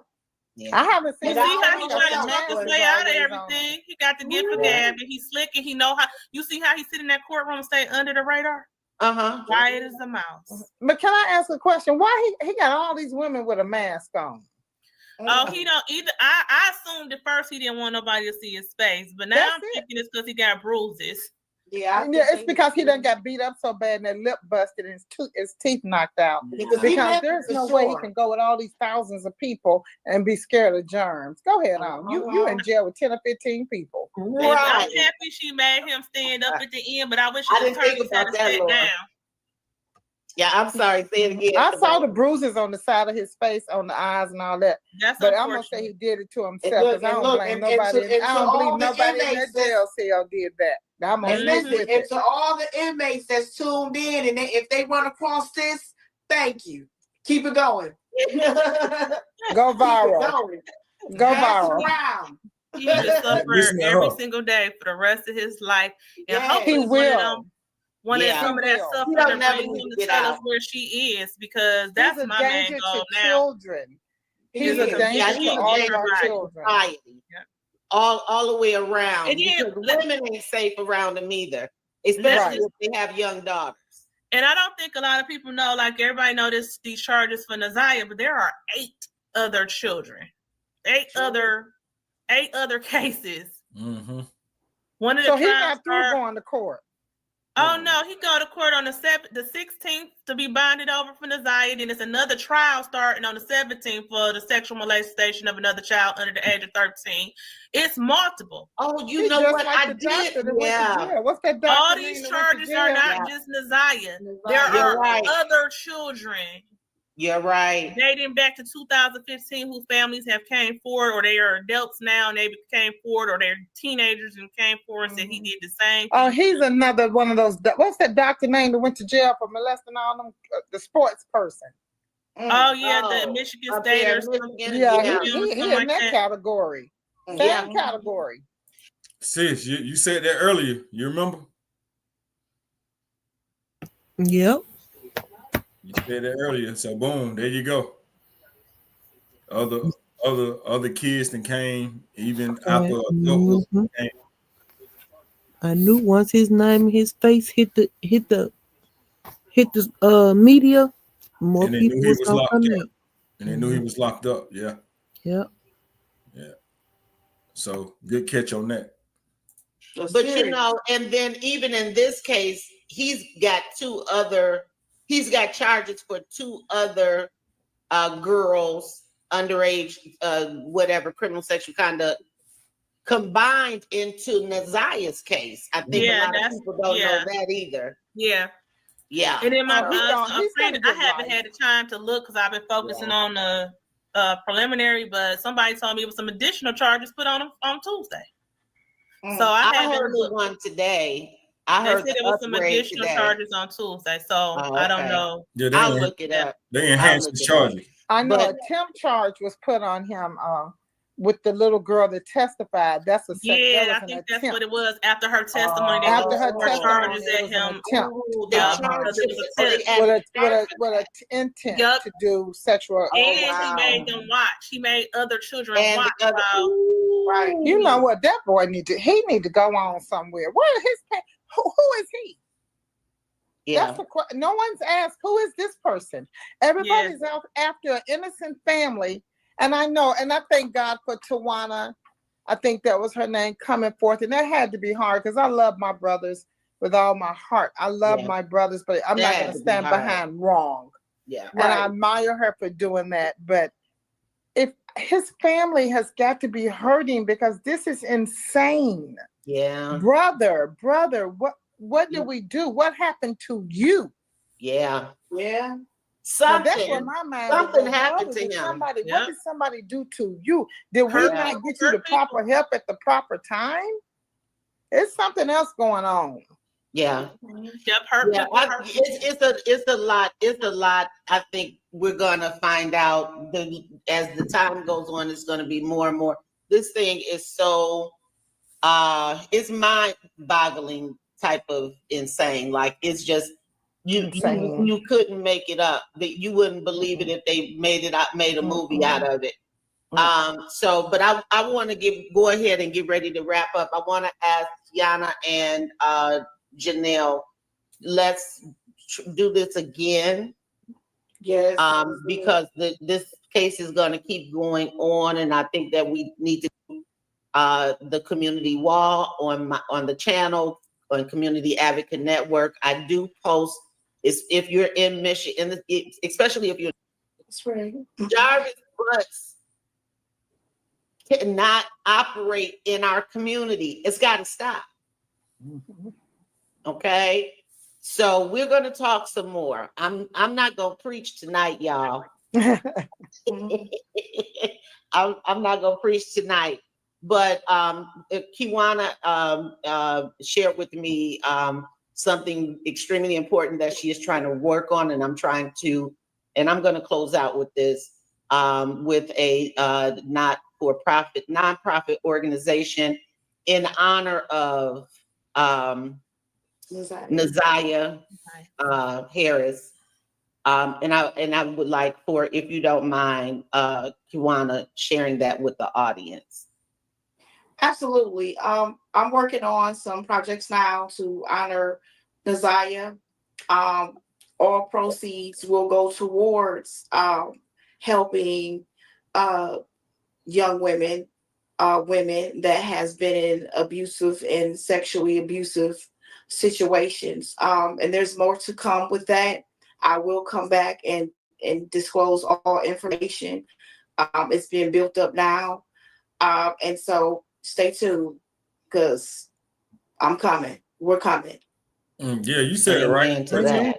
Amen. Amen to that. So I think, you know what? I almost forgot one last thing, because I did find a GoFundMe account on Facebook. So can you all tell us about the GoFundMe? We didn't start a GoFundMe account at all. Actually, we felt it was premature for a GoFundMe. What do we need a GoFundMe account for? Originally, when we discussed the GoFundMe, we said the money would go towards a reward for more information or the conviction or something like that for Naziah. We never can get it worked out with Crime Stoppers and everything, so that's where it went paused. Right. I guess the GoFundMe is supposed to be for a funeral or memorial for Naziah. I personally think it's premature. We haven't even got the conviction. That's right. So in cases like these, when the police asked us about it, we told them that we were not associated with the GoFundMe. They said because in situations like this, when children are killed or murdered or whatever, the police have funds for that. Absolutely. Yeah, it's called victim assistance. And not only that, community advocates, different funeral homes, floral shops, they all come together and fund it. Yes. So no, I am not, and Kiwana, I'm sure you will say the same. We are not associated with a GoFundMe account. Although the evidence is out there and everything, we just feel like, for what? It just, unless it's gonna help find her body or get more information for them to put the clues together to find her body. That's right. We're gonna pray that he tells the family and the community where their body is. Yes. He's spending too much time in prison. He's going to be in prison the rest of his life. There's nothing to lose. Yeah, even if he don't get convicted of the murder. You're 42, 25 years onto that. And then if you get convicted of any of these other sex crimes against children, those are additional 25 years. So you're not getting out regardless. So take the murder charge and tell us where she at. Take the plea deal or whatever, tell us where she at. But unfortunately, Janelle, we've had cases like this before. One that was very dear to my heart. The guy got almost 80 years. I think he got 80 years, and he still won't tell. So. Yep. Yeah. Because that's going to add. That's like that. Let them hear that word life. Yeah. And that's what they don't want to hear. Yeah. They can hear 80 years, but they don't want to hear life. Yeah. Well. Yeah. It takes away their sense of hope. No, you need to hear fucking death penalty. Yep, I get that. Yep. So hopefully, if to end it, I guess if anybody has any information to fill these holes or want to come forward and start telling the truth, this is the time. This is your opportunity. People been lying on the like the judge say on perjuring themselves in my courtroom. Start telling the truth so we can at least find this girl body. That's right. And put her to rest. I will certainly be praying for you guys, for your families. I will be definitely praying that God come into play and he will make a difference. Trust me. He's going to fix it. It's going to be fixed. Yeah, that's what I did. I've been, first in the beginning, I have a bad habit of working instead of praying. And after man failed me so many times, I have no choice to put it in God's hands. Amen. Ooh, yes. Jesus. I agree with that. I second that. I have, you know what? If I haven't learned to do anything here lately, it's to pray. We all fall short of the glory. Sometimes we fall off of our belief and faith when things happen. But you know what? Itself is a blessing because, again, little Black girls do not get the coverage media wise. Yes. They do not. And they are always sexualized and things like that. We can look at the R. Kelly case and see how long that went on and was covered up and enabled and everything else because it was a little Black girl. Mm-hmm. More than anything. And so, so God is still good is what I'm trying to say. Despite of this tragedy, we can still depend on our faith. So I'm not going to belabor the show. If anybody has any final thoughts, please go ahead and share them now. Y'all sleep? If you two have Cash App, I think probably something will come down the pipe later on once you start with the nonprofit. Yeah, we're not accepting any funds right now. Yeah, we want to make sure it's set up appropriately. Yeah, we want to make sure the proceeds go where they're supposed to go. And even if we connect, Cash Apps and GoFundMe's, we want to make sure that the money is going to, a reward and so on. But we definitely would like to thank anyone that's offered. Yeah, absolutely. So we'll keep you guys posted. Keep, follow the channel. Please subscribe and all of that stuff. And we'll definitely stay connected with these ladies so that we can find out about anything upcoming. The audience is saying thank you and all of that. So we'll get together and talk about if we, when we can get together again. Thank you so much too. My dear sister. I love the way that you connect with the community and how you try to help.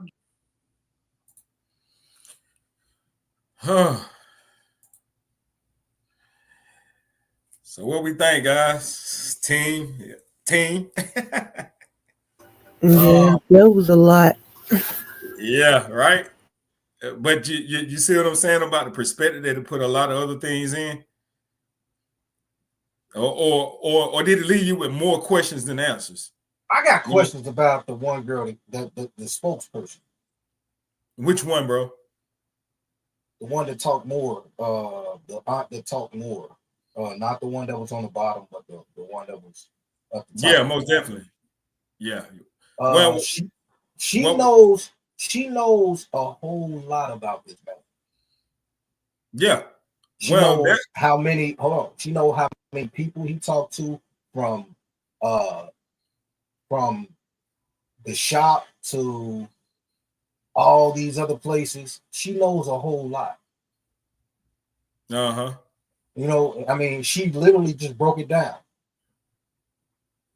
You know what I mean? If y'all really, go ahead. She was the cousin that was actually, and she said it's out of her own words that her and Shannon was very, very, very close. And I'm side downer too, so I don't blame you. If you're talking about Kiwami, whatever her name is. Was her name Kiwana or was that the other girl? Which one was Kiwana? That was one with the turtleneck on. Janelle is the glasses, one, right? That's the great aunt. No, that's Janelle. Yeah, that's the one I'm talking about. I mean, Yeah, I don't think that, but I mean that's She has a whole fucking lot of information. she's smart. She did her homework. She did her I don't homework. know. I mean, because I'm sitting here looking at this man's case right now. No, she said she friends with his cousins. Oh, I Mhm. didn't know about that. I didn't know about that. But I'm Yeah. sitting here. I'm sitting here looking at this case right now. His case, from 2004. The man was locked up for 15 years. How the Did seven- man, huh? He did 7 years. Yeah. The man only did 5 years. Okay. I don't know how he did 5 years for doing what he did to a 13 and a 15-year-old. Mm-hmm. But he only served 5 years. He went in. Well, I'm gonna say he did 7. I'm gonna say like you just said, because if you look at the discharge date, it don't match up to 5. It matches up to a little more than 5. Whoever did this paperwork, whoever did his paperwork is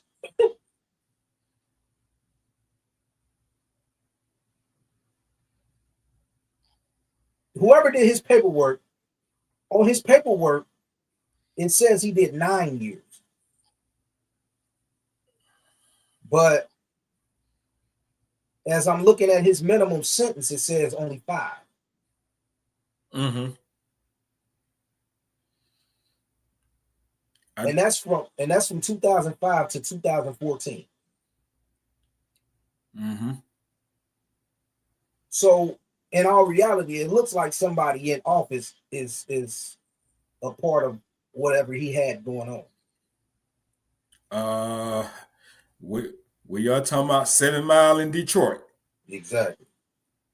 Yeah, so I got you. And there's also to what you're saying, you got to realize like we all know that it's against the law to not register as a SA offender. Exactly. So he got away with that. And then even up until last year, when he actually turned himself in, that he wasn't registered since 2019. Well, let me read where it says offender discharge. Basically, they wiped his slate clean. They erased the charge. Huh? Yeah, that's basically what this is saying. I don't know how they did it, but they did it. Hey, that's why he's so calm, and that's why he's still not giving no information, because he honestly think that whoever's behind him is going to get him out of this situation he's in. Shit's crazy. Because it is. You heard what they said. He found like 8 more charges. Because he got yeah, you're right. I mean, he got a lot of terminated shit, bro. Yeah. The man got a weapon, felony firearm. Yeah. Order terminated. Continued on additional order. I don't know how the fuck you're a felon and you got all these terminated. They said that. They say he got caught with one of them tools twice since he been out. Yeah, it says it right here. So yeah. Once It's again, somebody, he knows somebody. Mm-hmm.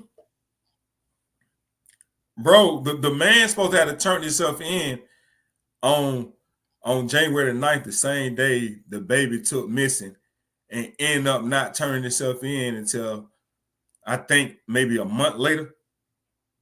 Like, come on, man. Like, so he missed his court date of I guess he already got his sentence and he already knew what he was going down for or whatever. You got to remember going down for probation. Well, that's probably what it was. Yeah, but he was supposed to be doing 3 years. It says supervision discharge date. Well, I guess that's his probation. That's how long he was gonna be doing on probation. It was till 2027. What I'm saying, he must have gotten out after that because he wasn't arrested for Nothing Sanaya else. until September. Yeah, he wasn't arrested for nothing else. Yeah, there you go. No, bro just said he turned him. He was supposed to turn himself in on the 9th, Yeah. but he turned himself in on the 10th. And then you're right. So he had to get out. He At had to some have point. gotten back out Yep. because he didn't get arrested for. He got arrested for Zanaya in September. right? Right, but why am I not seeing? Hold on. So you said he went to jail in September, right? Or when did he go to jail? Or That's when they. because So Bro this- said he turned himself in January 10th. yeah, the next day. okay, After- hold on. I got you. It's right here. He turned himself in 4/15/2023. But that's for the weapons, carrying concealed. And see, What year you say? and 23. see, yeah, No, see, this that's would not. have been. This would have been in 24. Yeah, this Okay. been in 24. Okay, then it says 02/7/24. That's when he was sentenced, date of sentence, and then that's when he plead. So Yeah, and that's crazy because how I believe that to be true is that the fiance actually testified that she actually took him up there that morning, and then the dude, the business partner, how dare call him a king, fucking Kingo, fucking say he ended up having to open the shop that day because old buddy was turning himself in. So I don't know why that's not documented. That's none weird. of that shit. Only thing is documented from when he went to jail is 2023. That's why And you then- plead not guilty. It makes Yeah, sense, huh? when his sentence was 02/07/2024. So only thing that's showing me is 4/15/2023. And his maximum sentence on that is 3 years. For the Yeah, gun. he think he gonna get away with it. He done got away with every damn thing. Yeah, looks like it. But the man got about 5 carrying concealed weapons charges from 2003. And it's crazy. They discharged that. That's crazy. Yeah, that's crazy. What you know, he signed that tool law, and he done violated it that many times. You know, that's supposed to be a mandatory minimum federal I'm about to time, tell you. 5 years. One, Minimum, mandatory. right. 1, 2, 3. It's only 3, not bad. But it's still three gun charges, and you're a felon, a convicted felon. Yeah, don't make sense to me. He knows somebody in high places, bro. I'm telling you, he got to. He have to know somebody in high places, bro. Or now, check this out. You also got to remember what he's into. The little kitty kid shit, and it may not be who he's connected to or who connected to him. If you know, you know. Like, who else been involved with them little kids? Because it's more definitely about some money. It's more definitely bigger than a family thing. Which would explain why that fucking mama, and it may be too early for me to say this, why that mama and that baby mama has not been charged yet. When they obviously got caught lying in the preliminary hearing. Correct. Why you ain't brought charges yet on them? If anything less is child endangerment. I'm about to send sisters information because I'm confused. I'm keep looking over this shit, and man, it's not making any sense. Like, it don't make any sense at all. Sis finna let y'all ass have it. I ain't off tomorrow. Y'all are. Oh yeah, that's right. Go ahead. Go ahead. Yeah, Well, yeah, go ahead, sis. I appreciate you. I'm gonna have to share it myself then, bro. Hold on, give me a second. Yeah. We about to look over this shit. Go ahead, sis. Go get you some rest. Get your ass up in the morning and take your ass in that motherfucker job. So now I gotta go to work tomorrow too. I gotta go to DJing tomorrow. I'm going in at 12 afternoon and get some OT. Yeah, nah, I got to be there at 6 a.m. Yeah, go on and get out of here. I appreciate you. Good live, good commentary as always. Hopefully I was able to clear some things up, but Bro, we've brother been put at it his for paperwork 5 out. hours. We got some shit. We've been at it for 5 hours. We got some shit off today. Yeah, most definitely. Most definitely. And bro coming with his paperwork. Jesus. And tomorrow we can run the text messages. Most definitely. Cause I don't have to be at work Sunday until I think 3. I got inventory Sunday. So we can run the text messages tomorrow. All right, just let me know. I still ain't heard them junks. Man.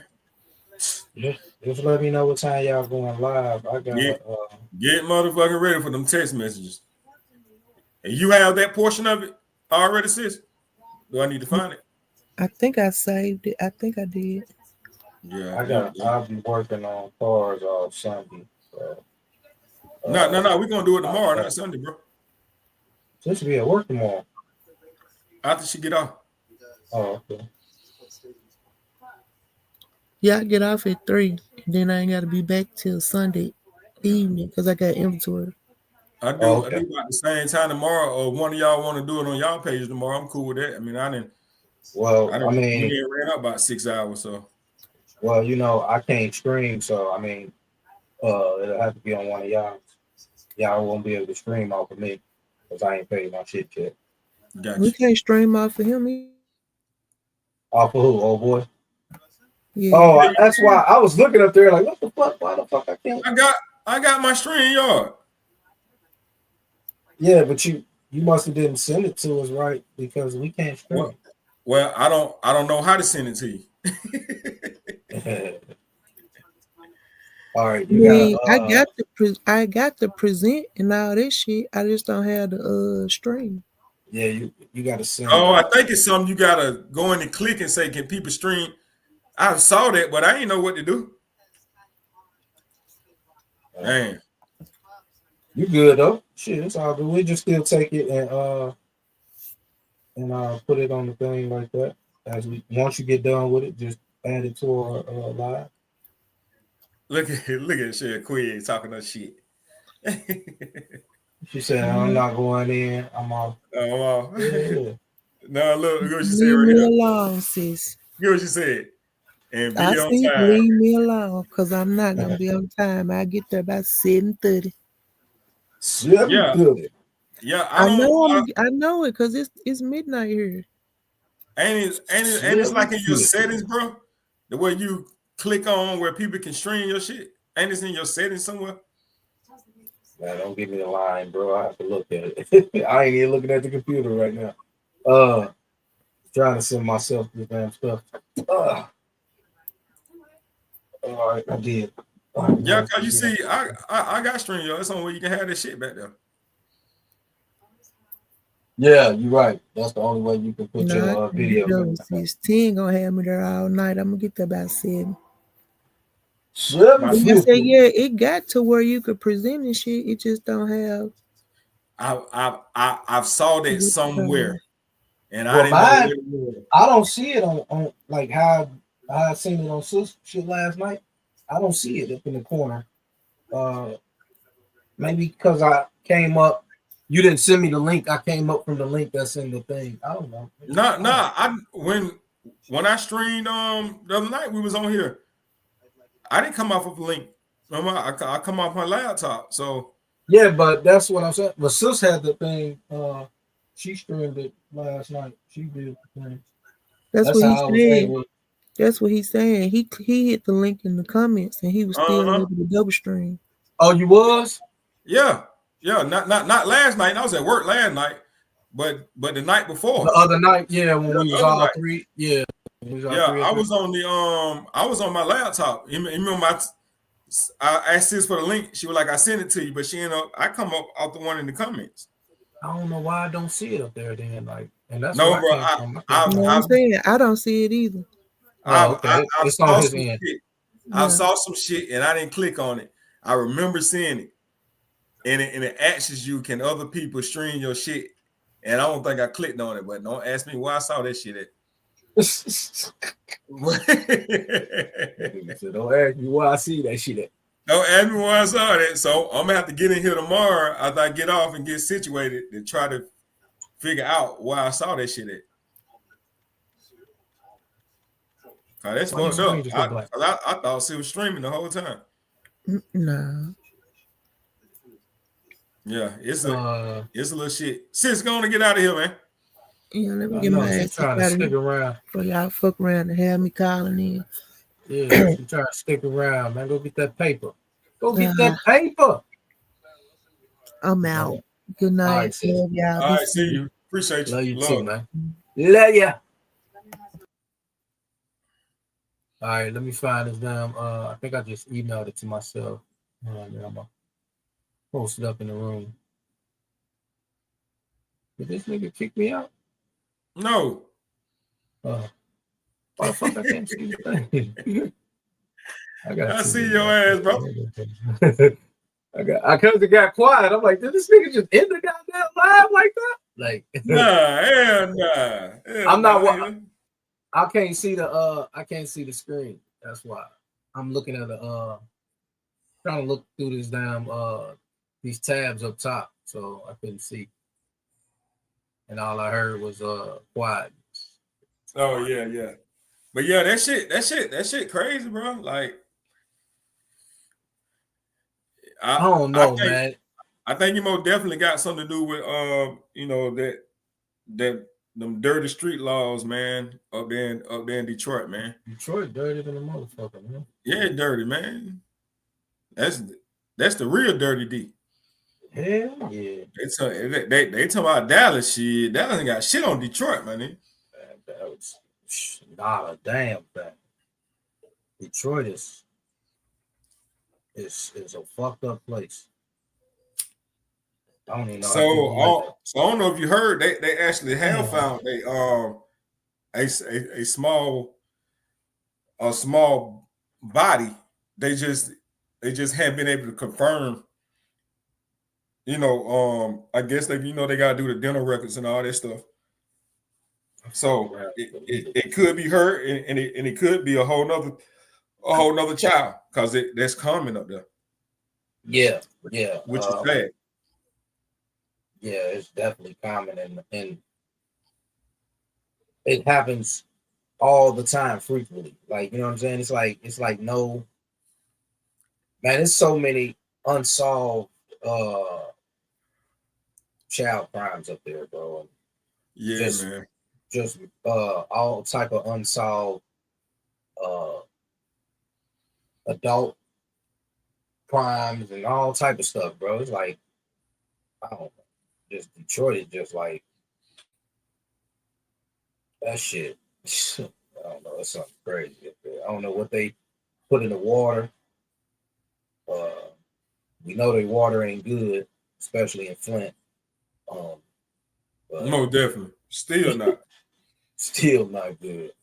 That shit really blew my mind, man. I actually at one point thought they had got that fixed, and I was following what her name, Clarissa Shields, and she was talking about like, damn, that water still messed up down there. Man, that shit still messed up. What happened to Strong? What the fuck she been at? I don't know, man. Is she okay? I don't really be in the bushes like that no more nowhere. Yeah. I used to be able to catch her, in the bushes somewhere. So she probably went to the beach sector somewhere. Probably so. I accidentally deleted this shit out of my phone. Hold on. Yeah, she probably so. That's why I was like, damn, I ain't seen her in a minute. I haven't. She ain't popped out in a while. Ty ain't popped out in a while. And you know what's great? Well, ain't nobody sent Ty the link. I need to start sending Ty the links again. But you know what's crazy is she's up in that area. You know? Who? Strong. Oh, for real? Yeah, she's up in the deep. Oh shit.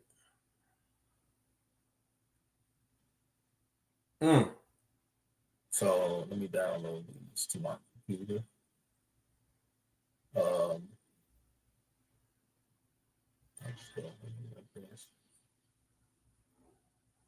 Yeah, man, this shit crazy. This is a crazy ass. Yeah, it's something, man. I'm ready for this case to kick off. You're gonna really, and I was telling sis, I think people kind of get it misunderstood. You know, the difference between a trial and a preliminary.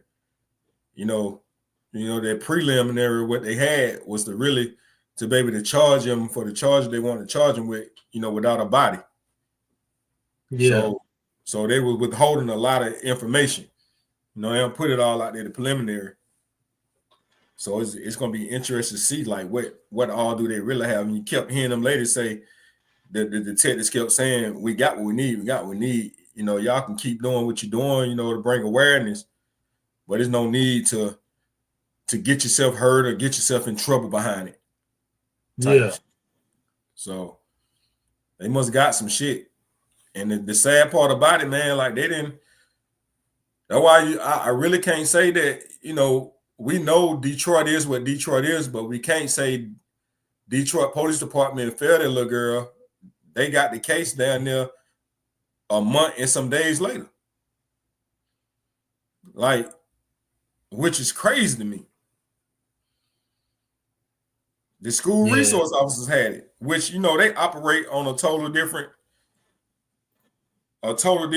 system.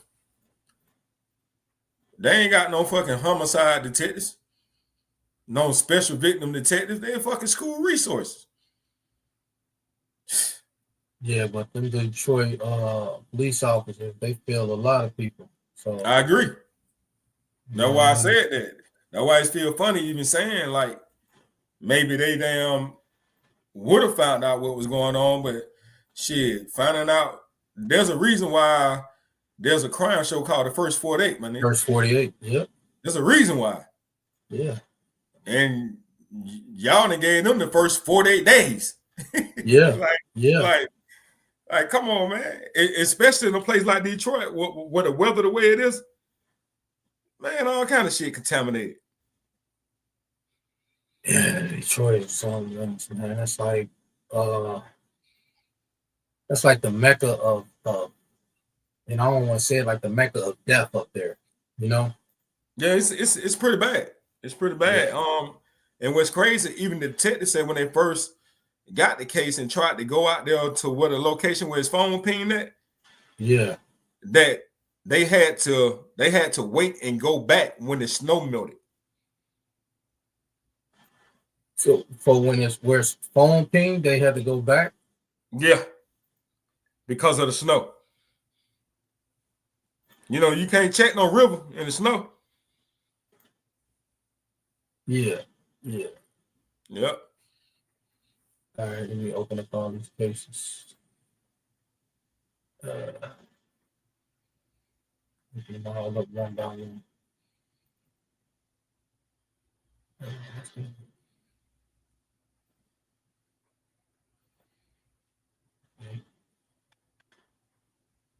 So I don't know. Maybe you can break this down. I don't know. I mean, I never seen nobody transcripts look like this. Either he working, or like you said, he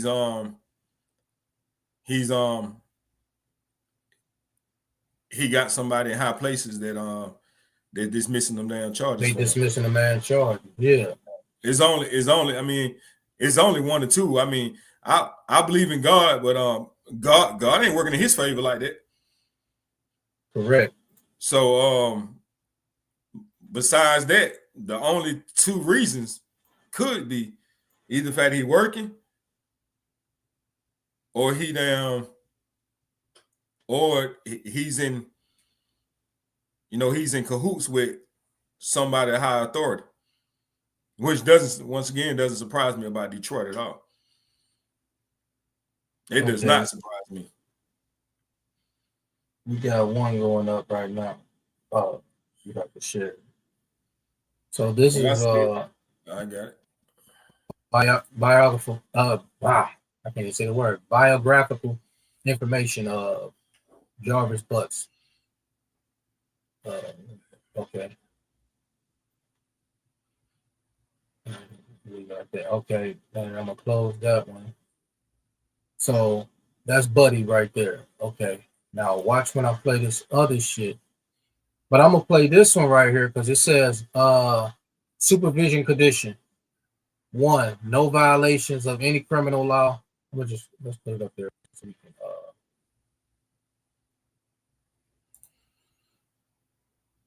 Yeah, I ain't seen her neither. I don't know what's up with her.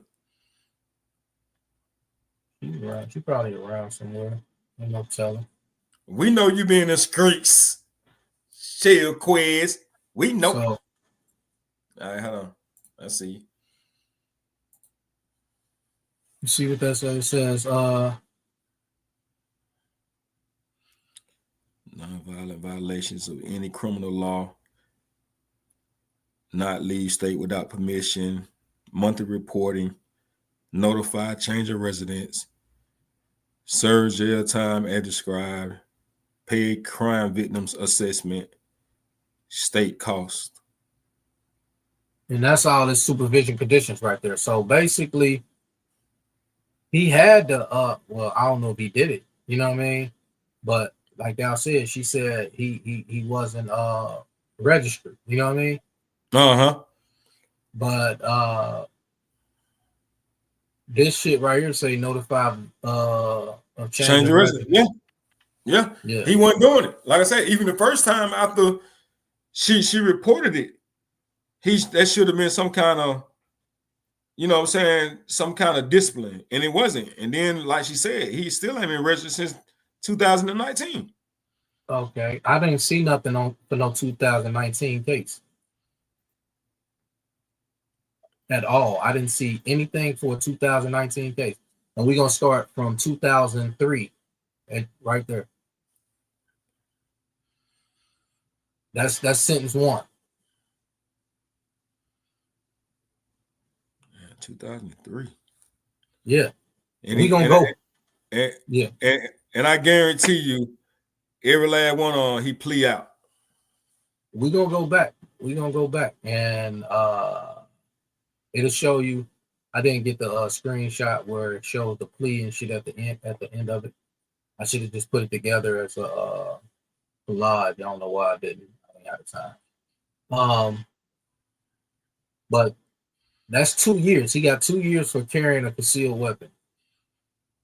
I guess that's his first offense. I don't know. Then you got this one right here. That would make sense. I don't think he bought like 42 or something like that. Yeah. And then you got this one right here.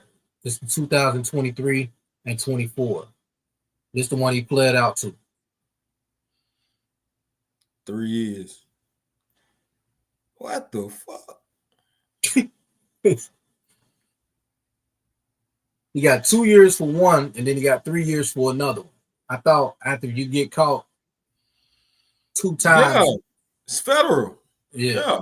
It's supposed to be, and we're not even talking about state time. It's supposed to be a minimum, mandatory minimum 5 years. 5 years. There too. Yeah, and then if you get like New York's is 8 years. If you get caught with a pistol in New York, they don't care how many times. 1 year, you get caught once or yeah. Oh yeah. This shit, Yeah. you fuck around and get caught with them tools in New York, nigga, you might get 20. Yeah. They Depending on how they feel. Yeah, they don't play about them tools in New York. All right, I got this one coming up next. Them big facts. We going to 2005. So that was 2024. I just went out a year. Hold on. Okay, this is 2005 to 2007. 2 years. Discharge reason. Order terminated, continue on additional others. See what I'm saying? And that's What the fuck? probation. That's probation, bro. Like, it's not making sense. Like, that's why I said the man gotta have somebody in some high places, bro. Yeah. Very high. And let me put my thing up before I Go say ahead, this. yeah. Do that nigga know Trump? No. Hey, he knows somebody. Whoever it is has got to be close to that man. Jesus. Copyright disclaimer. This is for entertainment purposes only. Trump on his bullshit. Now, this another one, bro. All right. What the fuck did I just do? Okay. Weapons. Okay, so yeah, they hit him with the felony right there. Felony weapon charges. 2 years again. What? I I'm gonna think start that's calling probably, him nigga too. I think that's probably the same one we was looking at because it said 2007. I think I just cut it off. That's the discharge date, 2007. Yeah. But the date of offense is 2005. No, that ain't the same one. Nah, I think that's the one that I just showed. Okay. I think I just probably yeah, I don't know. Man, this shit crazy. But hold on, we got a few more. So we got this one that's 2004. He was date of offense was 2004. He was sentenced in 2005. Wait. Here we go. Talk about a damn menace. That nigga was a menace. Here we go. See that where it say maximum sentence 15 years? 0 months? I'm gonna definitely see that. 15 years, 0 months. Date of offense 11/29/24. So November the 29th, 2004. Date He of was offense. sentenced 10/31/2005. He got out 1/04/2014. So he did that's 9 years, ain't it? Yeah. Okay. 9 years. So he was sentenced to 9, so that means he could have did 7 and got out. Well, it's a discharge date. So yeah, he did Discharge 9. date was 9 years, bro. Yeah, I see that now. Yeah, so yeah. I think that what Cheryl was saying. Yeah, he did 9. Yeah, he most definitely did 9. If you look at the But it wasn't them charges though that they say he did. Yeah, but if you look, see, I can't show you the thing up here. It's another charge thing up here that says over this maximum sentence 15 years. It says 5 years over this. You know what I'm saying? It says, man, it's crazy. Hold on, let me see if I can. Damn, I can't. I have to put all that shit. Where's charges at with that 4-year-old? Here we go. Hold on. That's not on there. Nothing, none of that shit that whoever brought that up is on there. Man, come on, man. Check this though. Look at this. This is right here.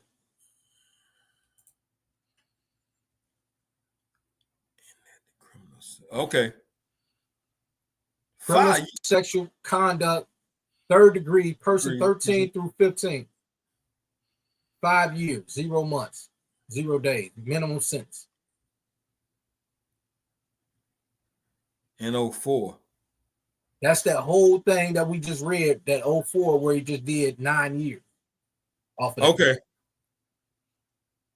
But they still didn't charge him appropriately. The baby was 4. This says person 13 through 15. Exactly. That's what I'm saying. They still didn't charge him appropriately. Right.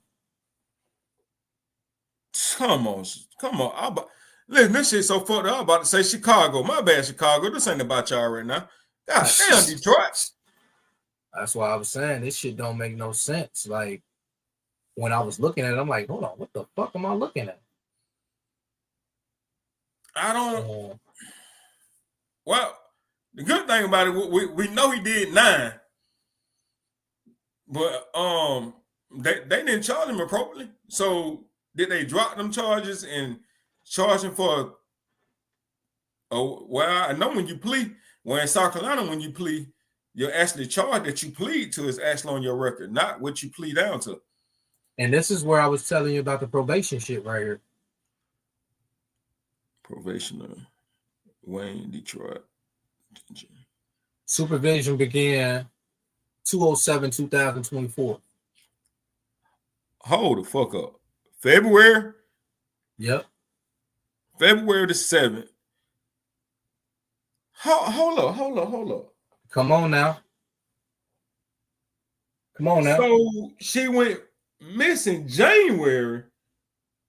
Okay, so that must have been what he had to turn himself in on.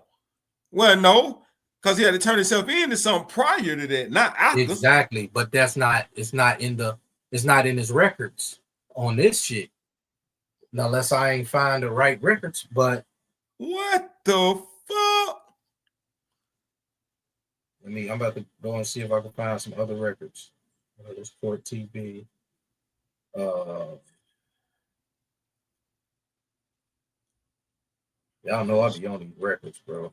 Vision began 2/7/24. How in the hell that begins? And it ends in 2 years from now.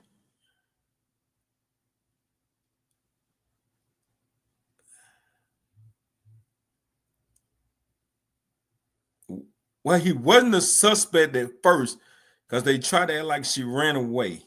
When did he get locked up? For that, I don't fucking know. So it was, I know it was at least 30 days after, but that'd have been right there at February. Exactly.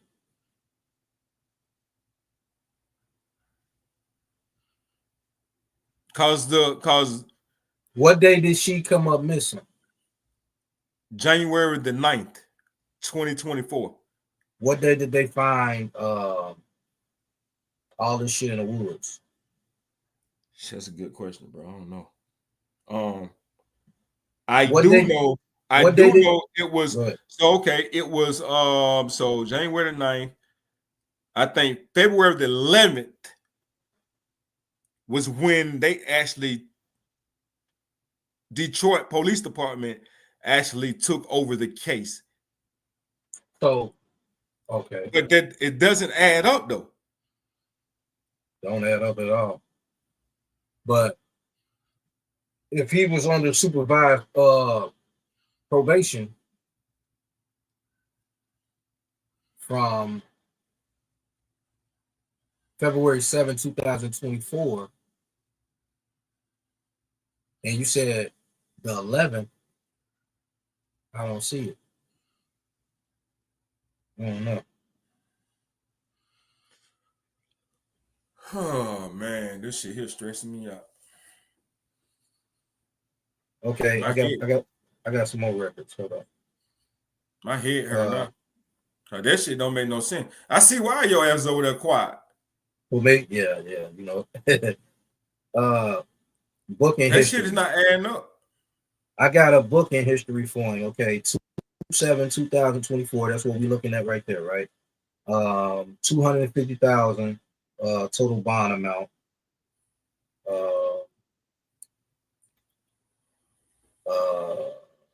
Charges too. So I got a whole docket of shit right here. Criminal sexual conduct, first degree person under 13. Okay.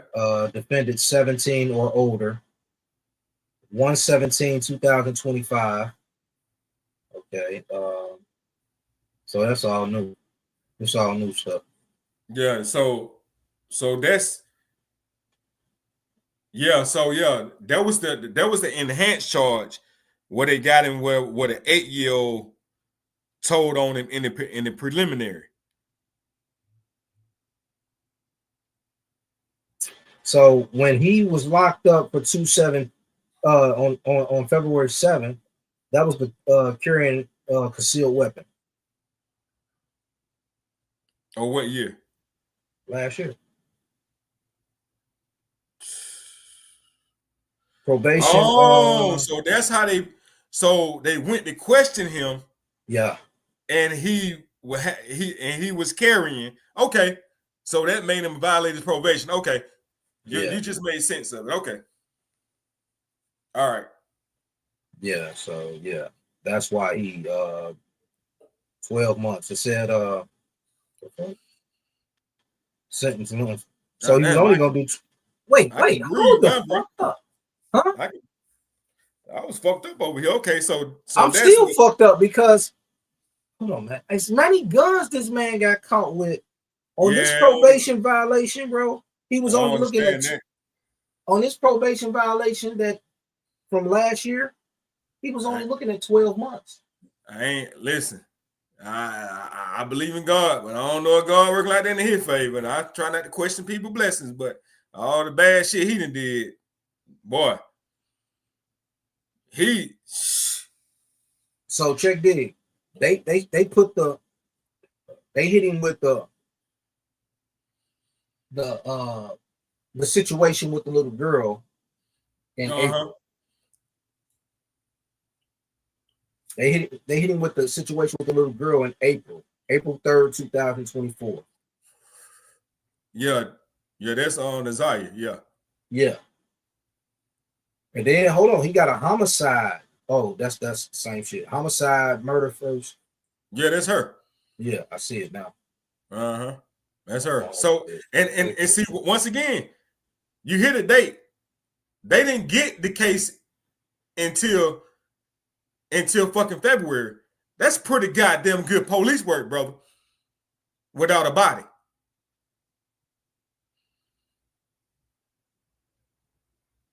You see what I'm saying? Yeah. So I don't know what. Well, I do know what was special about hers. It went viral. You know, once your case go viral all over TikTok, all over fucking social media, all over everything, them the cases that they're kind of forced to get right because of the attention.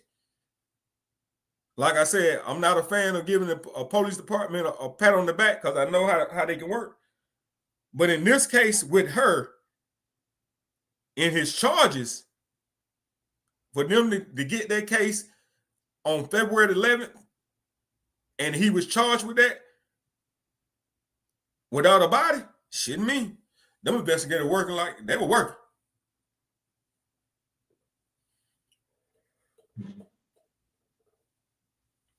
Well, you gotta also think. There's a lot of people. Detroit ain't got no first 4-day detectives. There's a lot of people. They used to. I don't know why they don't got them no more. Did they at one time? Huh? Did they have some at one time? Yeah, they used to. There used to be a first 48 show up in Detroit. Well, guess what? If they used to, that mean they still got some good detectives. So yeah. Yeah. That might have been why that woman on the stand looked so familiar. Which one? That detective that had that blue on that were reading the text messages.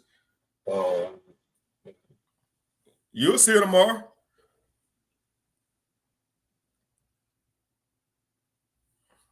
So January 9th, court adjourns on third day of preliminary exam for Nagaya. Detroit man stand trial for 2 that's pretty damn good police work, bro.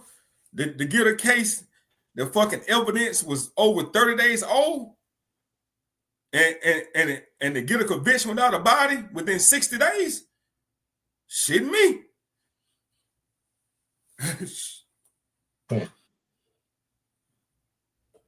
Shitting me. I know homicide with bodies and don't get no conviction that goddamn fast. Yeah, but they got Well, charges, not yeah, I was about to conviction. say with the star, with the conviction, they gotta Yeah, make they it gotta go to stick. court for that. Yeah. Yeah, they gotta make it stick. Yep. Well, with them text messages that she's supposed to have been meeting up with him, and then in fact they saw him come out their room and where his phone was pinged at, and that missing bumper off that woman's car, and them shitting me, circumstantial, but like you said, he ain't got out of so much shit. Somebody in office, bro, in that motherfucking police station is helping that man, bro. Because I ain't never seen nobody. It ain't the homicide department. I ain't never heard nobody get 3 gun charges, and then on the last one get 12 months. I have, and they were working. Yeah, that's true. But I have, and they were working. But it just don't make sense, man. Shit crazy. Oh man, this is crazy. Sludge picks. Damn. That's what happened when they went to question him. He was packing. That makes sense right there. That makes sense. What's this?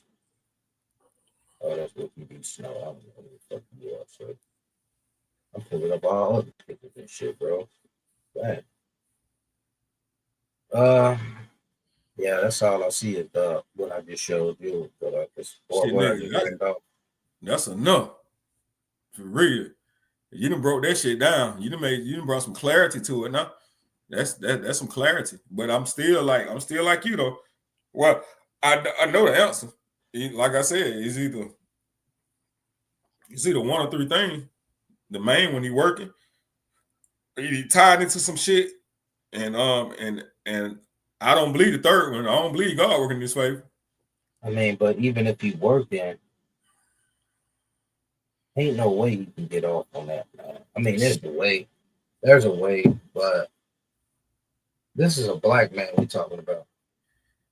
Yeah, but you got to look at the type of business he into, and people think that shit is. We see it in the black community, but we know in the community that it really goes down in. Right. Come down to them kids.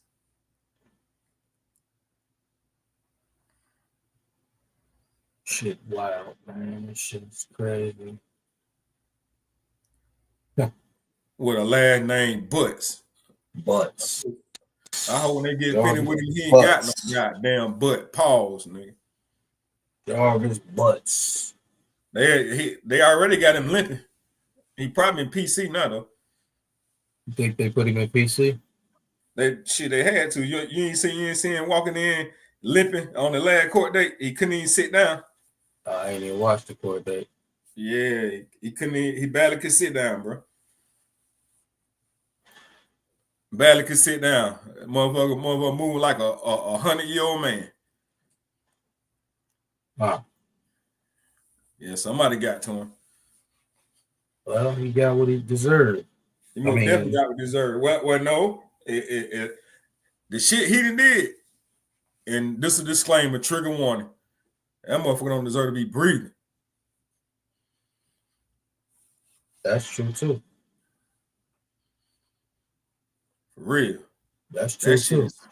That shit is hideous. That's that special victim shit. 13 years old. 13 years old, bro. It's crazy. Well, you keep forgetting the 4-year-old he fucked up before he did that. Well, before he got caught with that. 4-year-old, bro. Come on, man. I be want to go to prison just to. So I don't know if you would tune in. I asked this question earlier. Because a lot of people say, well, the family should have did this or should have did more. When we saw two family members that, that was actually, went through the proper channels to try to do it this way, call the police and boom, boom, boom. So at what point do you do what you can do, but you don't go all out because you yourself have a family? So if you go crash out, who gonna take care of your kids? You said who gonna take care of my kids? Yeah, If I crash out for the little girl. yeah. Just like say like if you I don't If like if that was my family member and I crash out type shit. Yeah, but you got your own family. Or are you wrong for choosing your family and just trying to do what you can do legally? Or do you go out and handle the law in your own hands and be taken away from your own family? That's tough, man. I mean, exactly. That's a tough one, bro. That's a super tough one. I mean, it is, and because you putting yourself in jeopardy and you putting your family in jeopardy by stupidity. You know what I'm saying? Getting my bad, by letting somebody take you away from your family. Yeah, and it's hard, and I think as a collective, like I was telling sis, I think if people done that and take justice in their own hands, if a collective amount of people do that, it'll make the justice system do their jobs. Mm-hmm. But ain't too many people out there saying, I know they did it, but we ain't getting no justice in the judicial system, so I'm gonna go out here and I'm gonna do something. But I got 4 kids and a wife and a mom out here that I'm looking out for. Yeah. It's a hard one, bro. It's most definitely a hard one, but sometimes, I mean, for my child, yes, I would go out and go crazy because I had something that happened to my daughter before and I went crazy. But yeah. Luckily, like I told y'all last night, luckily, as a man, adult, and listen to people, that probably can calm you down, and you look at everything around you like, damn, I could risk it all right now. You know what I mean? And be locked up behind these bars or wind up 6 feet. Yeah, and being able to have my freedom to protect the rest of my family for anything going wrong. Yeah, that's a hard one. That's a super hard one, man, because you can crash out, or you can be there for justice. You know what I'm saying? It just, I don't know. It's kind of hard to pick on what you'll do. I look at it too as being if that's my niece, my cousin, or whatever it is, and I can't say it depends on how close I am with the person, but I say it depends.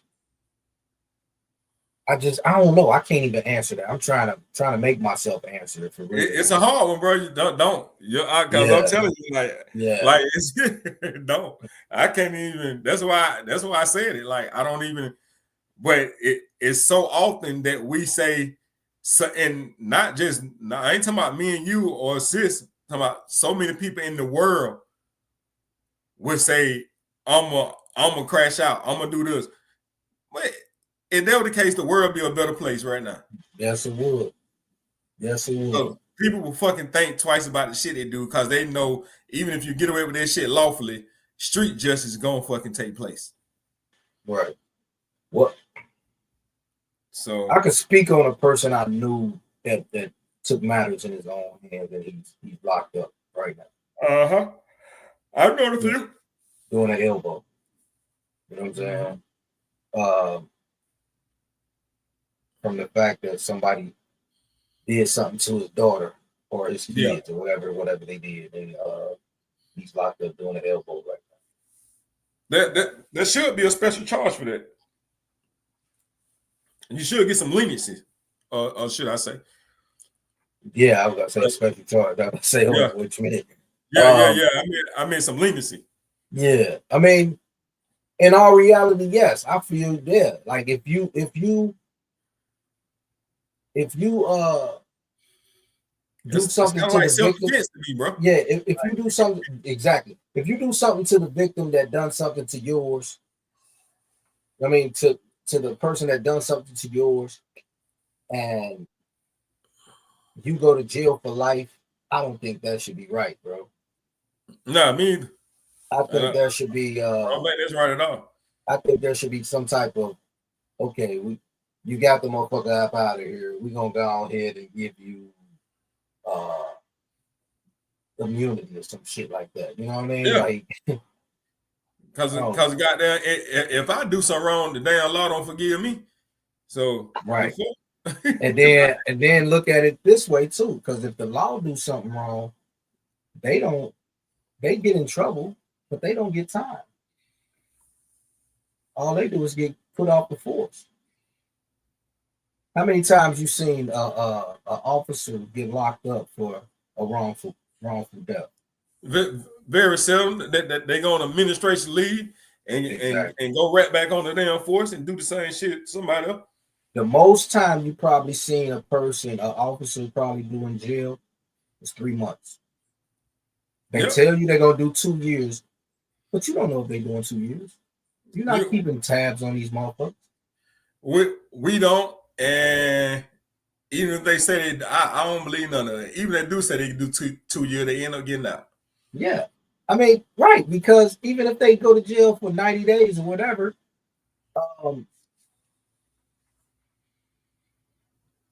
just how they put people in witness protection or in hiding and change their name, they do that for their people. You know what I'm saying? Yeah. Law enforcement do that for their people. They change their name, move them to somewhere else.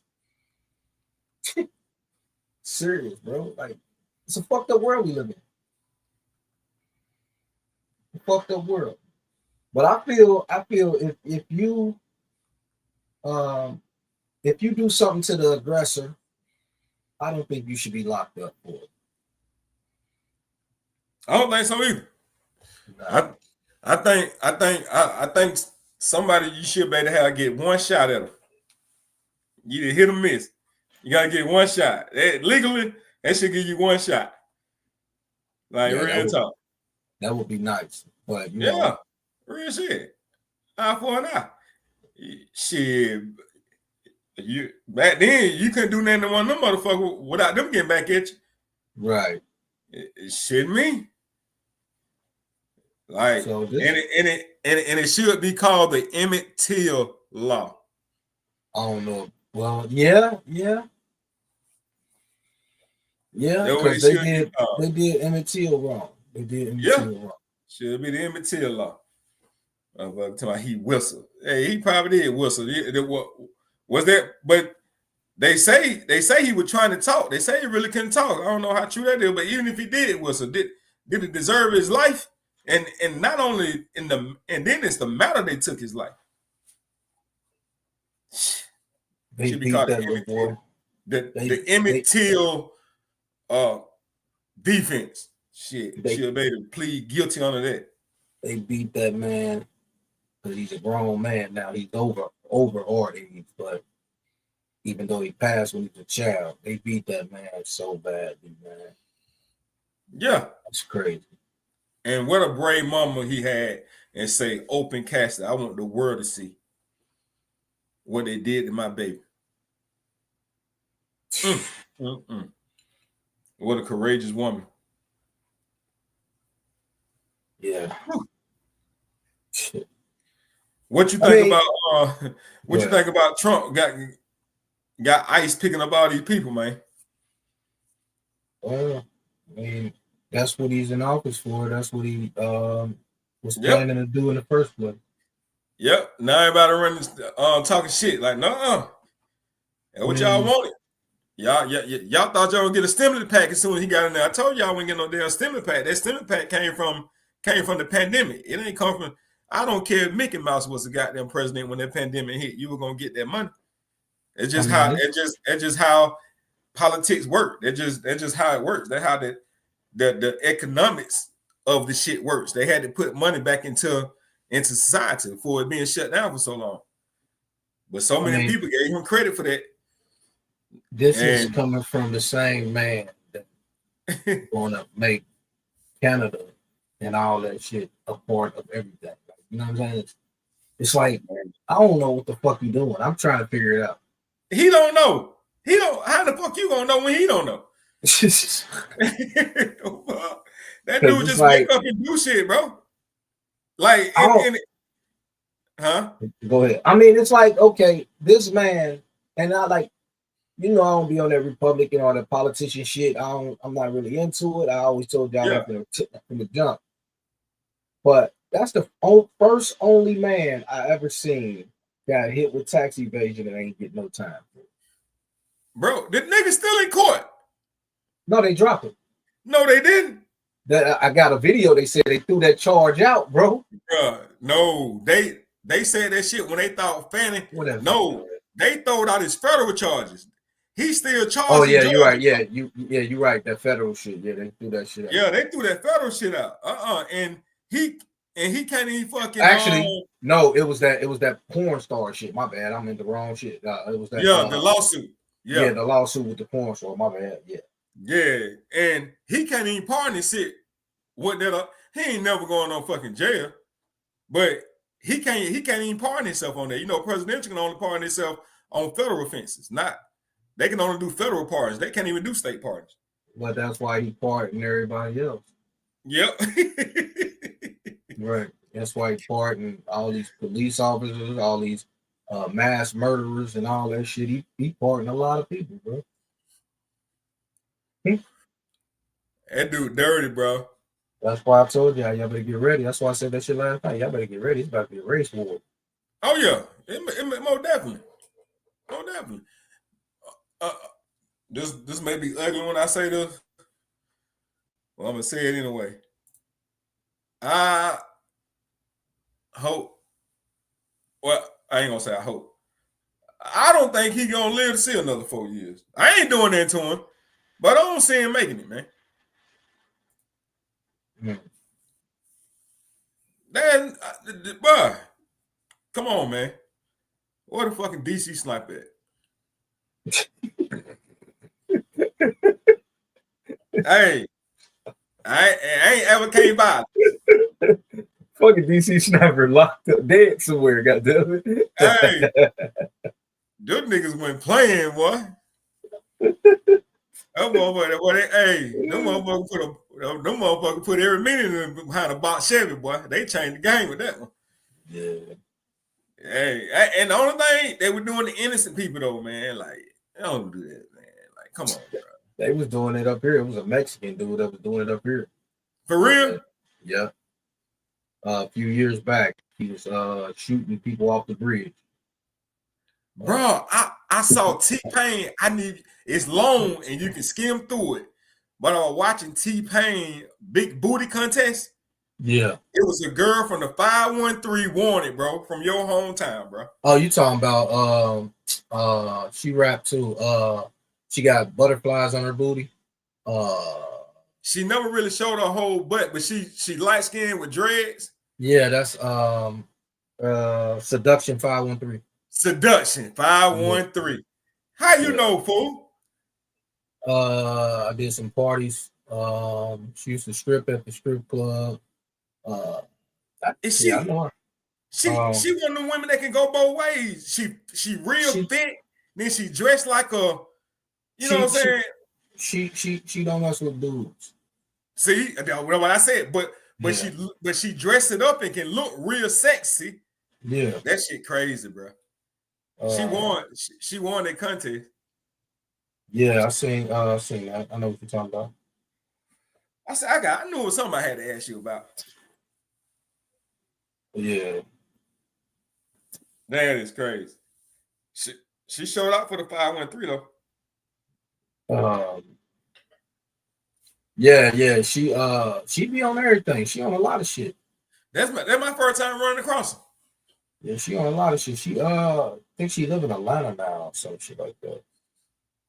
But yeah, all of them, everybody from damn near Cincinnati moved to Atlanta. It's like rappers, all that shit. They all down there. She fit as hell too, bro. She fit, boy. Yeah, she used to be one of the tops in the strip club, all the strip clubs. We had Honeycomb Hideout. She used to come through. Sneaky Pete's. She used to work there. Yeah, she cool people though.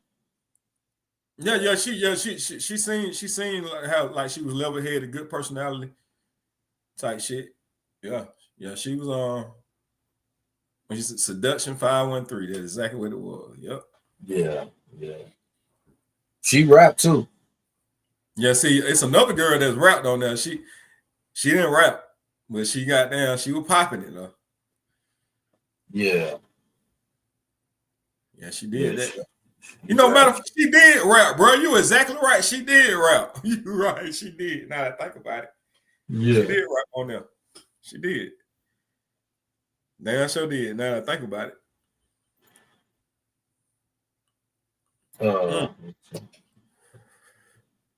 Yeah, man. So this 10.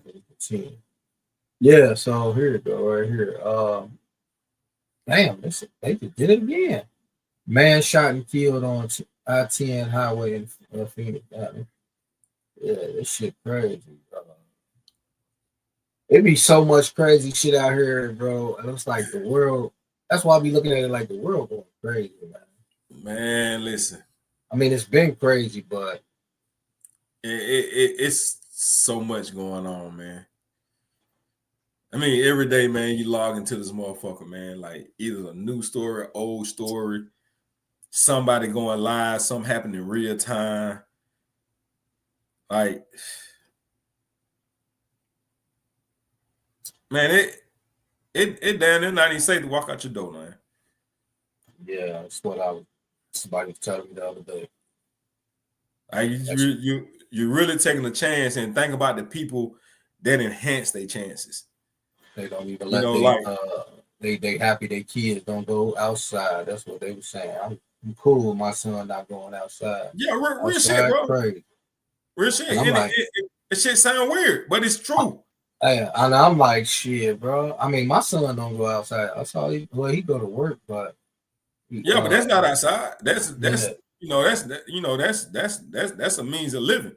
Yeah. But these people that got these kids that are addicted to this club, and the grown people that's addicted to this club life, the party life, the house party life, the hanging out with the homeboys at the spot. It ain't gotta be no trap spot. It just be worried about to hang out there. But guess what? Now these days, especially with these gun laws the way they is, either motherfucker legally strapped or illegally strapped, and shit can change within a fucking blink of an eye, bro. Yeah, you're right. That's why I'm so glad, bro. I don't even have that in me anymore to want to go out. And I used to love it. Had to be it. I'm so blessed, man, that I don't even have it in my system anymore, bro. Like, and people have to realize, man, this shit get boring sometimes, man, but shit, boring is safe, bro. Like, I just look at it, when we grew up, man, I used to always tell my kids, bro, y'all got it so fucking good, bro. When we grew up, my mama wouldn't let us sit. Hell no, you had to go. Sure ass up. Especially you wasn't trying to sit there and watch the stories and shit. Nah, I ain't watching. Yeah, nah. Well, shit, we were mad because we had to stay in the house. If we did something, it was on punishment. We were mad. Boy. Shit, madder than a motherfucker. Man, I was just telling my son that. I'm like, y'all lucky. So how much time to change, man? Like it's so dangerous, man. You know what I'm saying? Like these pedophiles and got, the pedos and got worse and worse, man. Like they're getting braver and braver. Let me not even call that bravery. Stupider and stupider. the stupidity of them that got worse. Mm. I ain't shit about that, Bray. Like you can't, your kid can't go to family house. They can't go to church. They can't go to school. Like what? Man, it's crazy because what you just said was something I was telling. I was talking to my coworker at work about a few weeks back about the schools and shit like that, you know, about private schools and public schools, the difference. You know what I'm saying? And it's crazy because we had a private school shooting out. You know what I'm saying? Like, and I was just like, man, it's crazy that private schools have all these shootings, but you don't hear too many shootings at public school. You don't hear none of that public school. Mm-hmm. Yeah, them private schools is a more easier target because they don't have all them damn precautions in place. Right. And you would think that you're spending more money, but it's almost like you having a dog, man, with a fucking electric fence. And yeah, the motherfucking gate keep shot. Yeah. Yeah. You know what I'm saying? Like it is crazy that it's that simplistic when you think about it. Yeah. But that's what it is, though. That's what it is, and they think like, yeah, crime going on in the bad neighborhoods, man. But people think just because you stay, you know, I think it's better to stay in a good neighborhood. But what I'm telling people is, it's crime going on in the good neighborhood too. They just don't report it the same. I was just about to say, so They keep property value up. But what is a good neighborhood? Because exactly, my partner, my coworker, he lives 6 blocks away from his dad. And 6 blocks away from his dad, he don't hear no guns or nothing. But this is what he told me this morning. He said he don't hear no gunshots where he live at. But when he at his dad's house, spending the night at his dad's house, he said it sounds like goddamn Kuwait out there. You know what I mean? Real shit. And if you think about any hood that you may have been in or visited or networked somewhere, bro, they could be $1 million neighborhood, bro, and you go down the road 4 or 5 miles, and there's the hood. like nigga, that's the same fucking area. Same area, bro. Like it's, man, I done seen police in places, and then you know how you go back and look online and try to see what happened. They hadn't even reported it. Like I be telling people, man, don't think no crime go down. It goes down. They just don't report this shit. Crazy. All that shit crazy. All that shit crazy, bro. All that shit definitely, crazy. man. But shit, I'm gonna get on out of here, man. I got goddamn, like I said, I picked up to do some overtime for 5 hours tomorrow. Yeah, I'm gonna go get off of here because it's 12 o'clock. Shit. Yeah, see, my ass to sleep. It's 2 over here. Yeah, I know. Yeah, take my ass to sleep. I gotta be up in the morning. Yeah, I appreciate you coming through. Anyway, but more definitely, at the end, putting that paperwork out there, really put some things in perspective, man. Cause and I still got questions, but yeah, because I want to see more paperwork. Because you say it's a 4-year-old. I don't see them in the. I don't see them in. Yeah, you read it. You read it. It was the one that was under 13. No, that's at 13, 17. No, but then you read another one that was under. You don't remember reading that? I have to look at it again. Maybe I overlooked, but yeah, you read but it said 13 to 17. That was the one we talked about, but then you read another one. Okay. That was under 13. That was included with the one with the 9 years, the 15 years suspended down to the 9. see. I think you did. I don't know. Let's see. Might have did. I'm tired, bro. That's all it is. 4 o'clock in the morning, beat mine. Okay, person under 13. Yeah, there I see what you're saying. Look, see, you done read some shit and ain't remember you read it. I remember. But hold on, bro. Hold on. Wait. This is confusing. Because this is 2024, November. Oh yeah, so that ain't the same one then. That's another one. Or maybe they talking about it happening in 24, or maybe they only, I don't know. Don't get me. That's what I'm saying. It says, and it's 1, 2, 3, 4, 5. It's about 7 or 8 charges of that. See, We have to look- I don't know whether they caught it DNA and ran it back from way back, and that's how they know he did that shit. I don't know. We're gonna have to look over that because it's like a lot of fucking charges of that. I got 1, 14, 1, 2, 3, 4, 5, 6.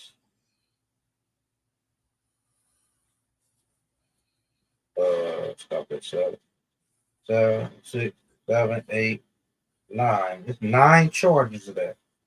That says criminal sexual, second degree, person under 13, defendant 17 or older. God, damn monster, man. But then let's it go goes. out here. That starts in March. That starts in April and goes to November. We're gonna talk April about that when? another time. Last year. 2024. Yes. See, that's what I'm saying. Like, and maybe that's where they got it from. So Right. maybe it isn't an old charge. Is something that would make sense, because when we first started hearing about the case, that's what they were saying about the 4-year-old that he gave Camellia to. Mm. And then you heard the lady say it's like he facing like 7 or 8 more charges. So that kind of lines up. Yeah, we're gonna have to find some more info. I'll be trying to find something, but yeah. Okay then, bro. Once again, I appreciate you, man. Shout out to you, bro. Okay. All right, one.